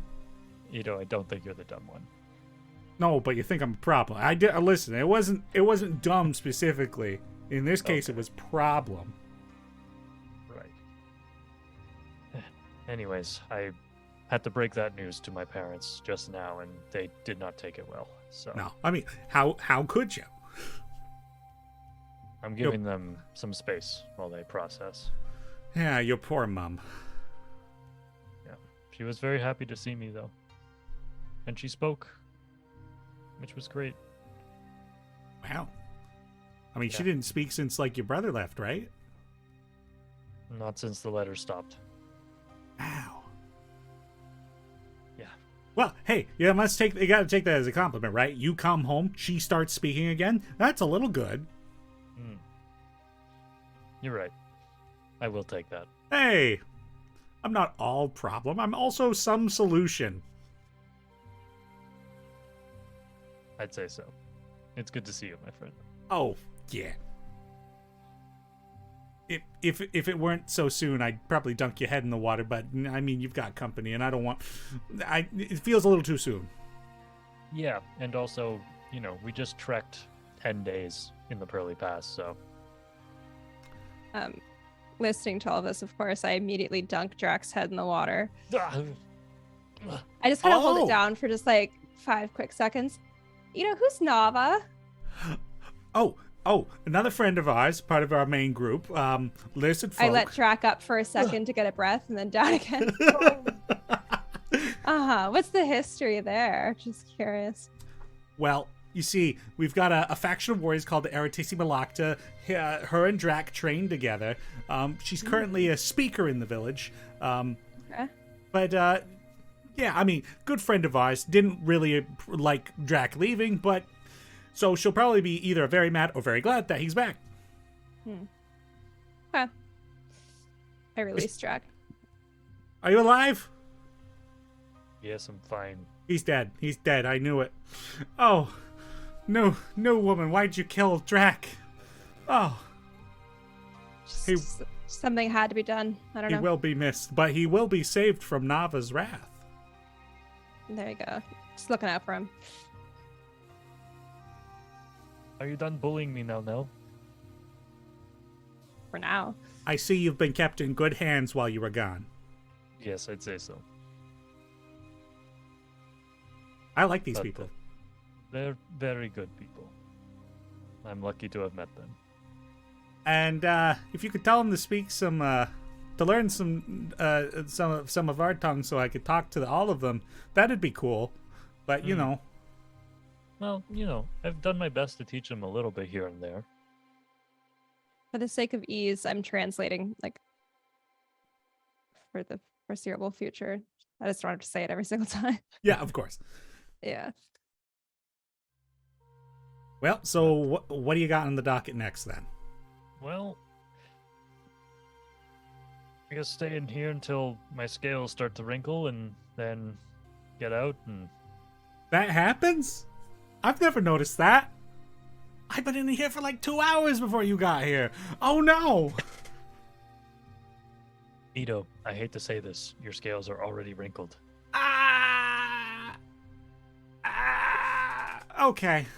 Ito, it happens after like 10 minutes. I usually have my eyes closed after that point, and I'm not Oh no. All right. It's fine, you're not gonna die. Too much of a good thing is never a good thing. That's what they say. That is what they say. That's what you told me, and I didn't listen. You typically don't, so... You've yeah, always been so wise, Draq. So wise. You see what I have to put up with?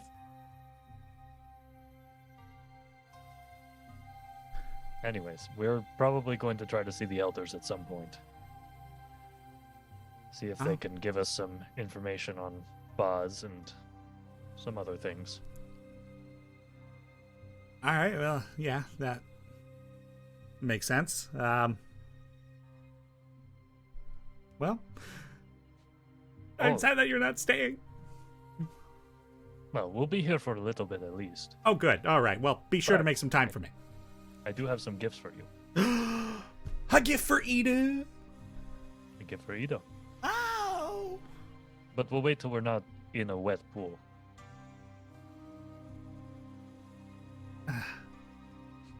All right. Memo to future self.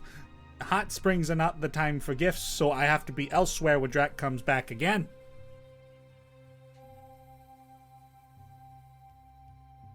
Could you, message me, send a letter or something so I know when you're coming so I can not be in the hot springs so I can get my gift right away? We're not leaving tomorrow. What?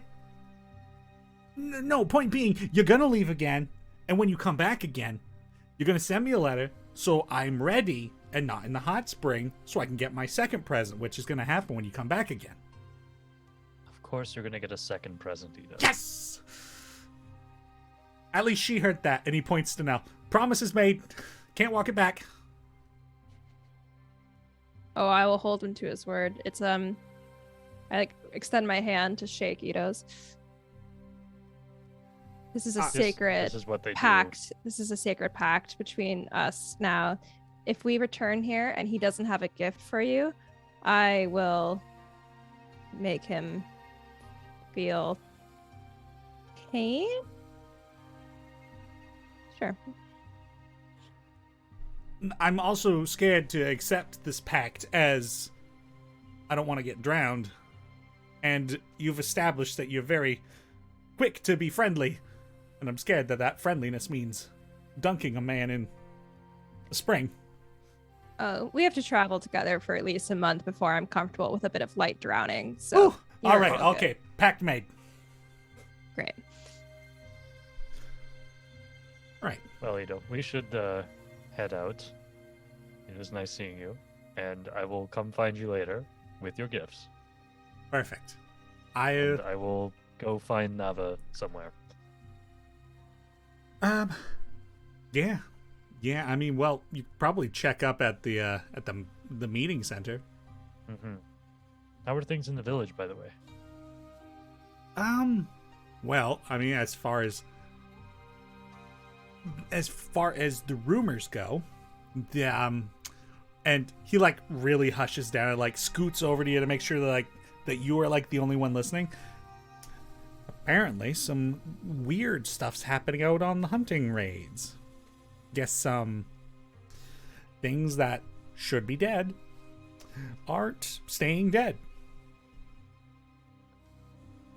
Interesting. We encountered that on the way here. Rumors confirmed. All right. There was a man that we found dead in the snow, who then walked by us later. Some sort of undead energy took hold of it, and we were able to destroy it, thankfully, banishing its soul back to wherever it was supposed to go. But do you think it's too late to become a Lexiri? you do have a good penchant for storytelling, so Oh, you could do it. But I just feel like I put so much into this hunting business. But now if there's dead things out there, it doesn't seem like I mean, you have to go back in it. We do. I don't envy you. There's my friend Nell also. She has the ability to know if there's some sort of weird spirits around, and well, you describe it better than I do, Nell. I say in Draconic. Oh, it's like, I know that they're around. Doesn't super help me, just that they're there. I can't do it all the time, and it only lasts for a brief amount of time when I do it. You felt some undead presences. Yeah. My running theory is zombie bats, so yeah. What's a bat? Oh, Small like creature. like a feathery rat, wings. like a rat with wings, like a rat with dragon wings. I don't know if they know what rats are either. Oh, Rats, mice. like a squirrel. Okay, yeah, like a squirrel. Not so much the tail, but with with dragon wings. Although they can actually be different sizes, but Ooh, I know. Draq will grab the hat of vermin out from his bag and Oh, pull no. a rat out. these rats is a rat. die. Whoa! What? Hold. You just keep. You could just keep pets in a hat. No, it's a magical rat. It doesn't last very long. And it's trying to scamper away from me, so I just let it go.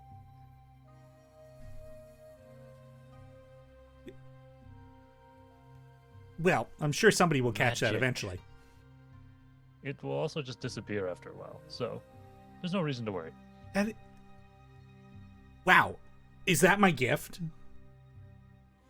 I thought about it. It might be. I haven't decided. It might be a good gift. Maybe. Could be good. Could be fun. Well, you let me know, because I would love to have that hat. I do have another hat that I'm thinking would be perfect for you. Well, you find me later then when you're ready to give me my gift. Okay, will do. All right, it was great meeting all of you. Scary lady, traveling man, traveling girl, and suit of armor. Oh, and Azaria. Ah, and Azaria, whose name I actually caught.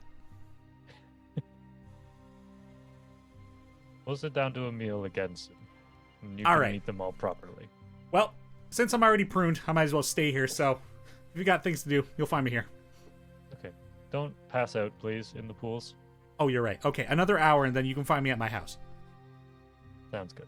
All right. See you later, buddy. Bye, Draq. All right. And those of you who enjoyed the bath, get toweled off, get fully clothed, and Draq, where are you taking these people next? Is anybody curious about anything? Want to talk to Draq about anything? Go around the village yourselves? Gideon will kind of pull Draq aside a minute. He'll say, remember, I mean, I'm sure you remember, I just want to check. I don't know how I feel about telling the elders absolutely everything, because we don't really know what they're all about. You're right. And I agree with you. I was only going to really tell them what I felt was necessary. Okay. I leave it to your good judgment. I trust my parents, though. Sorry, Oh. didn't mean to hop over to that screen. But, yes. Don't All worry. right. I'm not going to share anything without conferring with the group first. Cool. At least not to people that are not directly connected to us. Yeah, because weren't they the ones who sent Baz away to do what he's doing? He also kind of instigated it, but yes, his journey took him away at their behest. Right. So, Yeah, that's weird. Okay. a little weird. Gotcha. But, my friends, is there anywhere you'd like to see? There's so much here in this village that we could explore. And also a reminder that for those of you with martial interests, there are certain craftsmen around here who would be capable of, though they might need a good amount of time and certain types of materials, crafted weapons similar to the one that Abe has. Strangely enough, I am interested in that. Not normally my forte, but I would be curious to meet. I've heard that there are blacksmiths here. Yes, we craft with whatever we can find in the mountains. Off a hunt, the entire beast is used sometimes, so. And rare metals found in the mountains can be turned into very powerful instruments of, well, war, I suppose, if you're edging that way. Nothing like a good war. I'd love to speak with them. All right, well, I'll take you to where most of the Vehafori work, the makers, and Gideon, you may feel right at home around them. Wonderful. I'll take them to the area kind of off to the far right of the mesa. On one of the lower levels, there's a large structure built out of, or a larger structure, a tent still, mostly built out of bone, wood, some leathers. That is kind of the maker's hall, where they go to display their various creations for trade, and also for hunting parties in RTC Malacta to get the first pick. Nice. Very well. So, you're brought to this hall, and it almost feels, in a way, kind of like a combination between like a flea market and an art gallery at the same time. Like, there are some wonderful creations in here made of very natural materials, weapons made for crafting, and though Darokarth doesn't really receive a lot of like trade outside, there's based on what Draq has described to you about like his own beliefs and like kind of the culture of this place, it would almost seem like an honor for somebody to have made something and for it to be used in like the hunting parties or as part of the eternal warriors of this village. in addition to various wares, there are also some food stands near here, as makers are also makers of food. So you can see like there's a big pot of stew bubbling just outside the hall, and then within there's some dried jerky or breads and the like.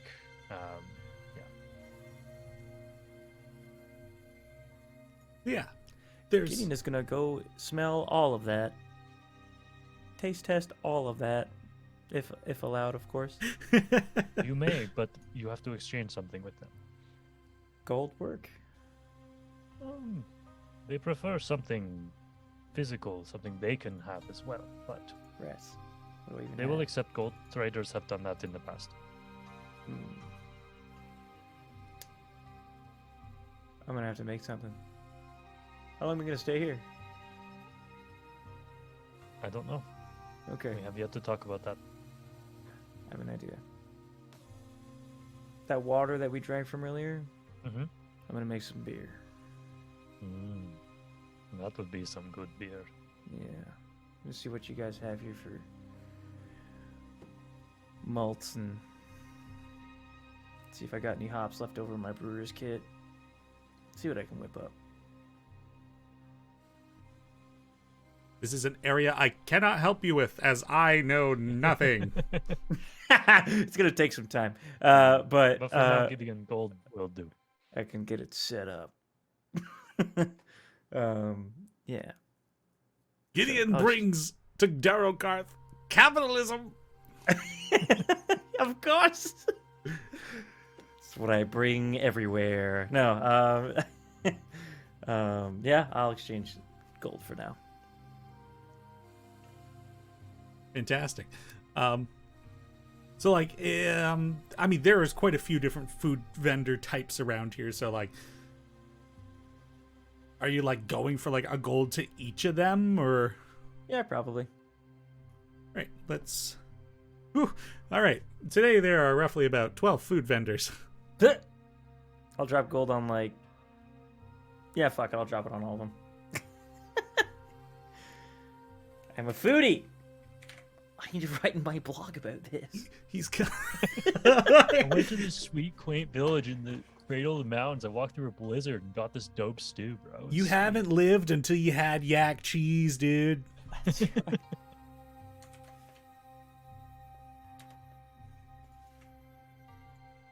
The first food truck business in the world. Yeah, Gideon, get on it. Perfect. Draq will point out where some of the smithies are showing off their wares near like the back of the tent to Elowin. I think I'm gonna need your help. I Of course, I will come with you. don't speak this language. Yes, yes, of course. I'll kind of explain to Draq what I'm thinking. Well, Draq, when I was with Walela, she infused a crystal into a club.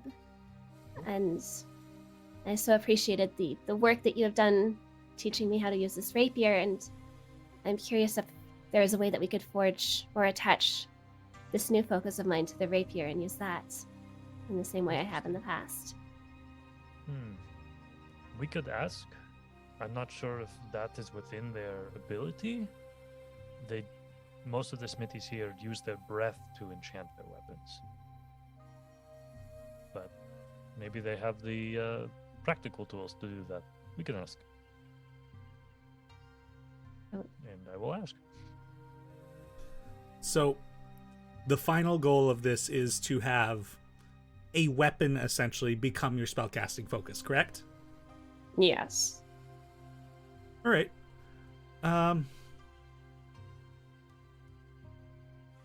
It very well might be doable. What do you have to offer up to trade? Like Drax said, like gold isn't really like the go-to thing to trade.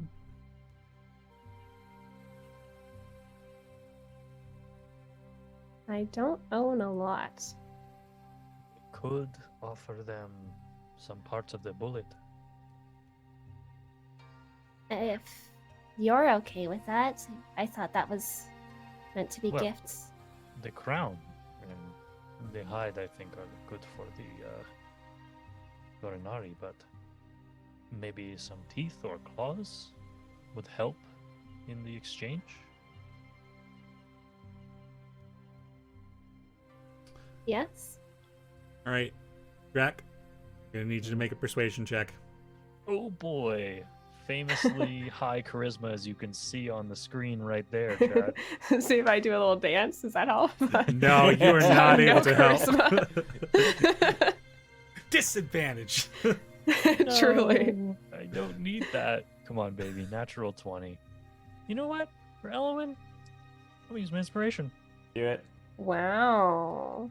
So 'Cause nice. that's what friends are for. 16.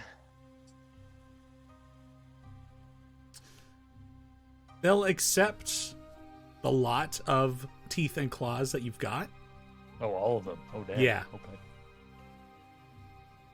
And what if I throw in a couple of signal flares to sweeten the deal? A little bit of technology, if Nope. you will. Gideon? What? I'm not allowing that. All right, then, that's fine. I mean, they're useful. Sure.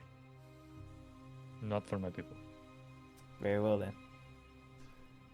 it's definitely an Yeah. unusual request, and like the Smiths here are like uncertain if they can actually achieve this, but they could definitely fuse the focus to the weapon. But they will try their darndest. Okay. If they can make Dragon Glass happen, it's quite possible. I think they How- could do it. How long do they think it would take?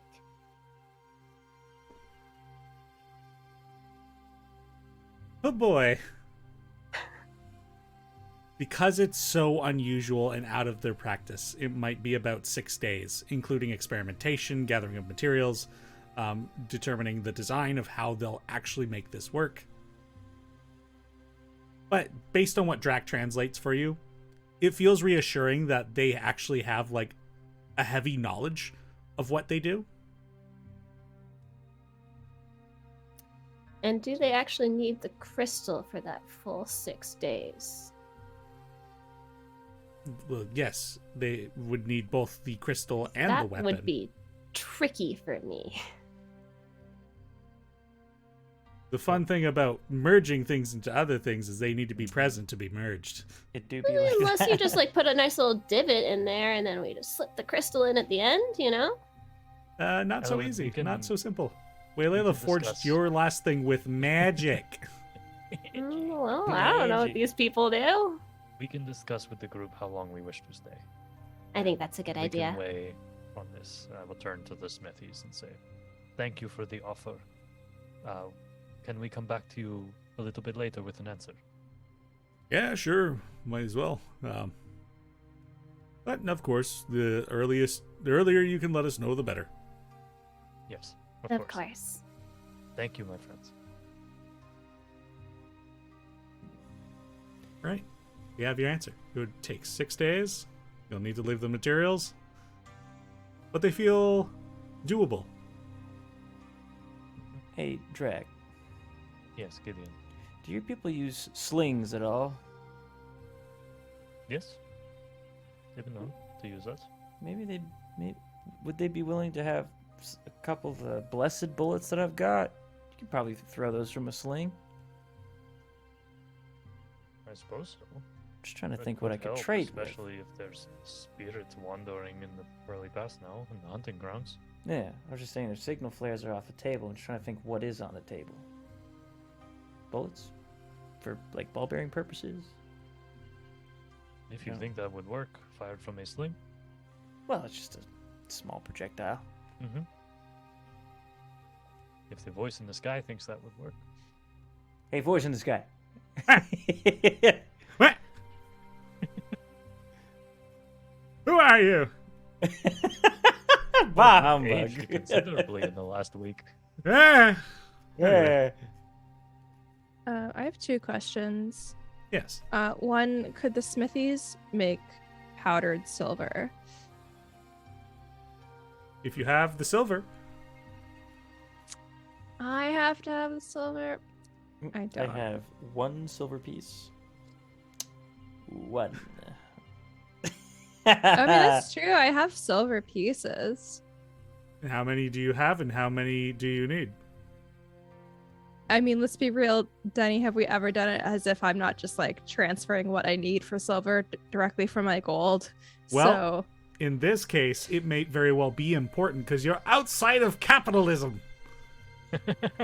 Well, I don't even know how I would. 14 silver pieces. Yeah. If you haven't been keeping track, you don't have Well, I the just, silver in this instance. I always just like, you give us gold, and then if we need to pay silver, I just like move it over. So I don't know if there was. You would never give us silver, so how am I supposed to? I just has asked given you us guys silver. for a payment of 9 gold pieces and 4 silver, which would have meant you would have got 6 silver if you paid in gold. Aha. If you Alright. don't keep track of your money that way, then that's on you. Say I move gold over. Anyway, all right, that's an option. Also, what does the dragon glass do? Like, what is the benefits of those weapons? Dragon glass is a very specific type of material, which incredibly hard to make, very rare to come across. Typically, is forged of glass created by dragons blowing their breath weapon on sand. The smithies of Darokarth are able to create something similar.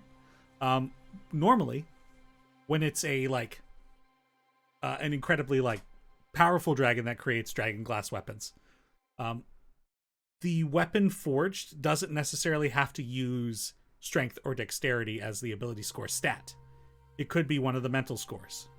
You can't use Constitution, unfortunately, but with the Darokarthian smithies, they essentially, you can do only strength or dexterity upon touching the weapon, and it would be like a +1 or +2 or +3 magical weapon depending on the potency and the skill of the creator.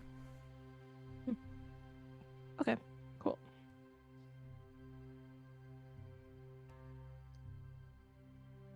Well, I don't have any silver, so I won't worry about that too much.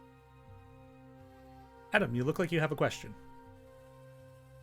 Back.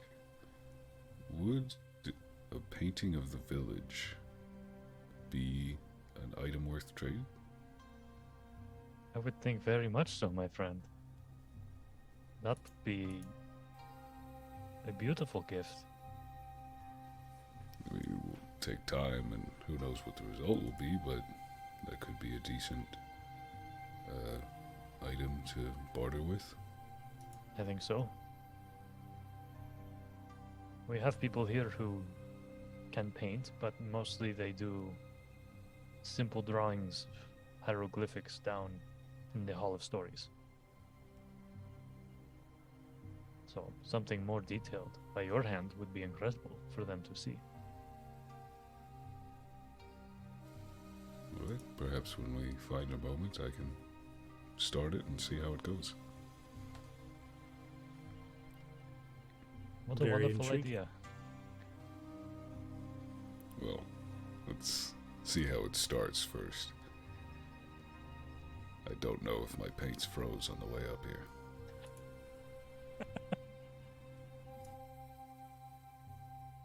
What a fantastic idea.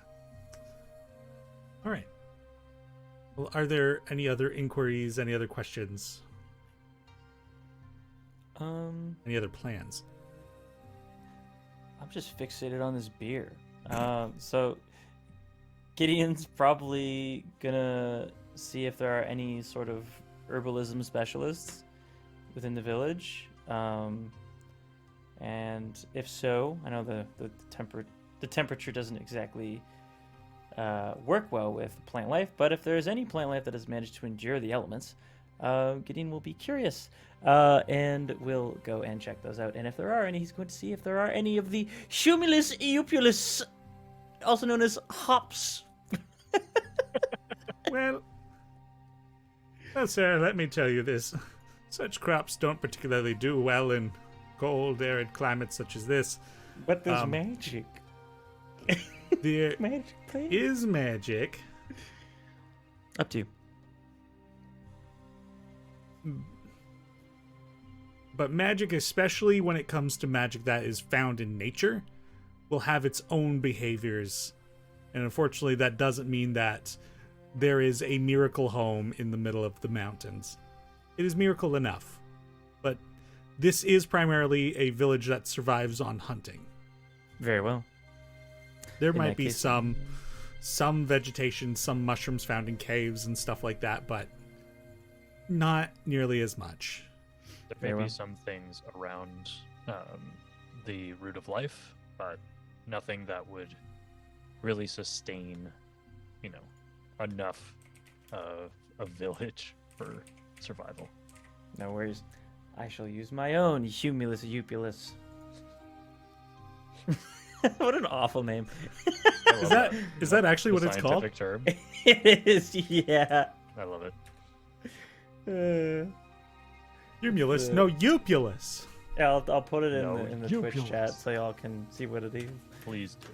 Humulus Upulus. Is that an I or an L at the front? An I. Oh, wow. Or is it lupulus? Ooh, that's a good question. Although it has it's a name, it's capitalized. Yes, I. Yeah, if it's capitalized, yeah. Right. So, you're fixating on beer. Gideon, shall we leave you here so you can work on it?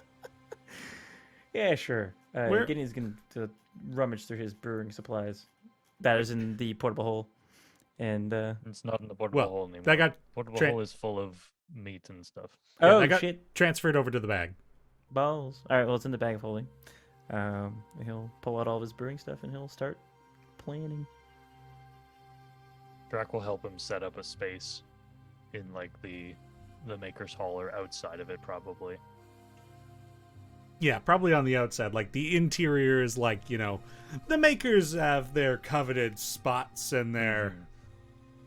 Oh, there's some rivalries among the makers for sure. Oh, for So sure. Gideon's not going to be... Unless he's fighting claw and tooth to get one of those inside spots. No, I will set him up outside and just brief like the people next to him that he does not speak the language. He's a friend. Just let him do his thing. He won't bother you. I'm just going to be sitting there with a smile on my face because it has been so long since I have made beer. And they all just kind of like nod and look at Gideon and go back to cooking. Mhm. Right. What are the plans?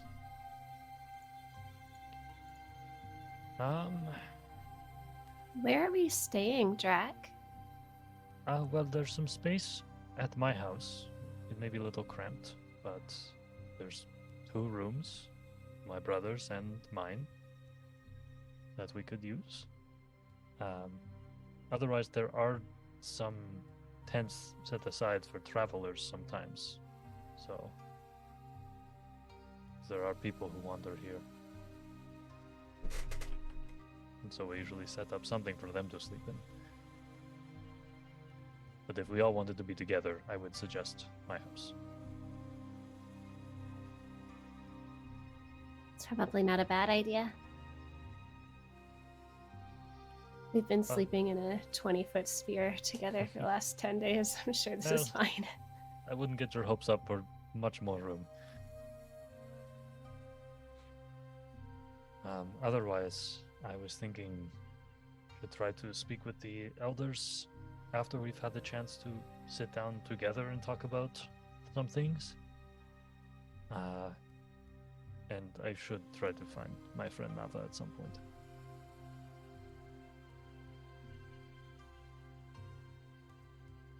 I think that makes sense. I don't know if we're going to be able to find this other temple without some sort of direction from the people here. Yes. You're probably correct.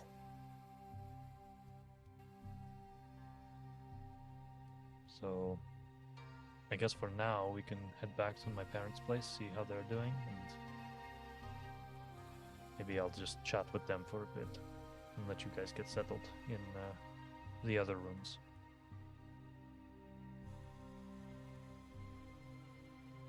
And then Gideon, whenever you're done here, if you want to come back to my parents' place, or I can send you a message when we get there. Yeah, sure. I'm gonna be just working on this for a while. So yeah, Okay. whatever needs to happen, just let me know. I'll be here. Okay. Once I've got Maybe I'll everything. just come get you in case you get lost. Yeah, that'd be great, actually. All right. Yeah, See you Gideon has later. his night vision goggles, but they're not like green right now. He's not using the night vision features of it. He just has them, and they're just kind of like see through right now. It's like a little visor that's like flipped up. He's like, yeah, that's fine. I'm just testing things.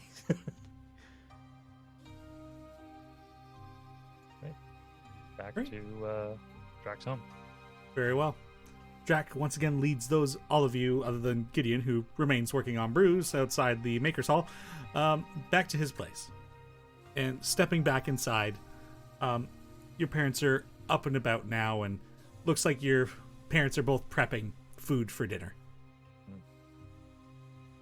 Mother, father, we're back.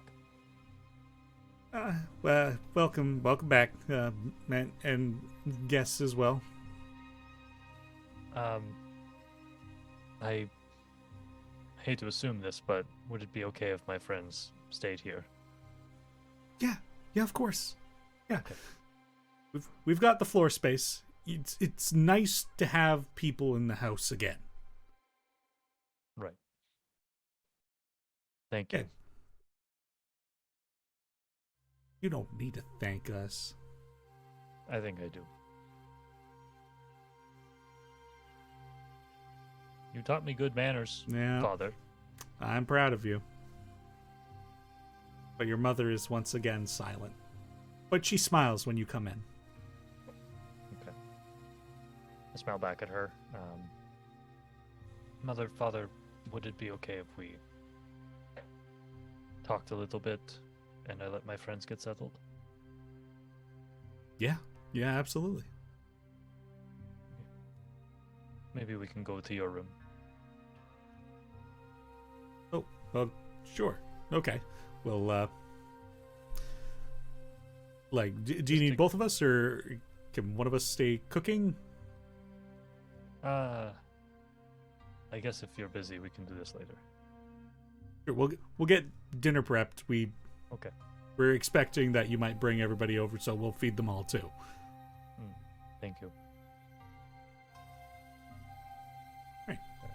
So Draq shows you guys to your rooms, get you all set up. There's gonna be some sleeping on floors for sure, but better than out in the elements. Plenty of furs to go around.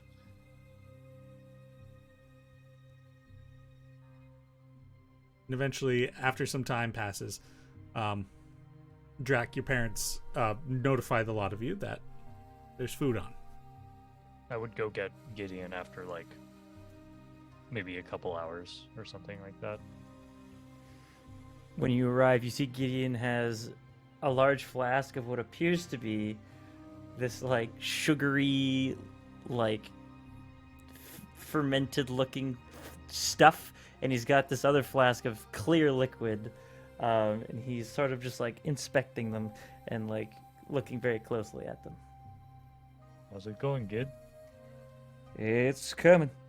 You know, one Okay. benefit of having prestidigitation in your pocket is you can kind of speed up the process of things.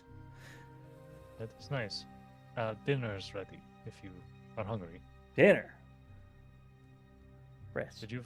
I think you've lost track of time, my friend. Yes, I have. Rats. Wait, what time is it? Gideon kind of looks around. His goggles are green. Is it Can't like see the nighttime? It's like it's not nighttime yet, but with the cloud cover over everything, like the gray sky remains constant despite the blizzard not being part of this valley. But you don't see the sun. You can't really see until like darkness hits. You won't be able to really gauge what time of day it is. Gotcha. Okay. Ooh. All right. Yes. Okay, I'll pack up, I guess. Can you You help? can leave your stuff here if you want. Can I? Nobody's going to take it. Okay. Sorry, I'm used to ascendancy. If I leave my supplies on the street, someone's gonna take them. All right, if you say so. Gideon stands up. I will gesture to the makers around. No one will take his stuff, yes? Don't even know what it is. There you go. It's of no use to them, Gideon. They will not take it. All right.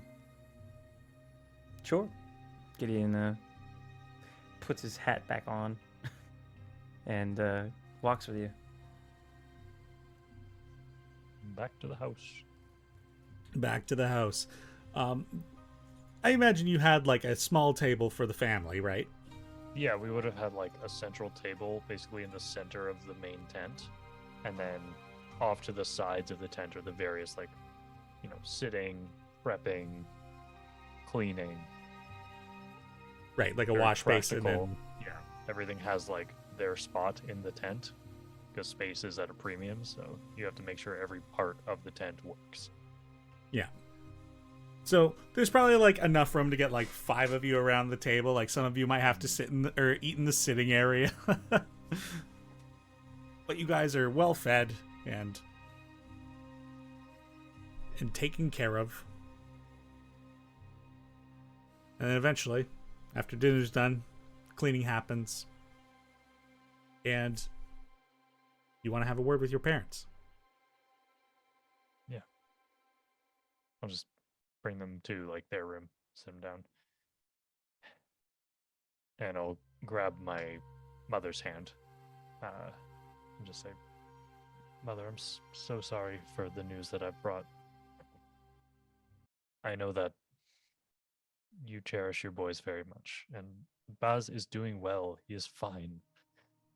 But I'm just worried about his path.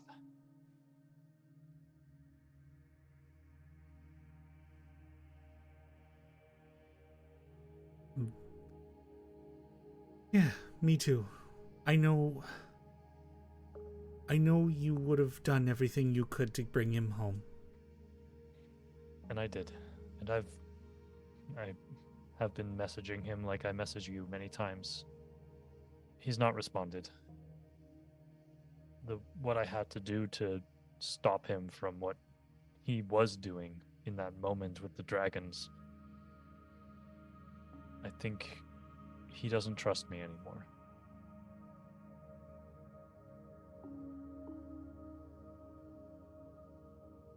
And I'm worried that the next time that we meet, it will not end well.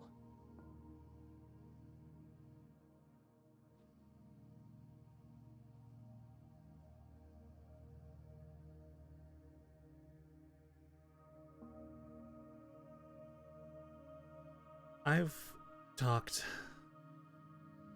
a very long time. And I've worried a very long time. And I love Baz. I love you, Draq. But we can't control everyone's path. I don't like it either. But I have faith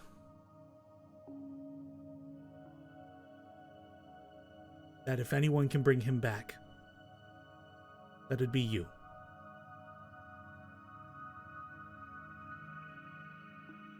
I hope And- so.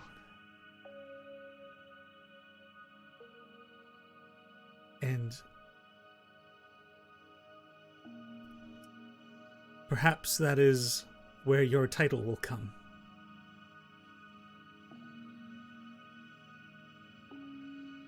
Maybe. I've not thought of a title in so long. You've been busy.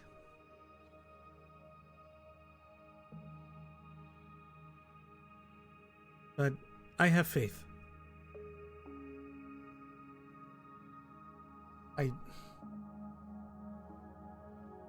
You are very strong to be facing this like this. 'Cause I'm sure if I were in your shoes, I would have broken down. I disagree.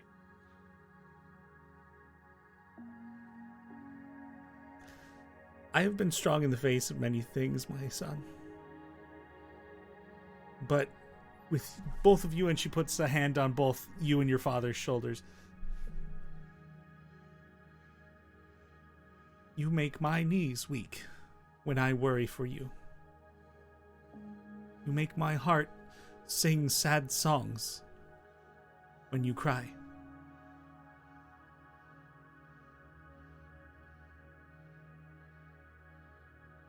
But I know that those feelings pass. I've lived long enough to know that. And I'll love you and your brother forever. I know you'll do what you can. And hopefully it means that I'll have both my boys back. Promise I will try my hardest. We know you will. We couldn't both and do a hug. We couldn't be any more lucky.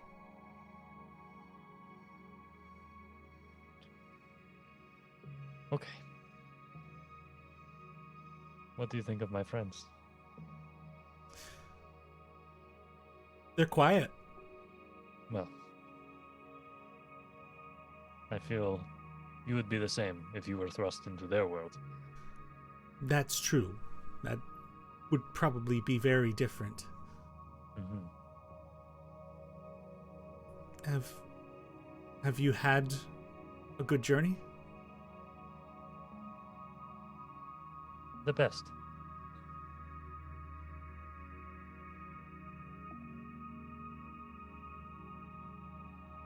That fills my heart with much, much happiness.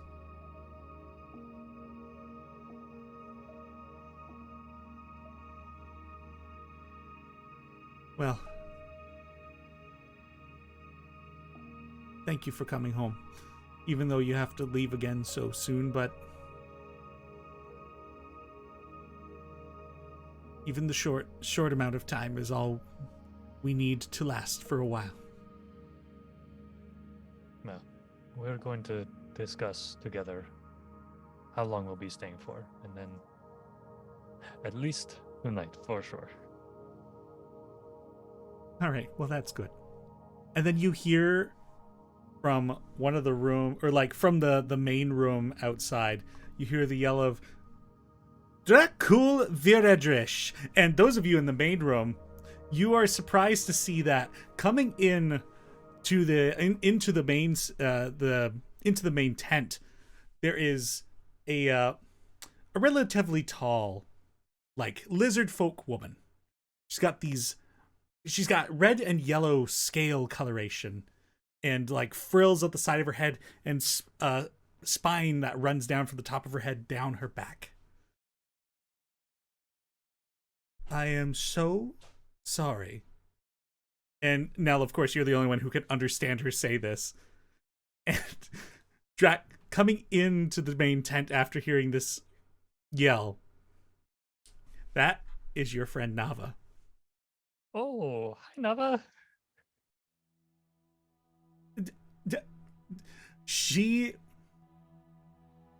Draq, you easily read it on her face. She is confused.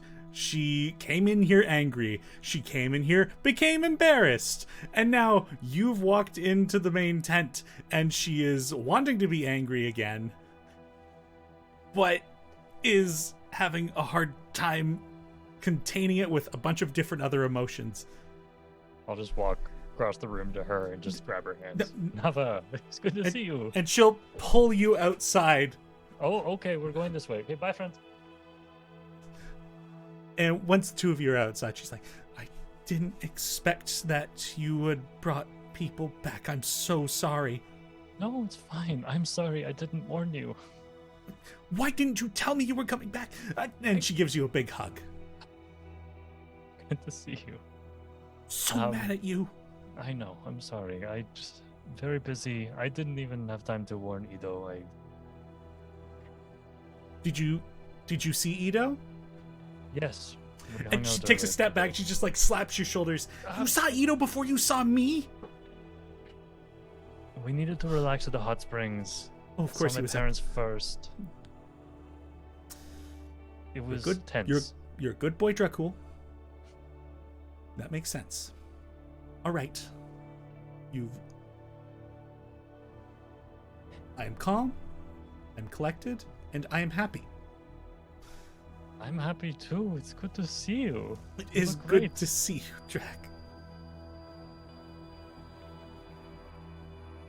Do you want to go for a walk?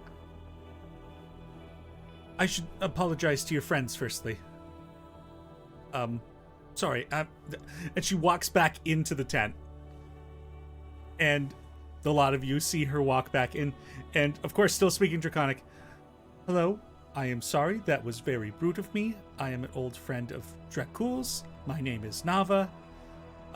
What I did was very embarrassing.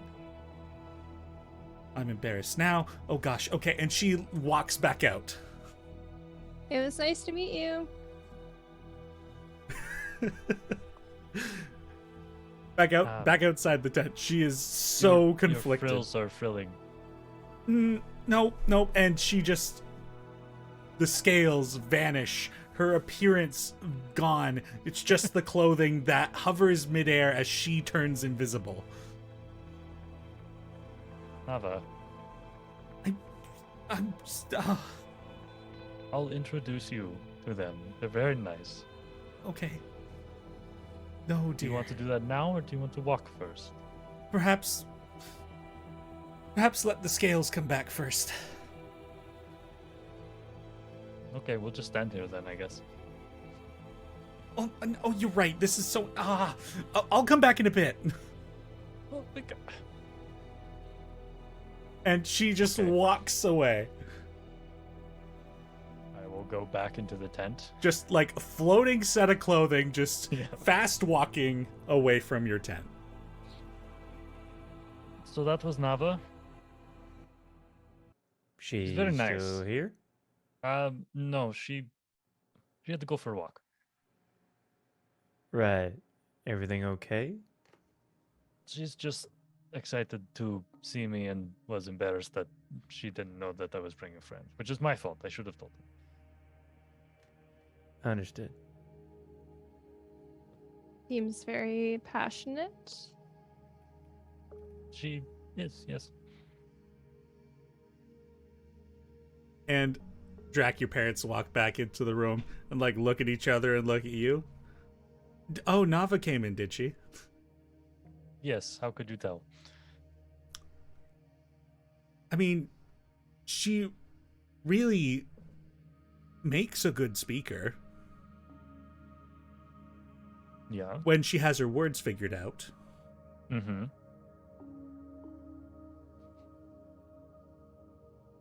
Well, do you have any plans for the evening?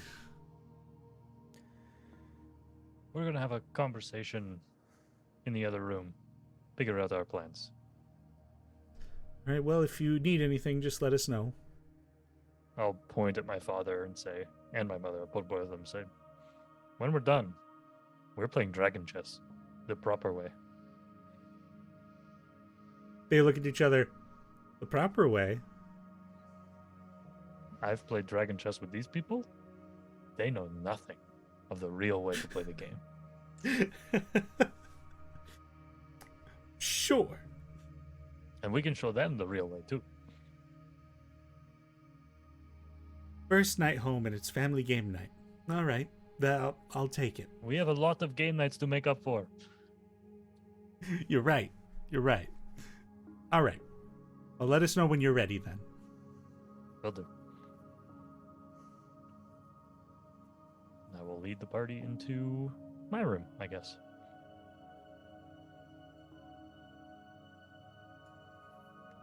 Fantastic. You all get up and head into a room that not as big as the main room, of course. And a few of you have Probably already about set up the here. size of the hut, really, if not smaller. Well, I mean, it was only supposed to be one person in this room, right? Yeah, so you bring everybody over. What is there to discuss? Okay, so first of all, what do you all think of the village so far? It's lovely, Draq. Deal. That's good.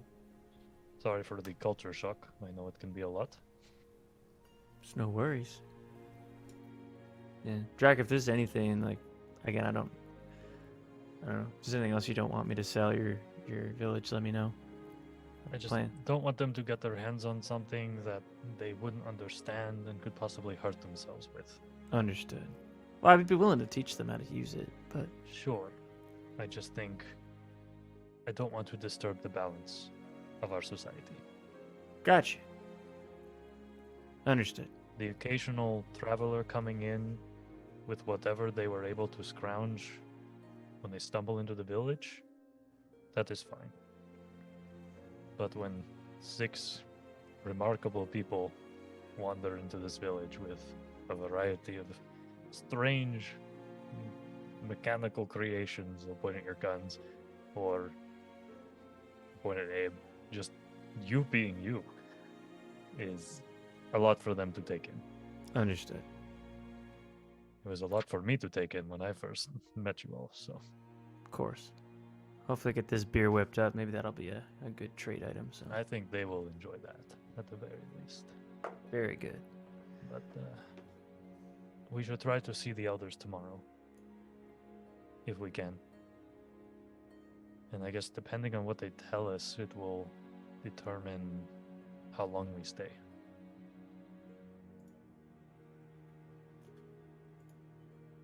Yeah.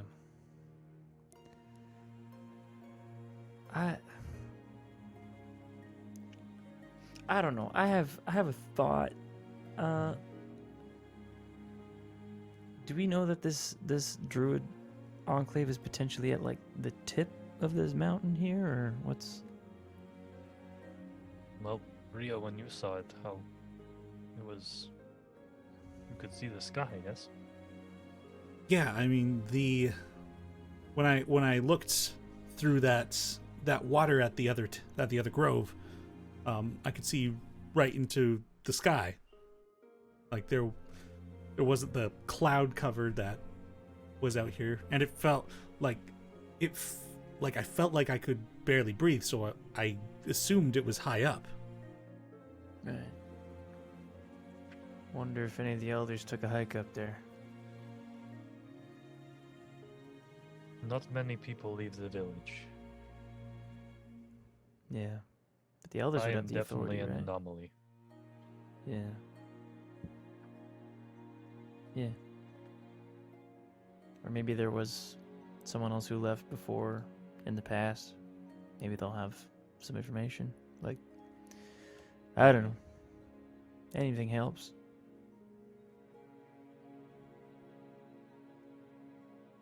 There was a story that we heard a long time ago about some castle, right? Right. In these peaks? Ooh, where would that be? I mean, it might be the gathering center, or it's elsewhere.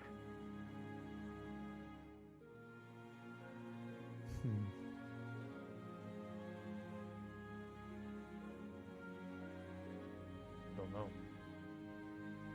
If there is another ruin, that could be where the druid enclave is. Could be. So, right. One of these groups we're seeing tomorrow is the elders. There was another group, but what do they do? Oh, the Liva Kiwi. They're the speakers. Speakers. They tell the stories of the Hall of Stories to people in community gatherings. Right. The Leva Kiwi are the lore keepers. Sorry, that's what I meant. Lore keepers. Got it. Okay. Yeah, hopefully they have some answers. very similar to what was his name? Dallin? Yes. Leave it kiwi. It's basically what Dallin is. I'll have to tell him that. I think he would get a kick out of it. Except instead of a big library, it's a hall of hieroglyphics and various scrawlings on stone. I've not been down there very much. They don't really let anyone but the Lord Keepers down there. Gotcha.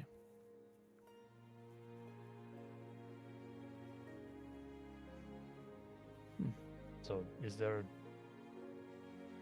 how long do we want to stay? Just see what the elders say, or? I mean, I think yeah, we I should think talk to the elders first. yeah, it'll really depend. I think everything Yeah. has been so unpredictable. So Yeah, let's not overanalyze before we get all the info.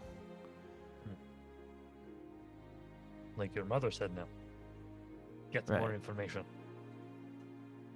yeah, definitely the smartest move you can make. It seems like. Yeah. Okay, well then. Who wants to learn how to properly play dragon chess? Sure. Might get started on that painting. I might spend some time practicing. Okay, well, if everybody's leaving, God, I was gonna make beer, but I'm gonna stay, Draq. I'm gonna leave my stuff out there. I mean, if you want to go make beer, I can play dragon chess. Do like a doubles tournament. Oh, that could be good. All right, I do feel like the one breaking up the tiebreaker now. All right, good. Yeah, I can accept that. I'll go make the beer. And Azaria Feel can free complain to about practice rules. on the main path there. Just try not to hit any people's houses. Oh, no Nice. worries about that. And as much as I would love to be told what the correct rules on Dragon Chess are, I will be helping Elowen with her training. A convenient excuse, Azaria. Perhaps I will return to defend myself and my rules. Perhaps tomorrow night if you decide to have another round of Dragon Chess. Well, like I said, many game nights to make up for. There's yet still time. Perhaps when I am a different human, I can defend myself. And I can make my own choices. I'm sure you two won't blow up the place. So. Hey, don't burn my village down. Okay, thanks, bye. All right. So, Gideon, you go and continue work on your beer. Elwyn, you and Azaria go train, which I'll have you roll your no, you get one automatic hour Still now because cold? it's all good here. You're not in a blizzard Wow. anymore. Everything's good here in Do you Darokarth. want to push it? No, not tonight. I think I'm just gonna do the 1 hour. But actually, after we finish and like Azaria goes back, I think Elwyn's gonna take some time. Like once again, we found ourselves, like with families reconnecting, and I think Elwyn like once again feels that like stab of jealousy that just kind of keeps happening. And I'm gonna take some time, maybe just I don't know, somewhere outside these tents, and I am going to cast a spell that Azaria's been telling me about, and conjure a small gray kitten, a little familiar. Nello will kind of let this cat kind of climb on her lap a little bit, and it feels a little bit better to have a thing just pet and cuddle. Oh. Does it have a name? I spent a long time trying to come up with a name for it today, and I did come up with one. Her name is Virya, which is an elven word that represents change and transition, and like change in oneself. Wow. You'll have to send me the spelling of that because you just hit me with the DM. I spelt a name and I'm going to spell it wrong if I try and do it. Well, Dallas Wow. is a DM now, so Irya. Oh, sorry. I wasn't ready for it. Type it in chat. Okay, I'll send it to you. I'm gonna roll a brewer's check with advantage. Just don't mind me. I'm gonna use. Oh, with my advantage. inspiration. How courteous of you. My inspiration. Oh, okay, that's fair. I could do that. Just giving myself advantage. Well, Oh, you yeah. see, Jenny, as a guy who's run a game here and Since- there, I rolled a 25, which is one away from a crit. God damn it. So,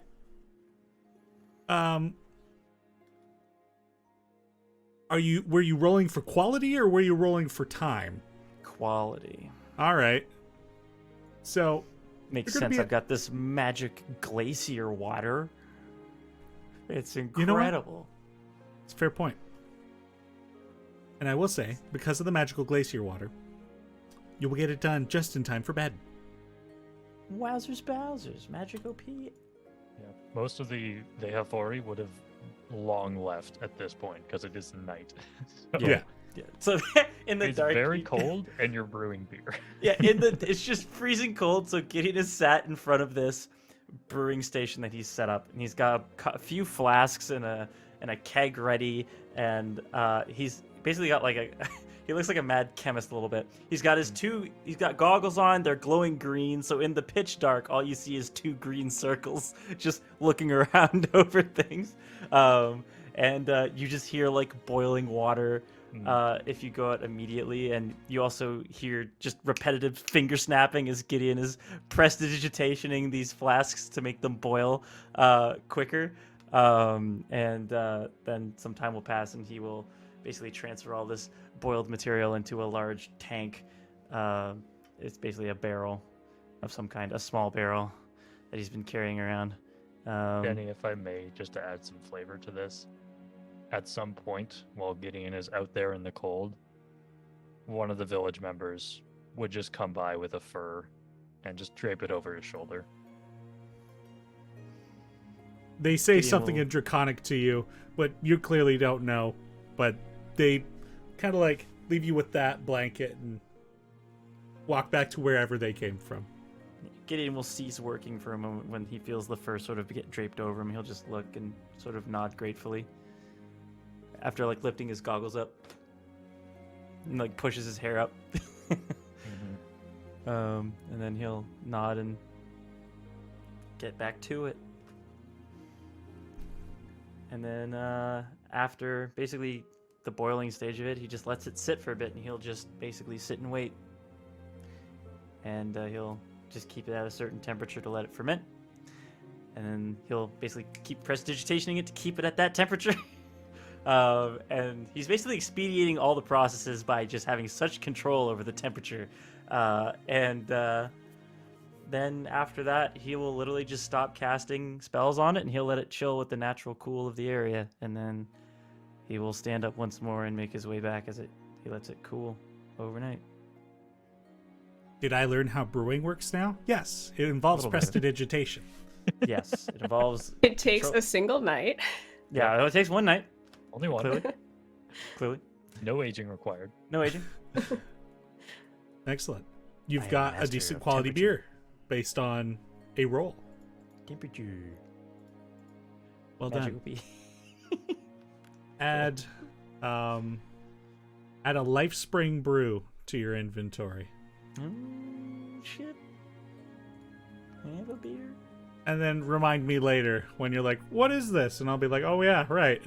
Drunk. You're drunk. You're drunk.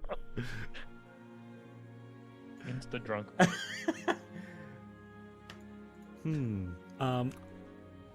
Abe, you've gone out to paint. What is your setup like? Oh, I was gonna do it inside the tent Oh, and just sort of sketch out an outline, or at least start there and see how it goes, of that sort of first, that moment where we were walking up the path and suddenly saw the different elevations and the early huts and everything and dwellings, and then seeing the geysers shooting off. I guess there would be a couple of those. yeah. I hadn't even thought of that, but yeah, Nope, absolutely. me neither. Thanks, Yeah. Adam. Hell yeah. World Anytime. building. And that's how you be a lazy DM. Or sorry, not geysers. The hot springs. No, it's canon now. No, Canon. no. There's a couple. It's one of the landmarks. I've Mhm. ruined Darokarth. You go into the wrong one, it's a really funny time for everyone else. Yeah, there's one that's just like, warning, like black and yellow tape just like crosses around it, like set up between stanchions. Yeah, definitely. No. Fantastic. So you prep your sketch phase. Yep. Because Looking through my inventory, I only actually have red paint, so I think this is going to be a detailed drawing. You can find other paint in the village. I could. But I have nothing to trade yet.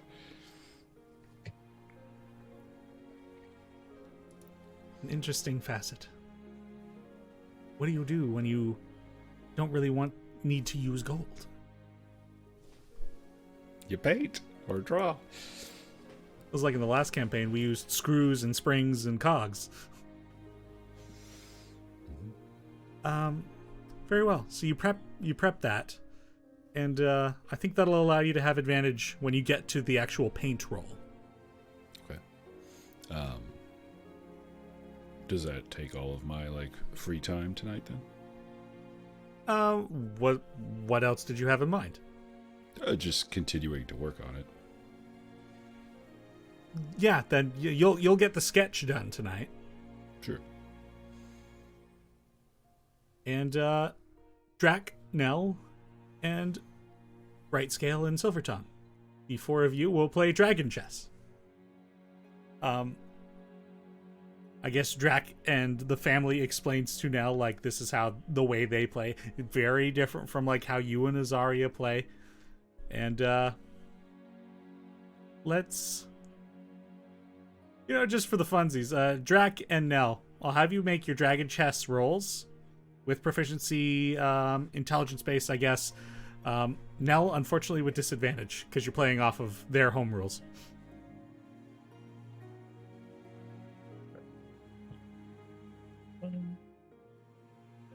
Why did you roll twice, Anthony? Oh, I didn't mean to roll that on there. I was adjusting it to be intelligence because I had it set as wisdom for some reason. I see. Yeah, so I was rolling with an actual die. You're rolling manual. Okay, gotcha. Yeah. 14. 22. Fuck me. With disadvantage? Nels. Oh wait, with disadvantage. Sorry, yes. I'm so tired. Holy crap! That's okay. 12. Okay. I just rolled 2 and was like, "Yep, this is fine. I know how this works." That's funny. So you guys play a few games, and Draq explains the home rules of how they do it as opposed to how you guys have been playing throughout the campaign so far. And now you catch on really quickly. You've always been one who you're an intelligent individual, so it's not often that you're not able to grasp ideas and concepts pretty quickly.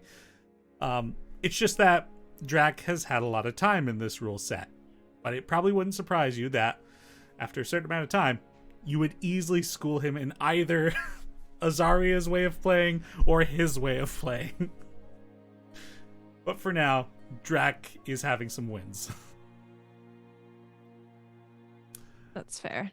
Lull him to a false sense of security. And as you guys are playing, Nava, you hear her voice from the front of the tent again.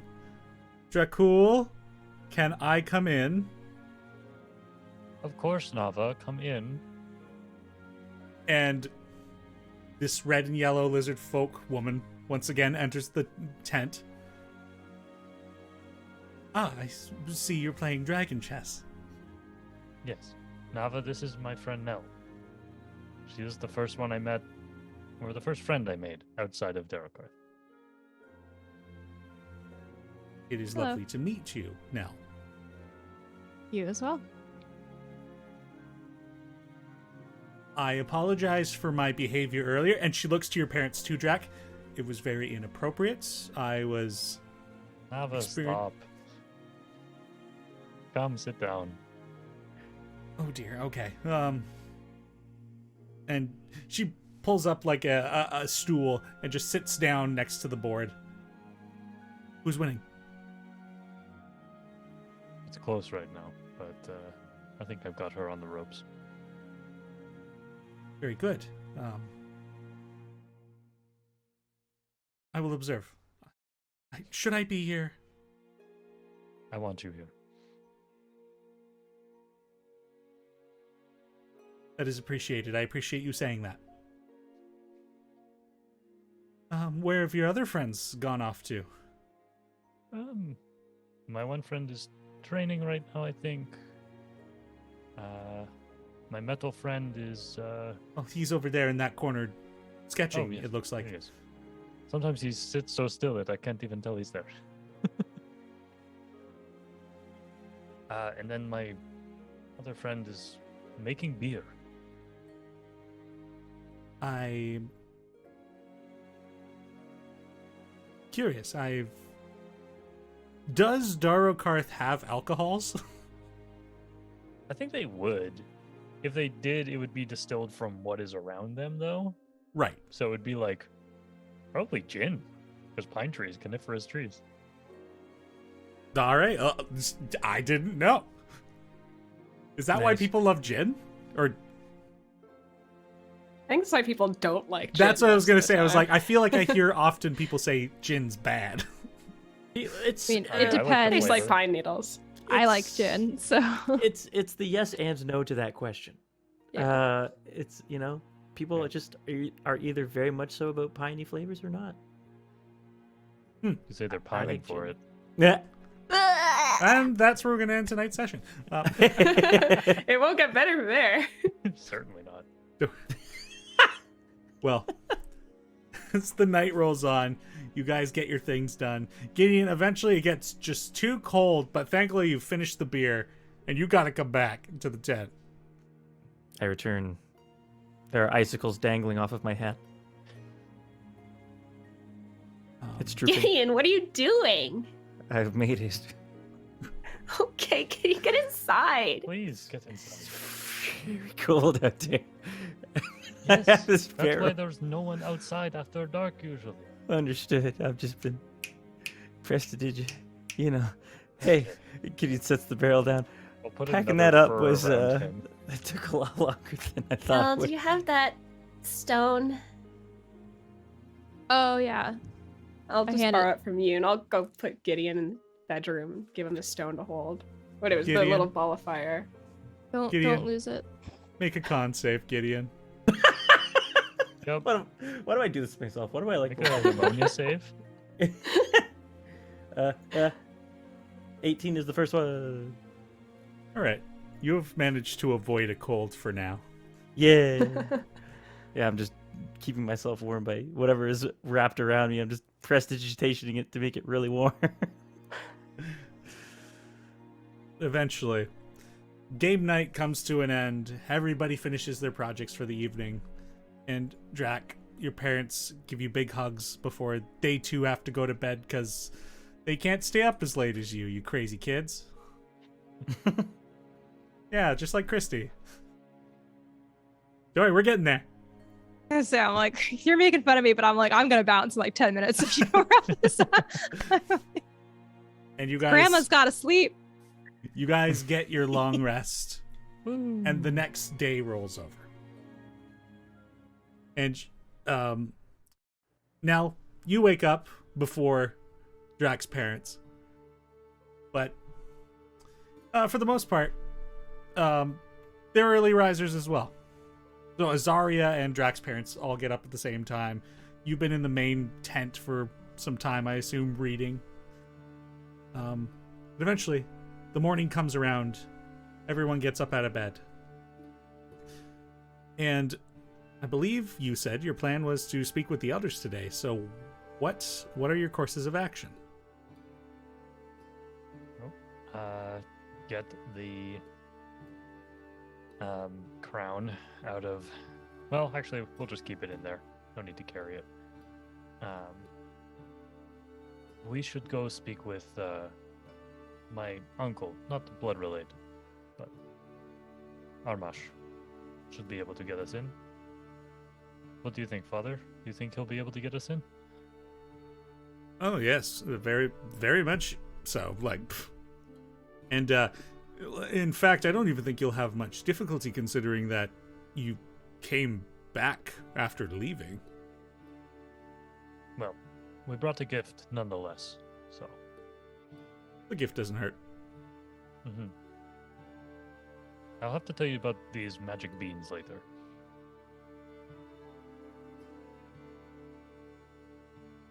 Please do. What?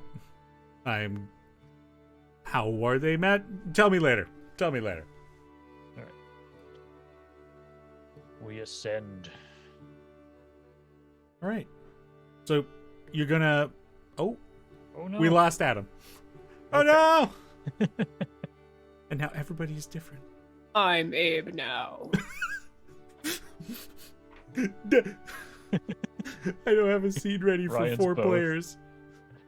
Ryan, you are muted, my friend. Ryan, you're still muted. I'm Dracul Gray in my current position.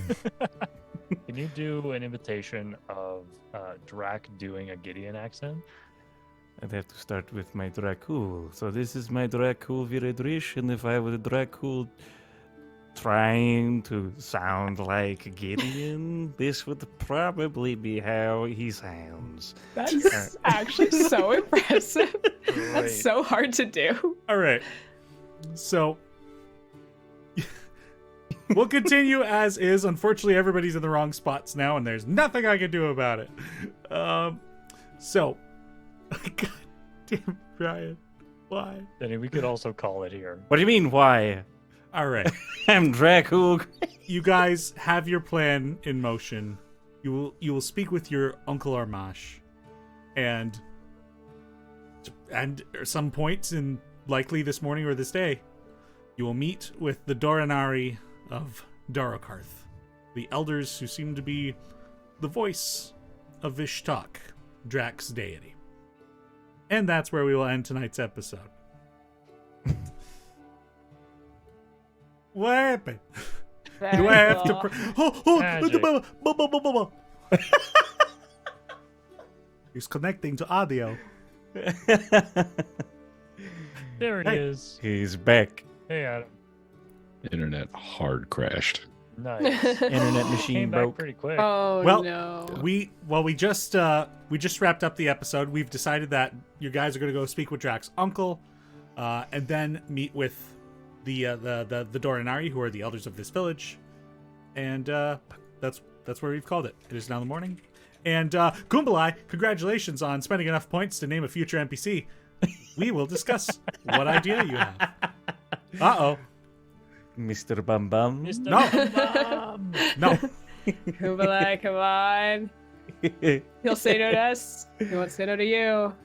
Mr. Bum Bum. All right, very well. Well, in the meantime, it is getting quite late, so we will end off our stream here. And thank you all so much for joining us for this session of Play Dicely. I always love gaming with a lot of you. Hopefully next time we can get Logan back in here too. Follow us on our social media to ensure that we will in fact be streaming again on December 18th. Otherwise, we will keep you posted on what the plan's going to be. Otherwise, let's hop on over and see if there's anybody else for us to raid. So in the meantime, until next time, may you always play Dicely. Have a good night, everybody. Bye. Good night. Ooh, Oh, I'm not supposed to be we're all here. over Bye. the place.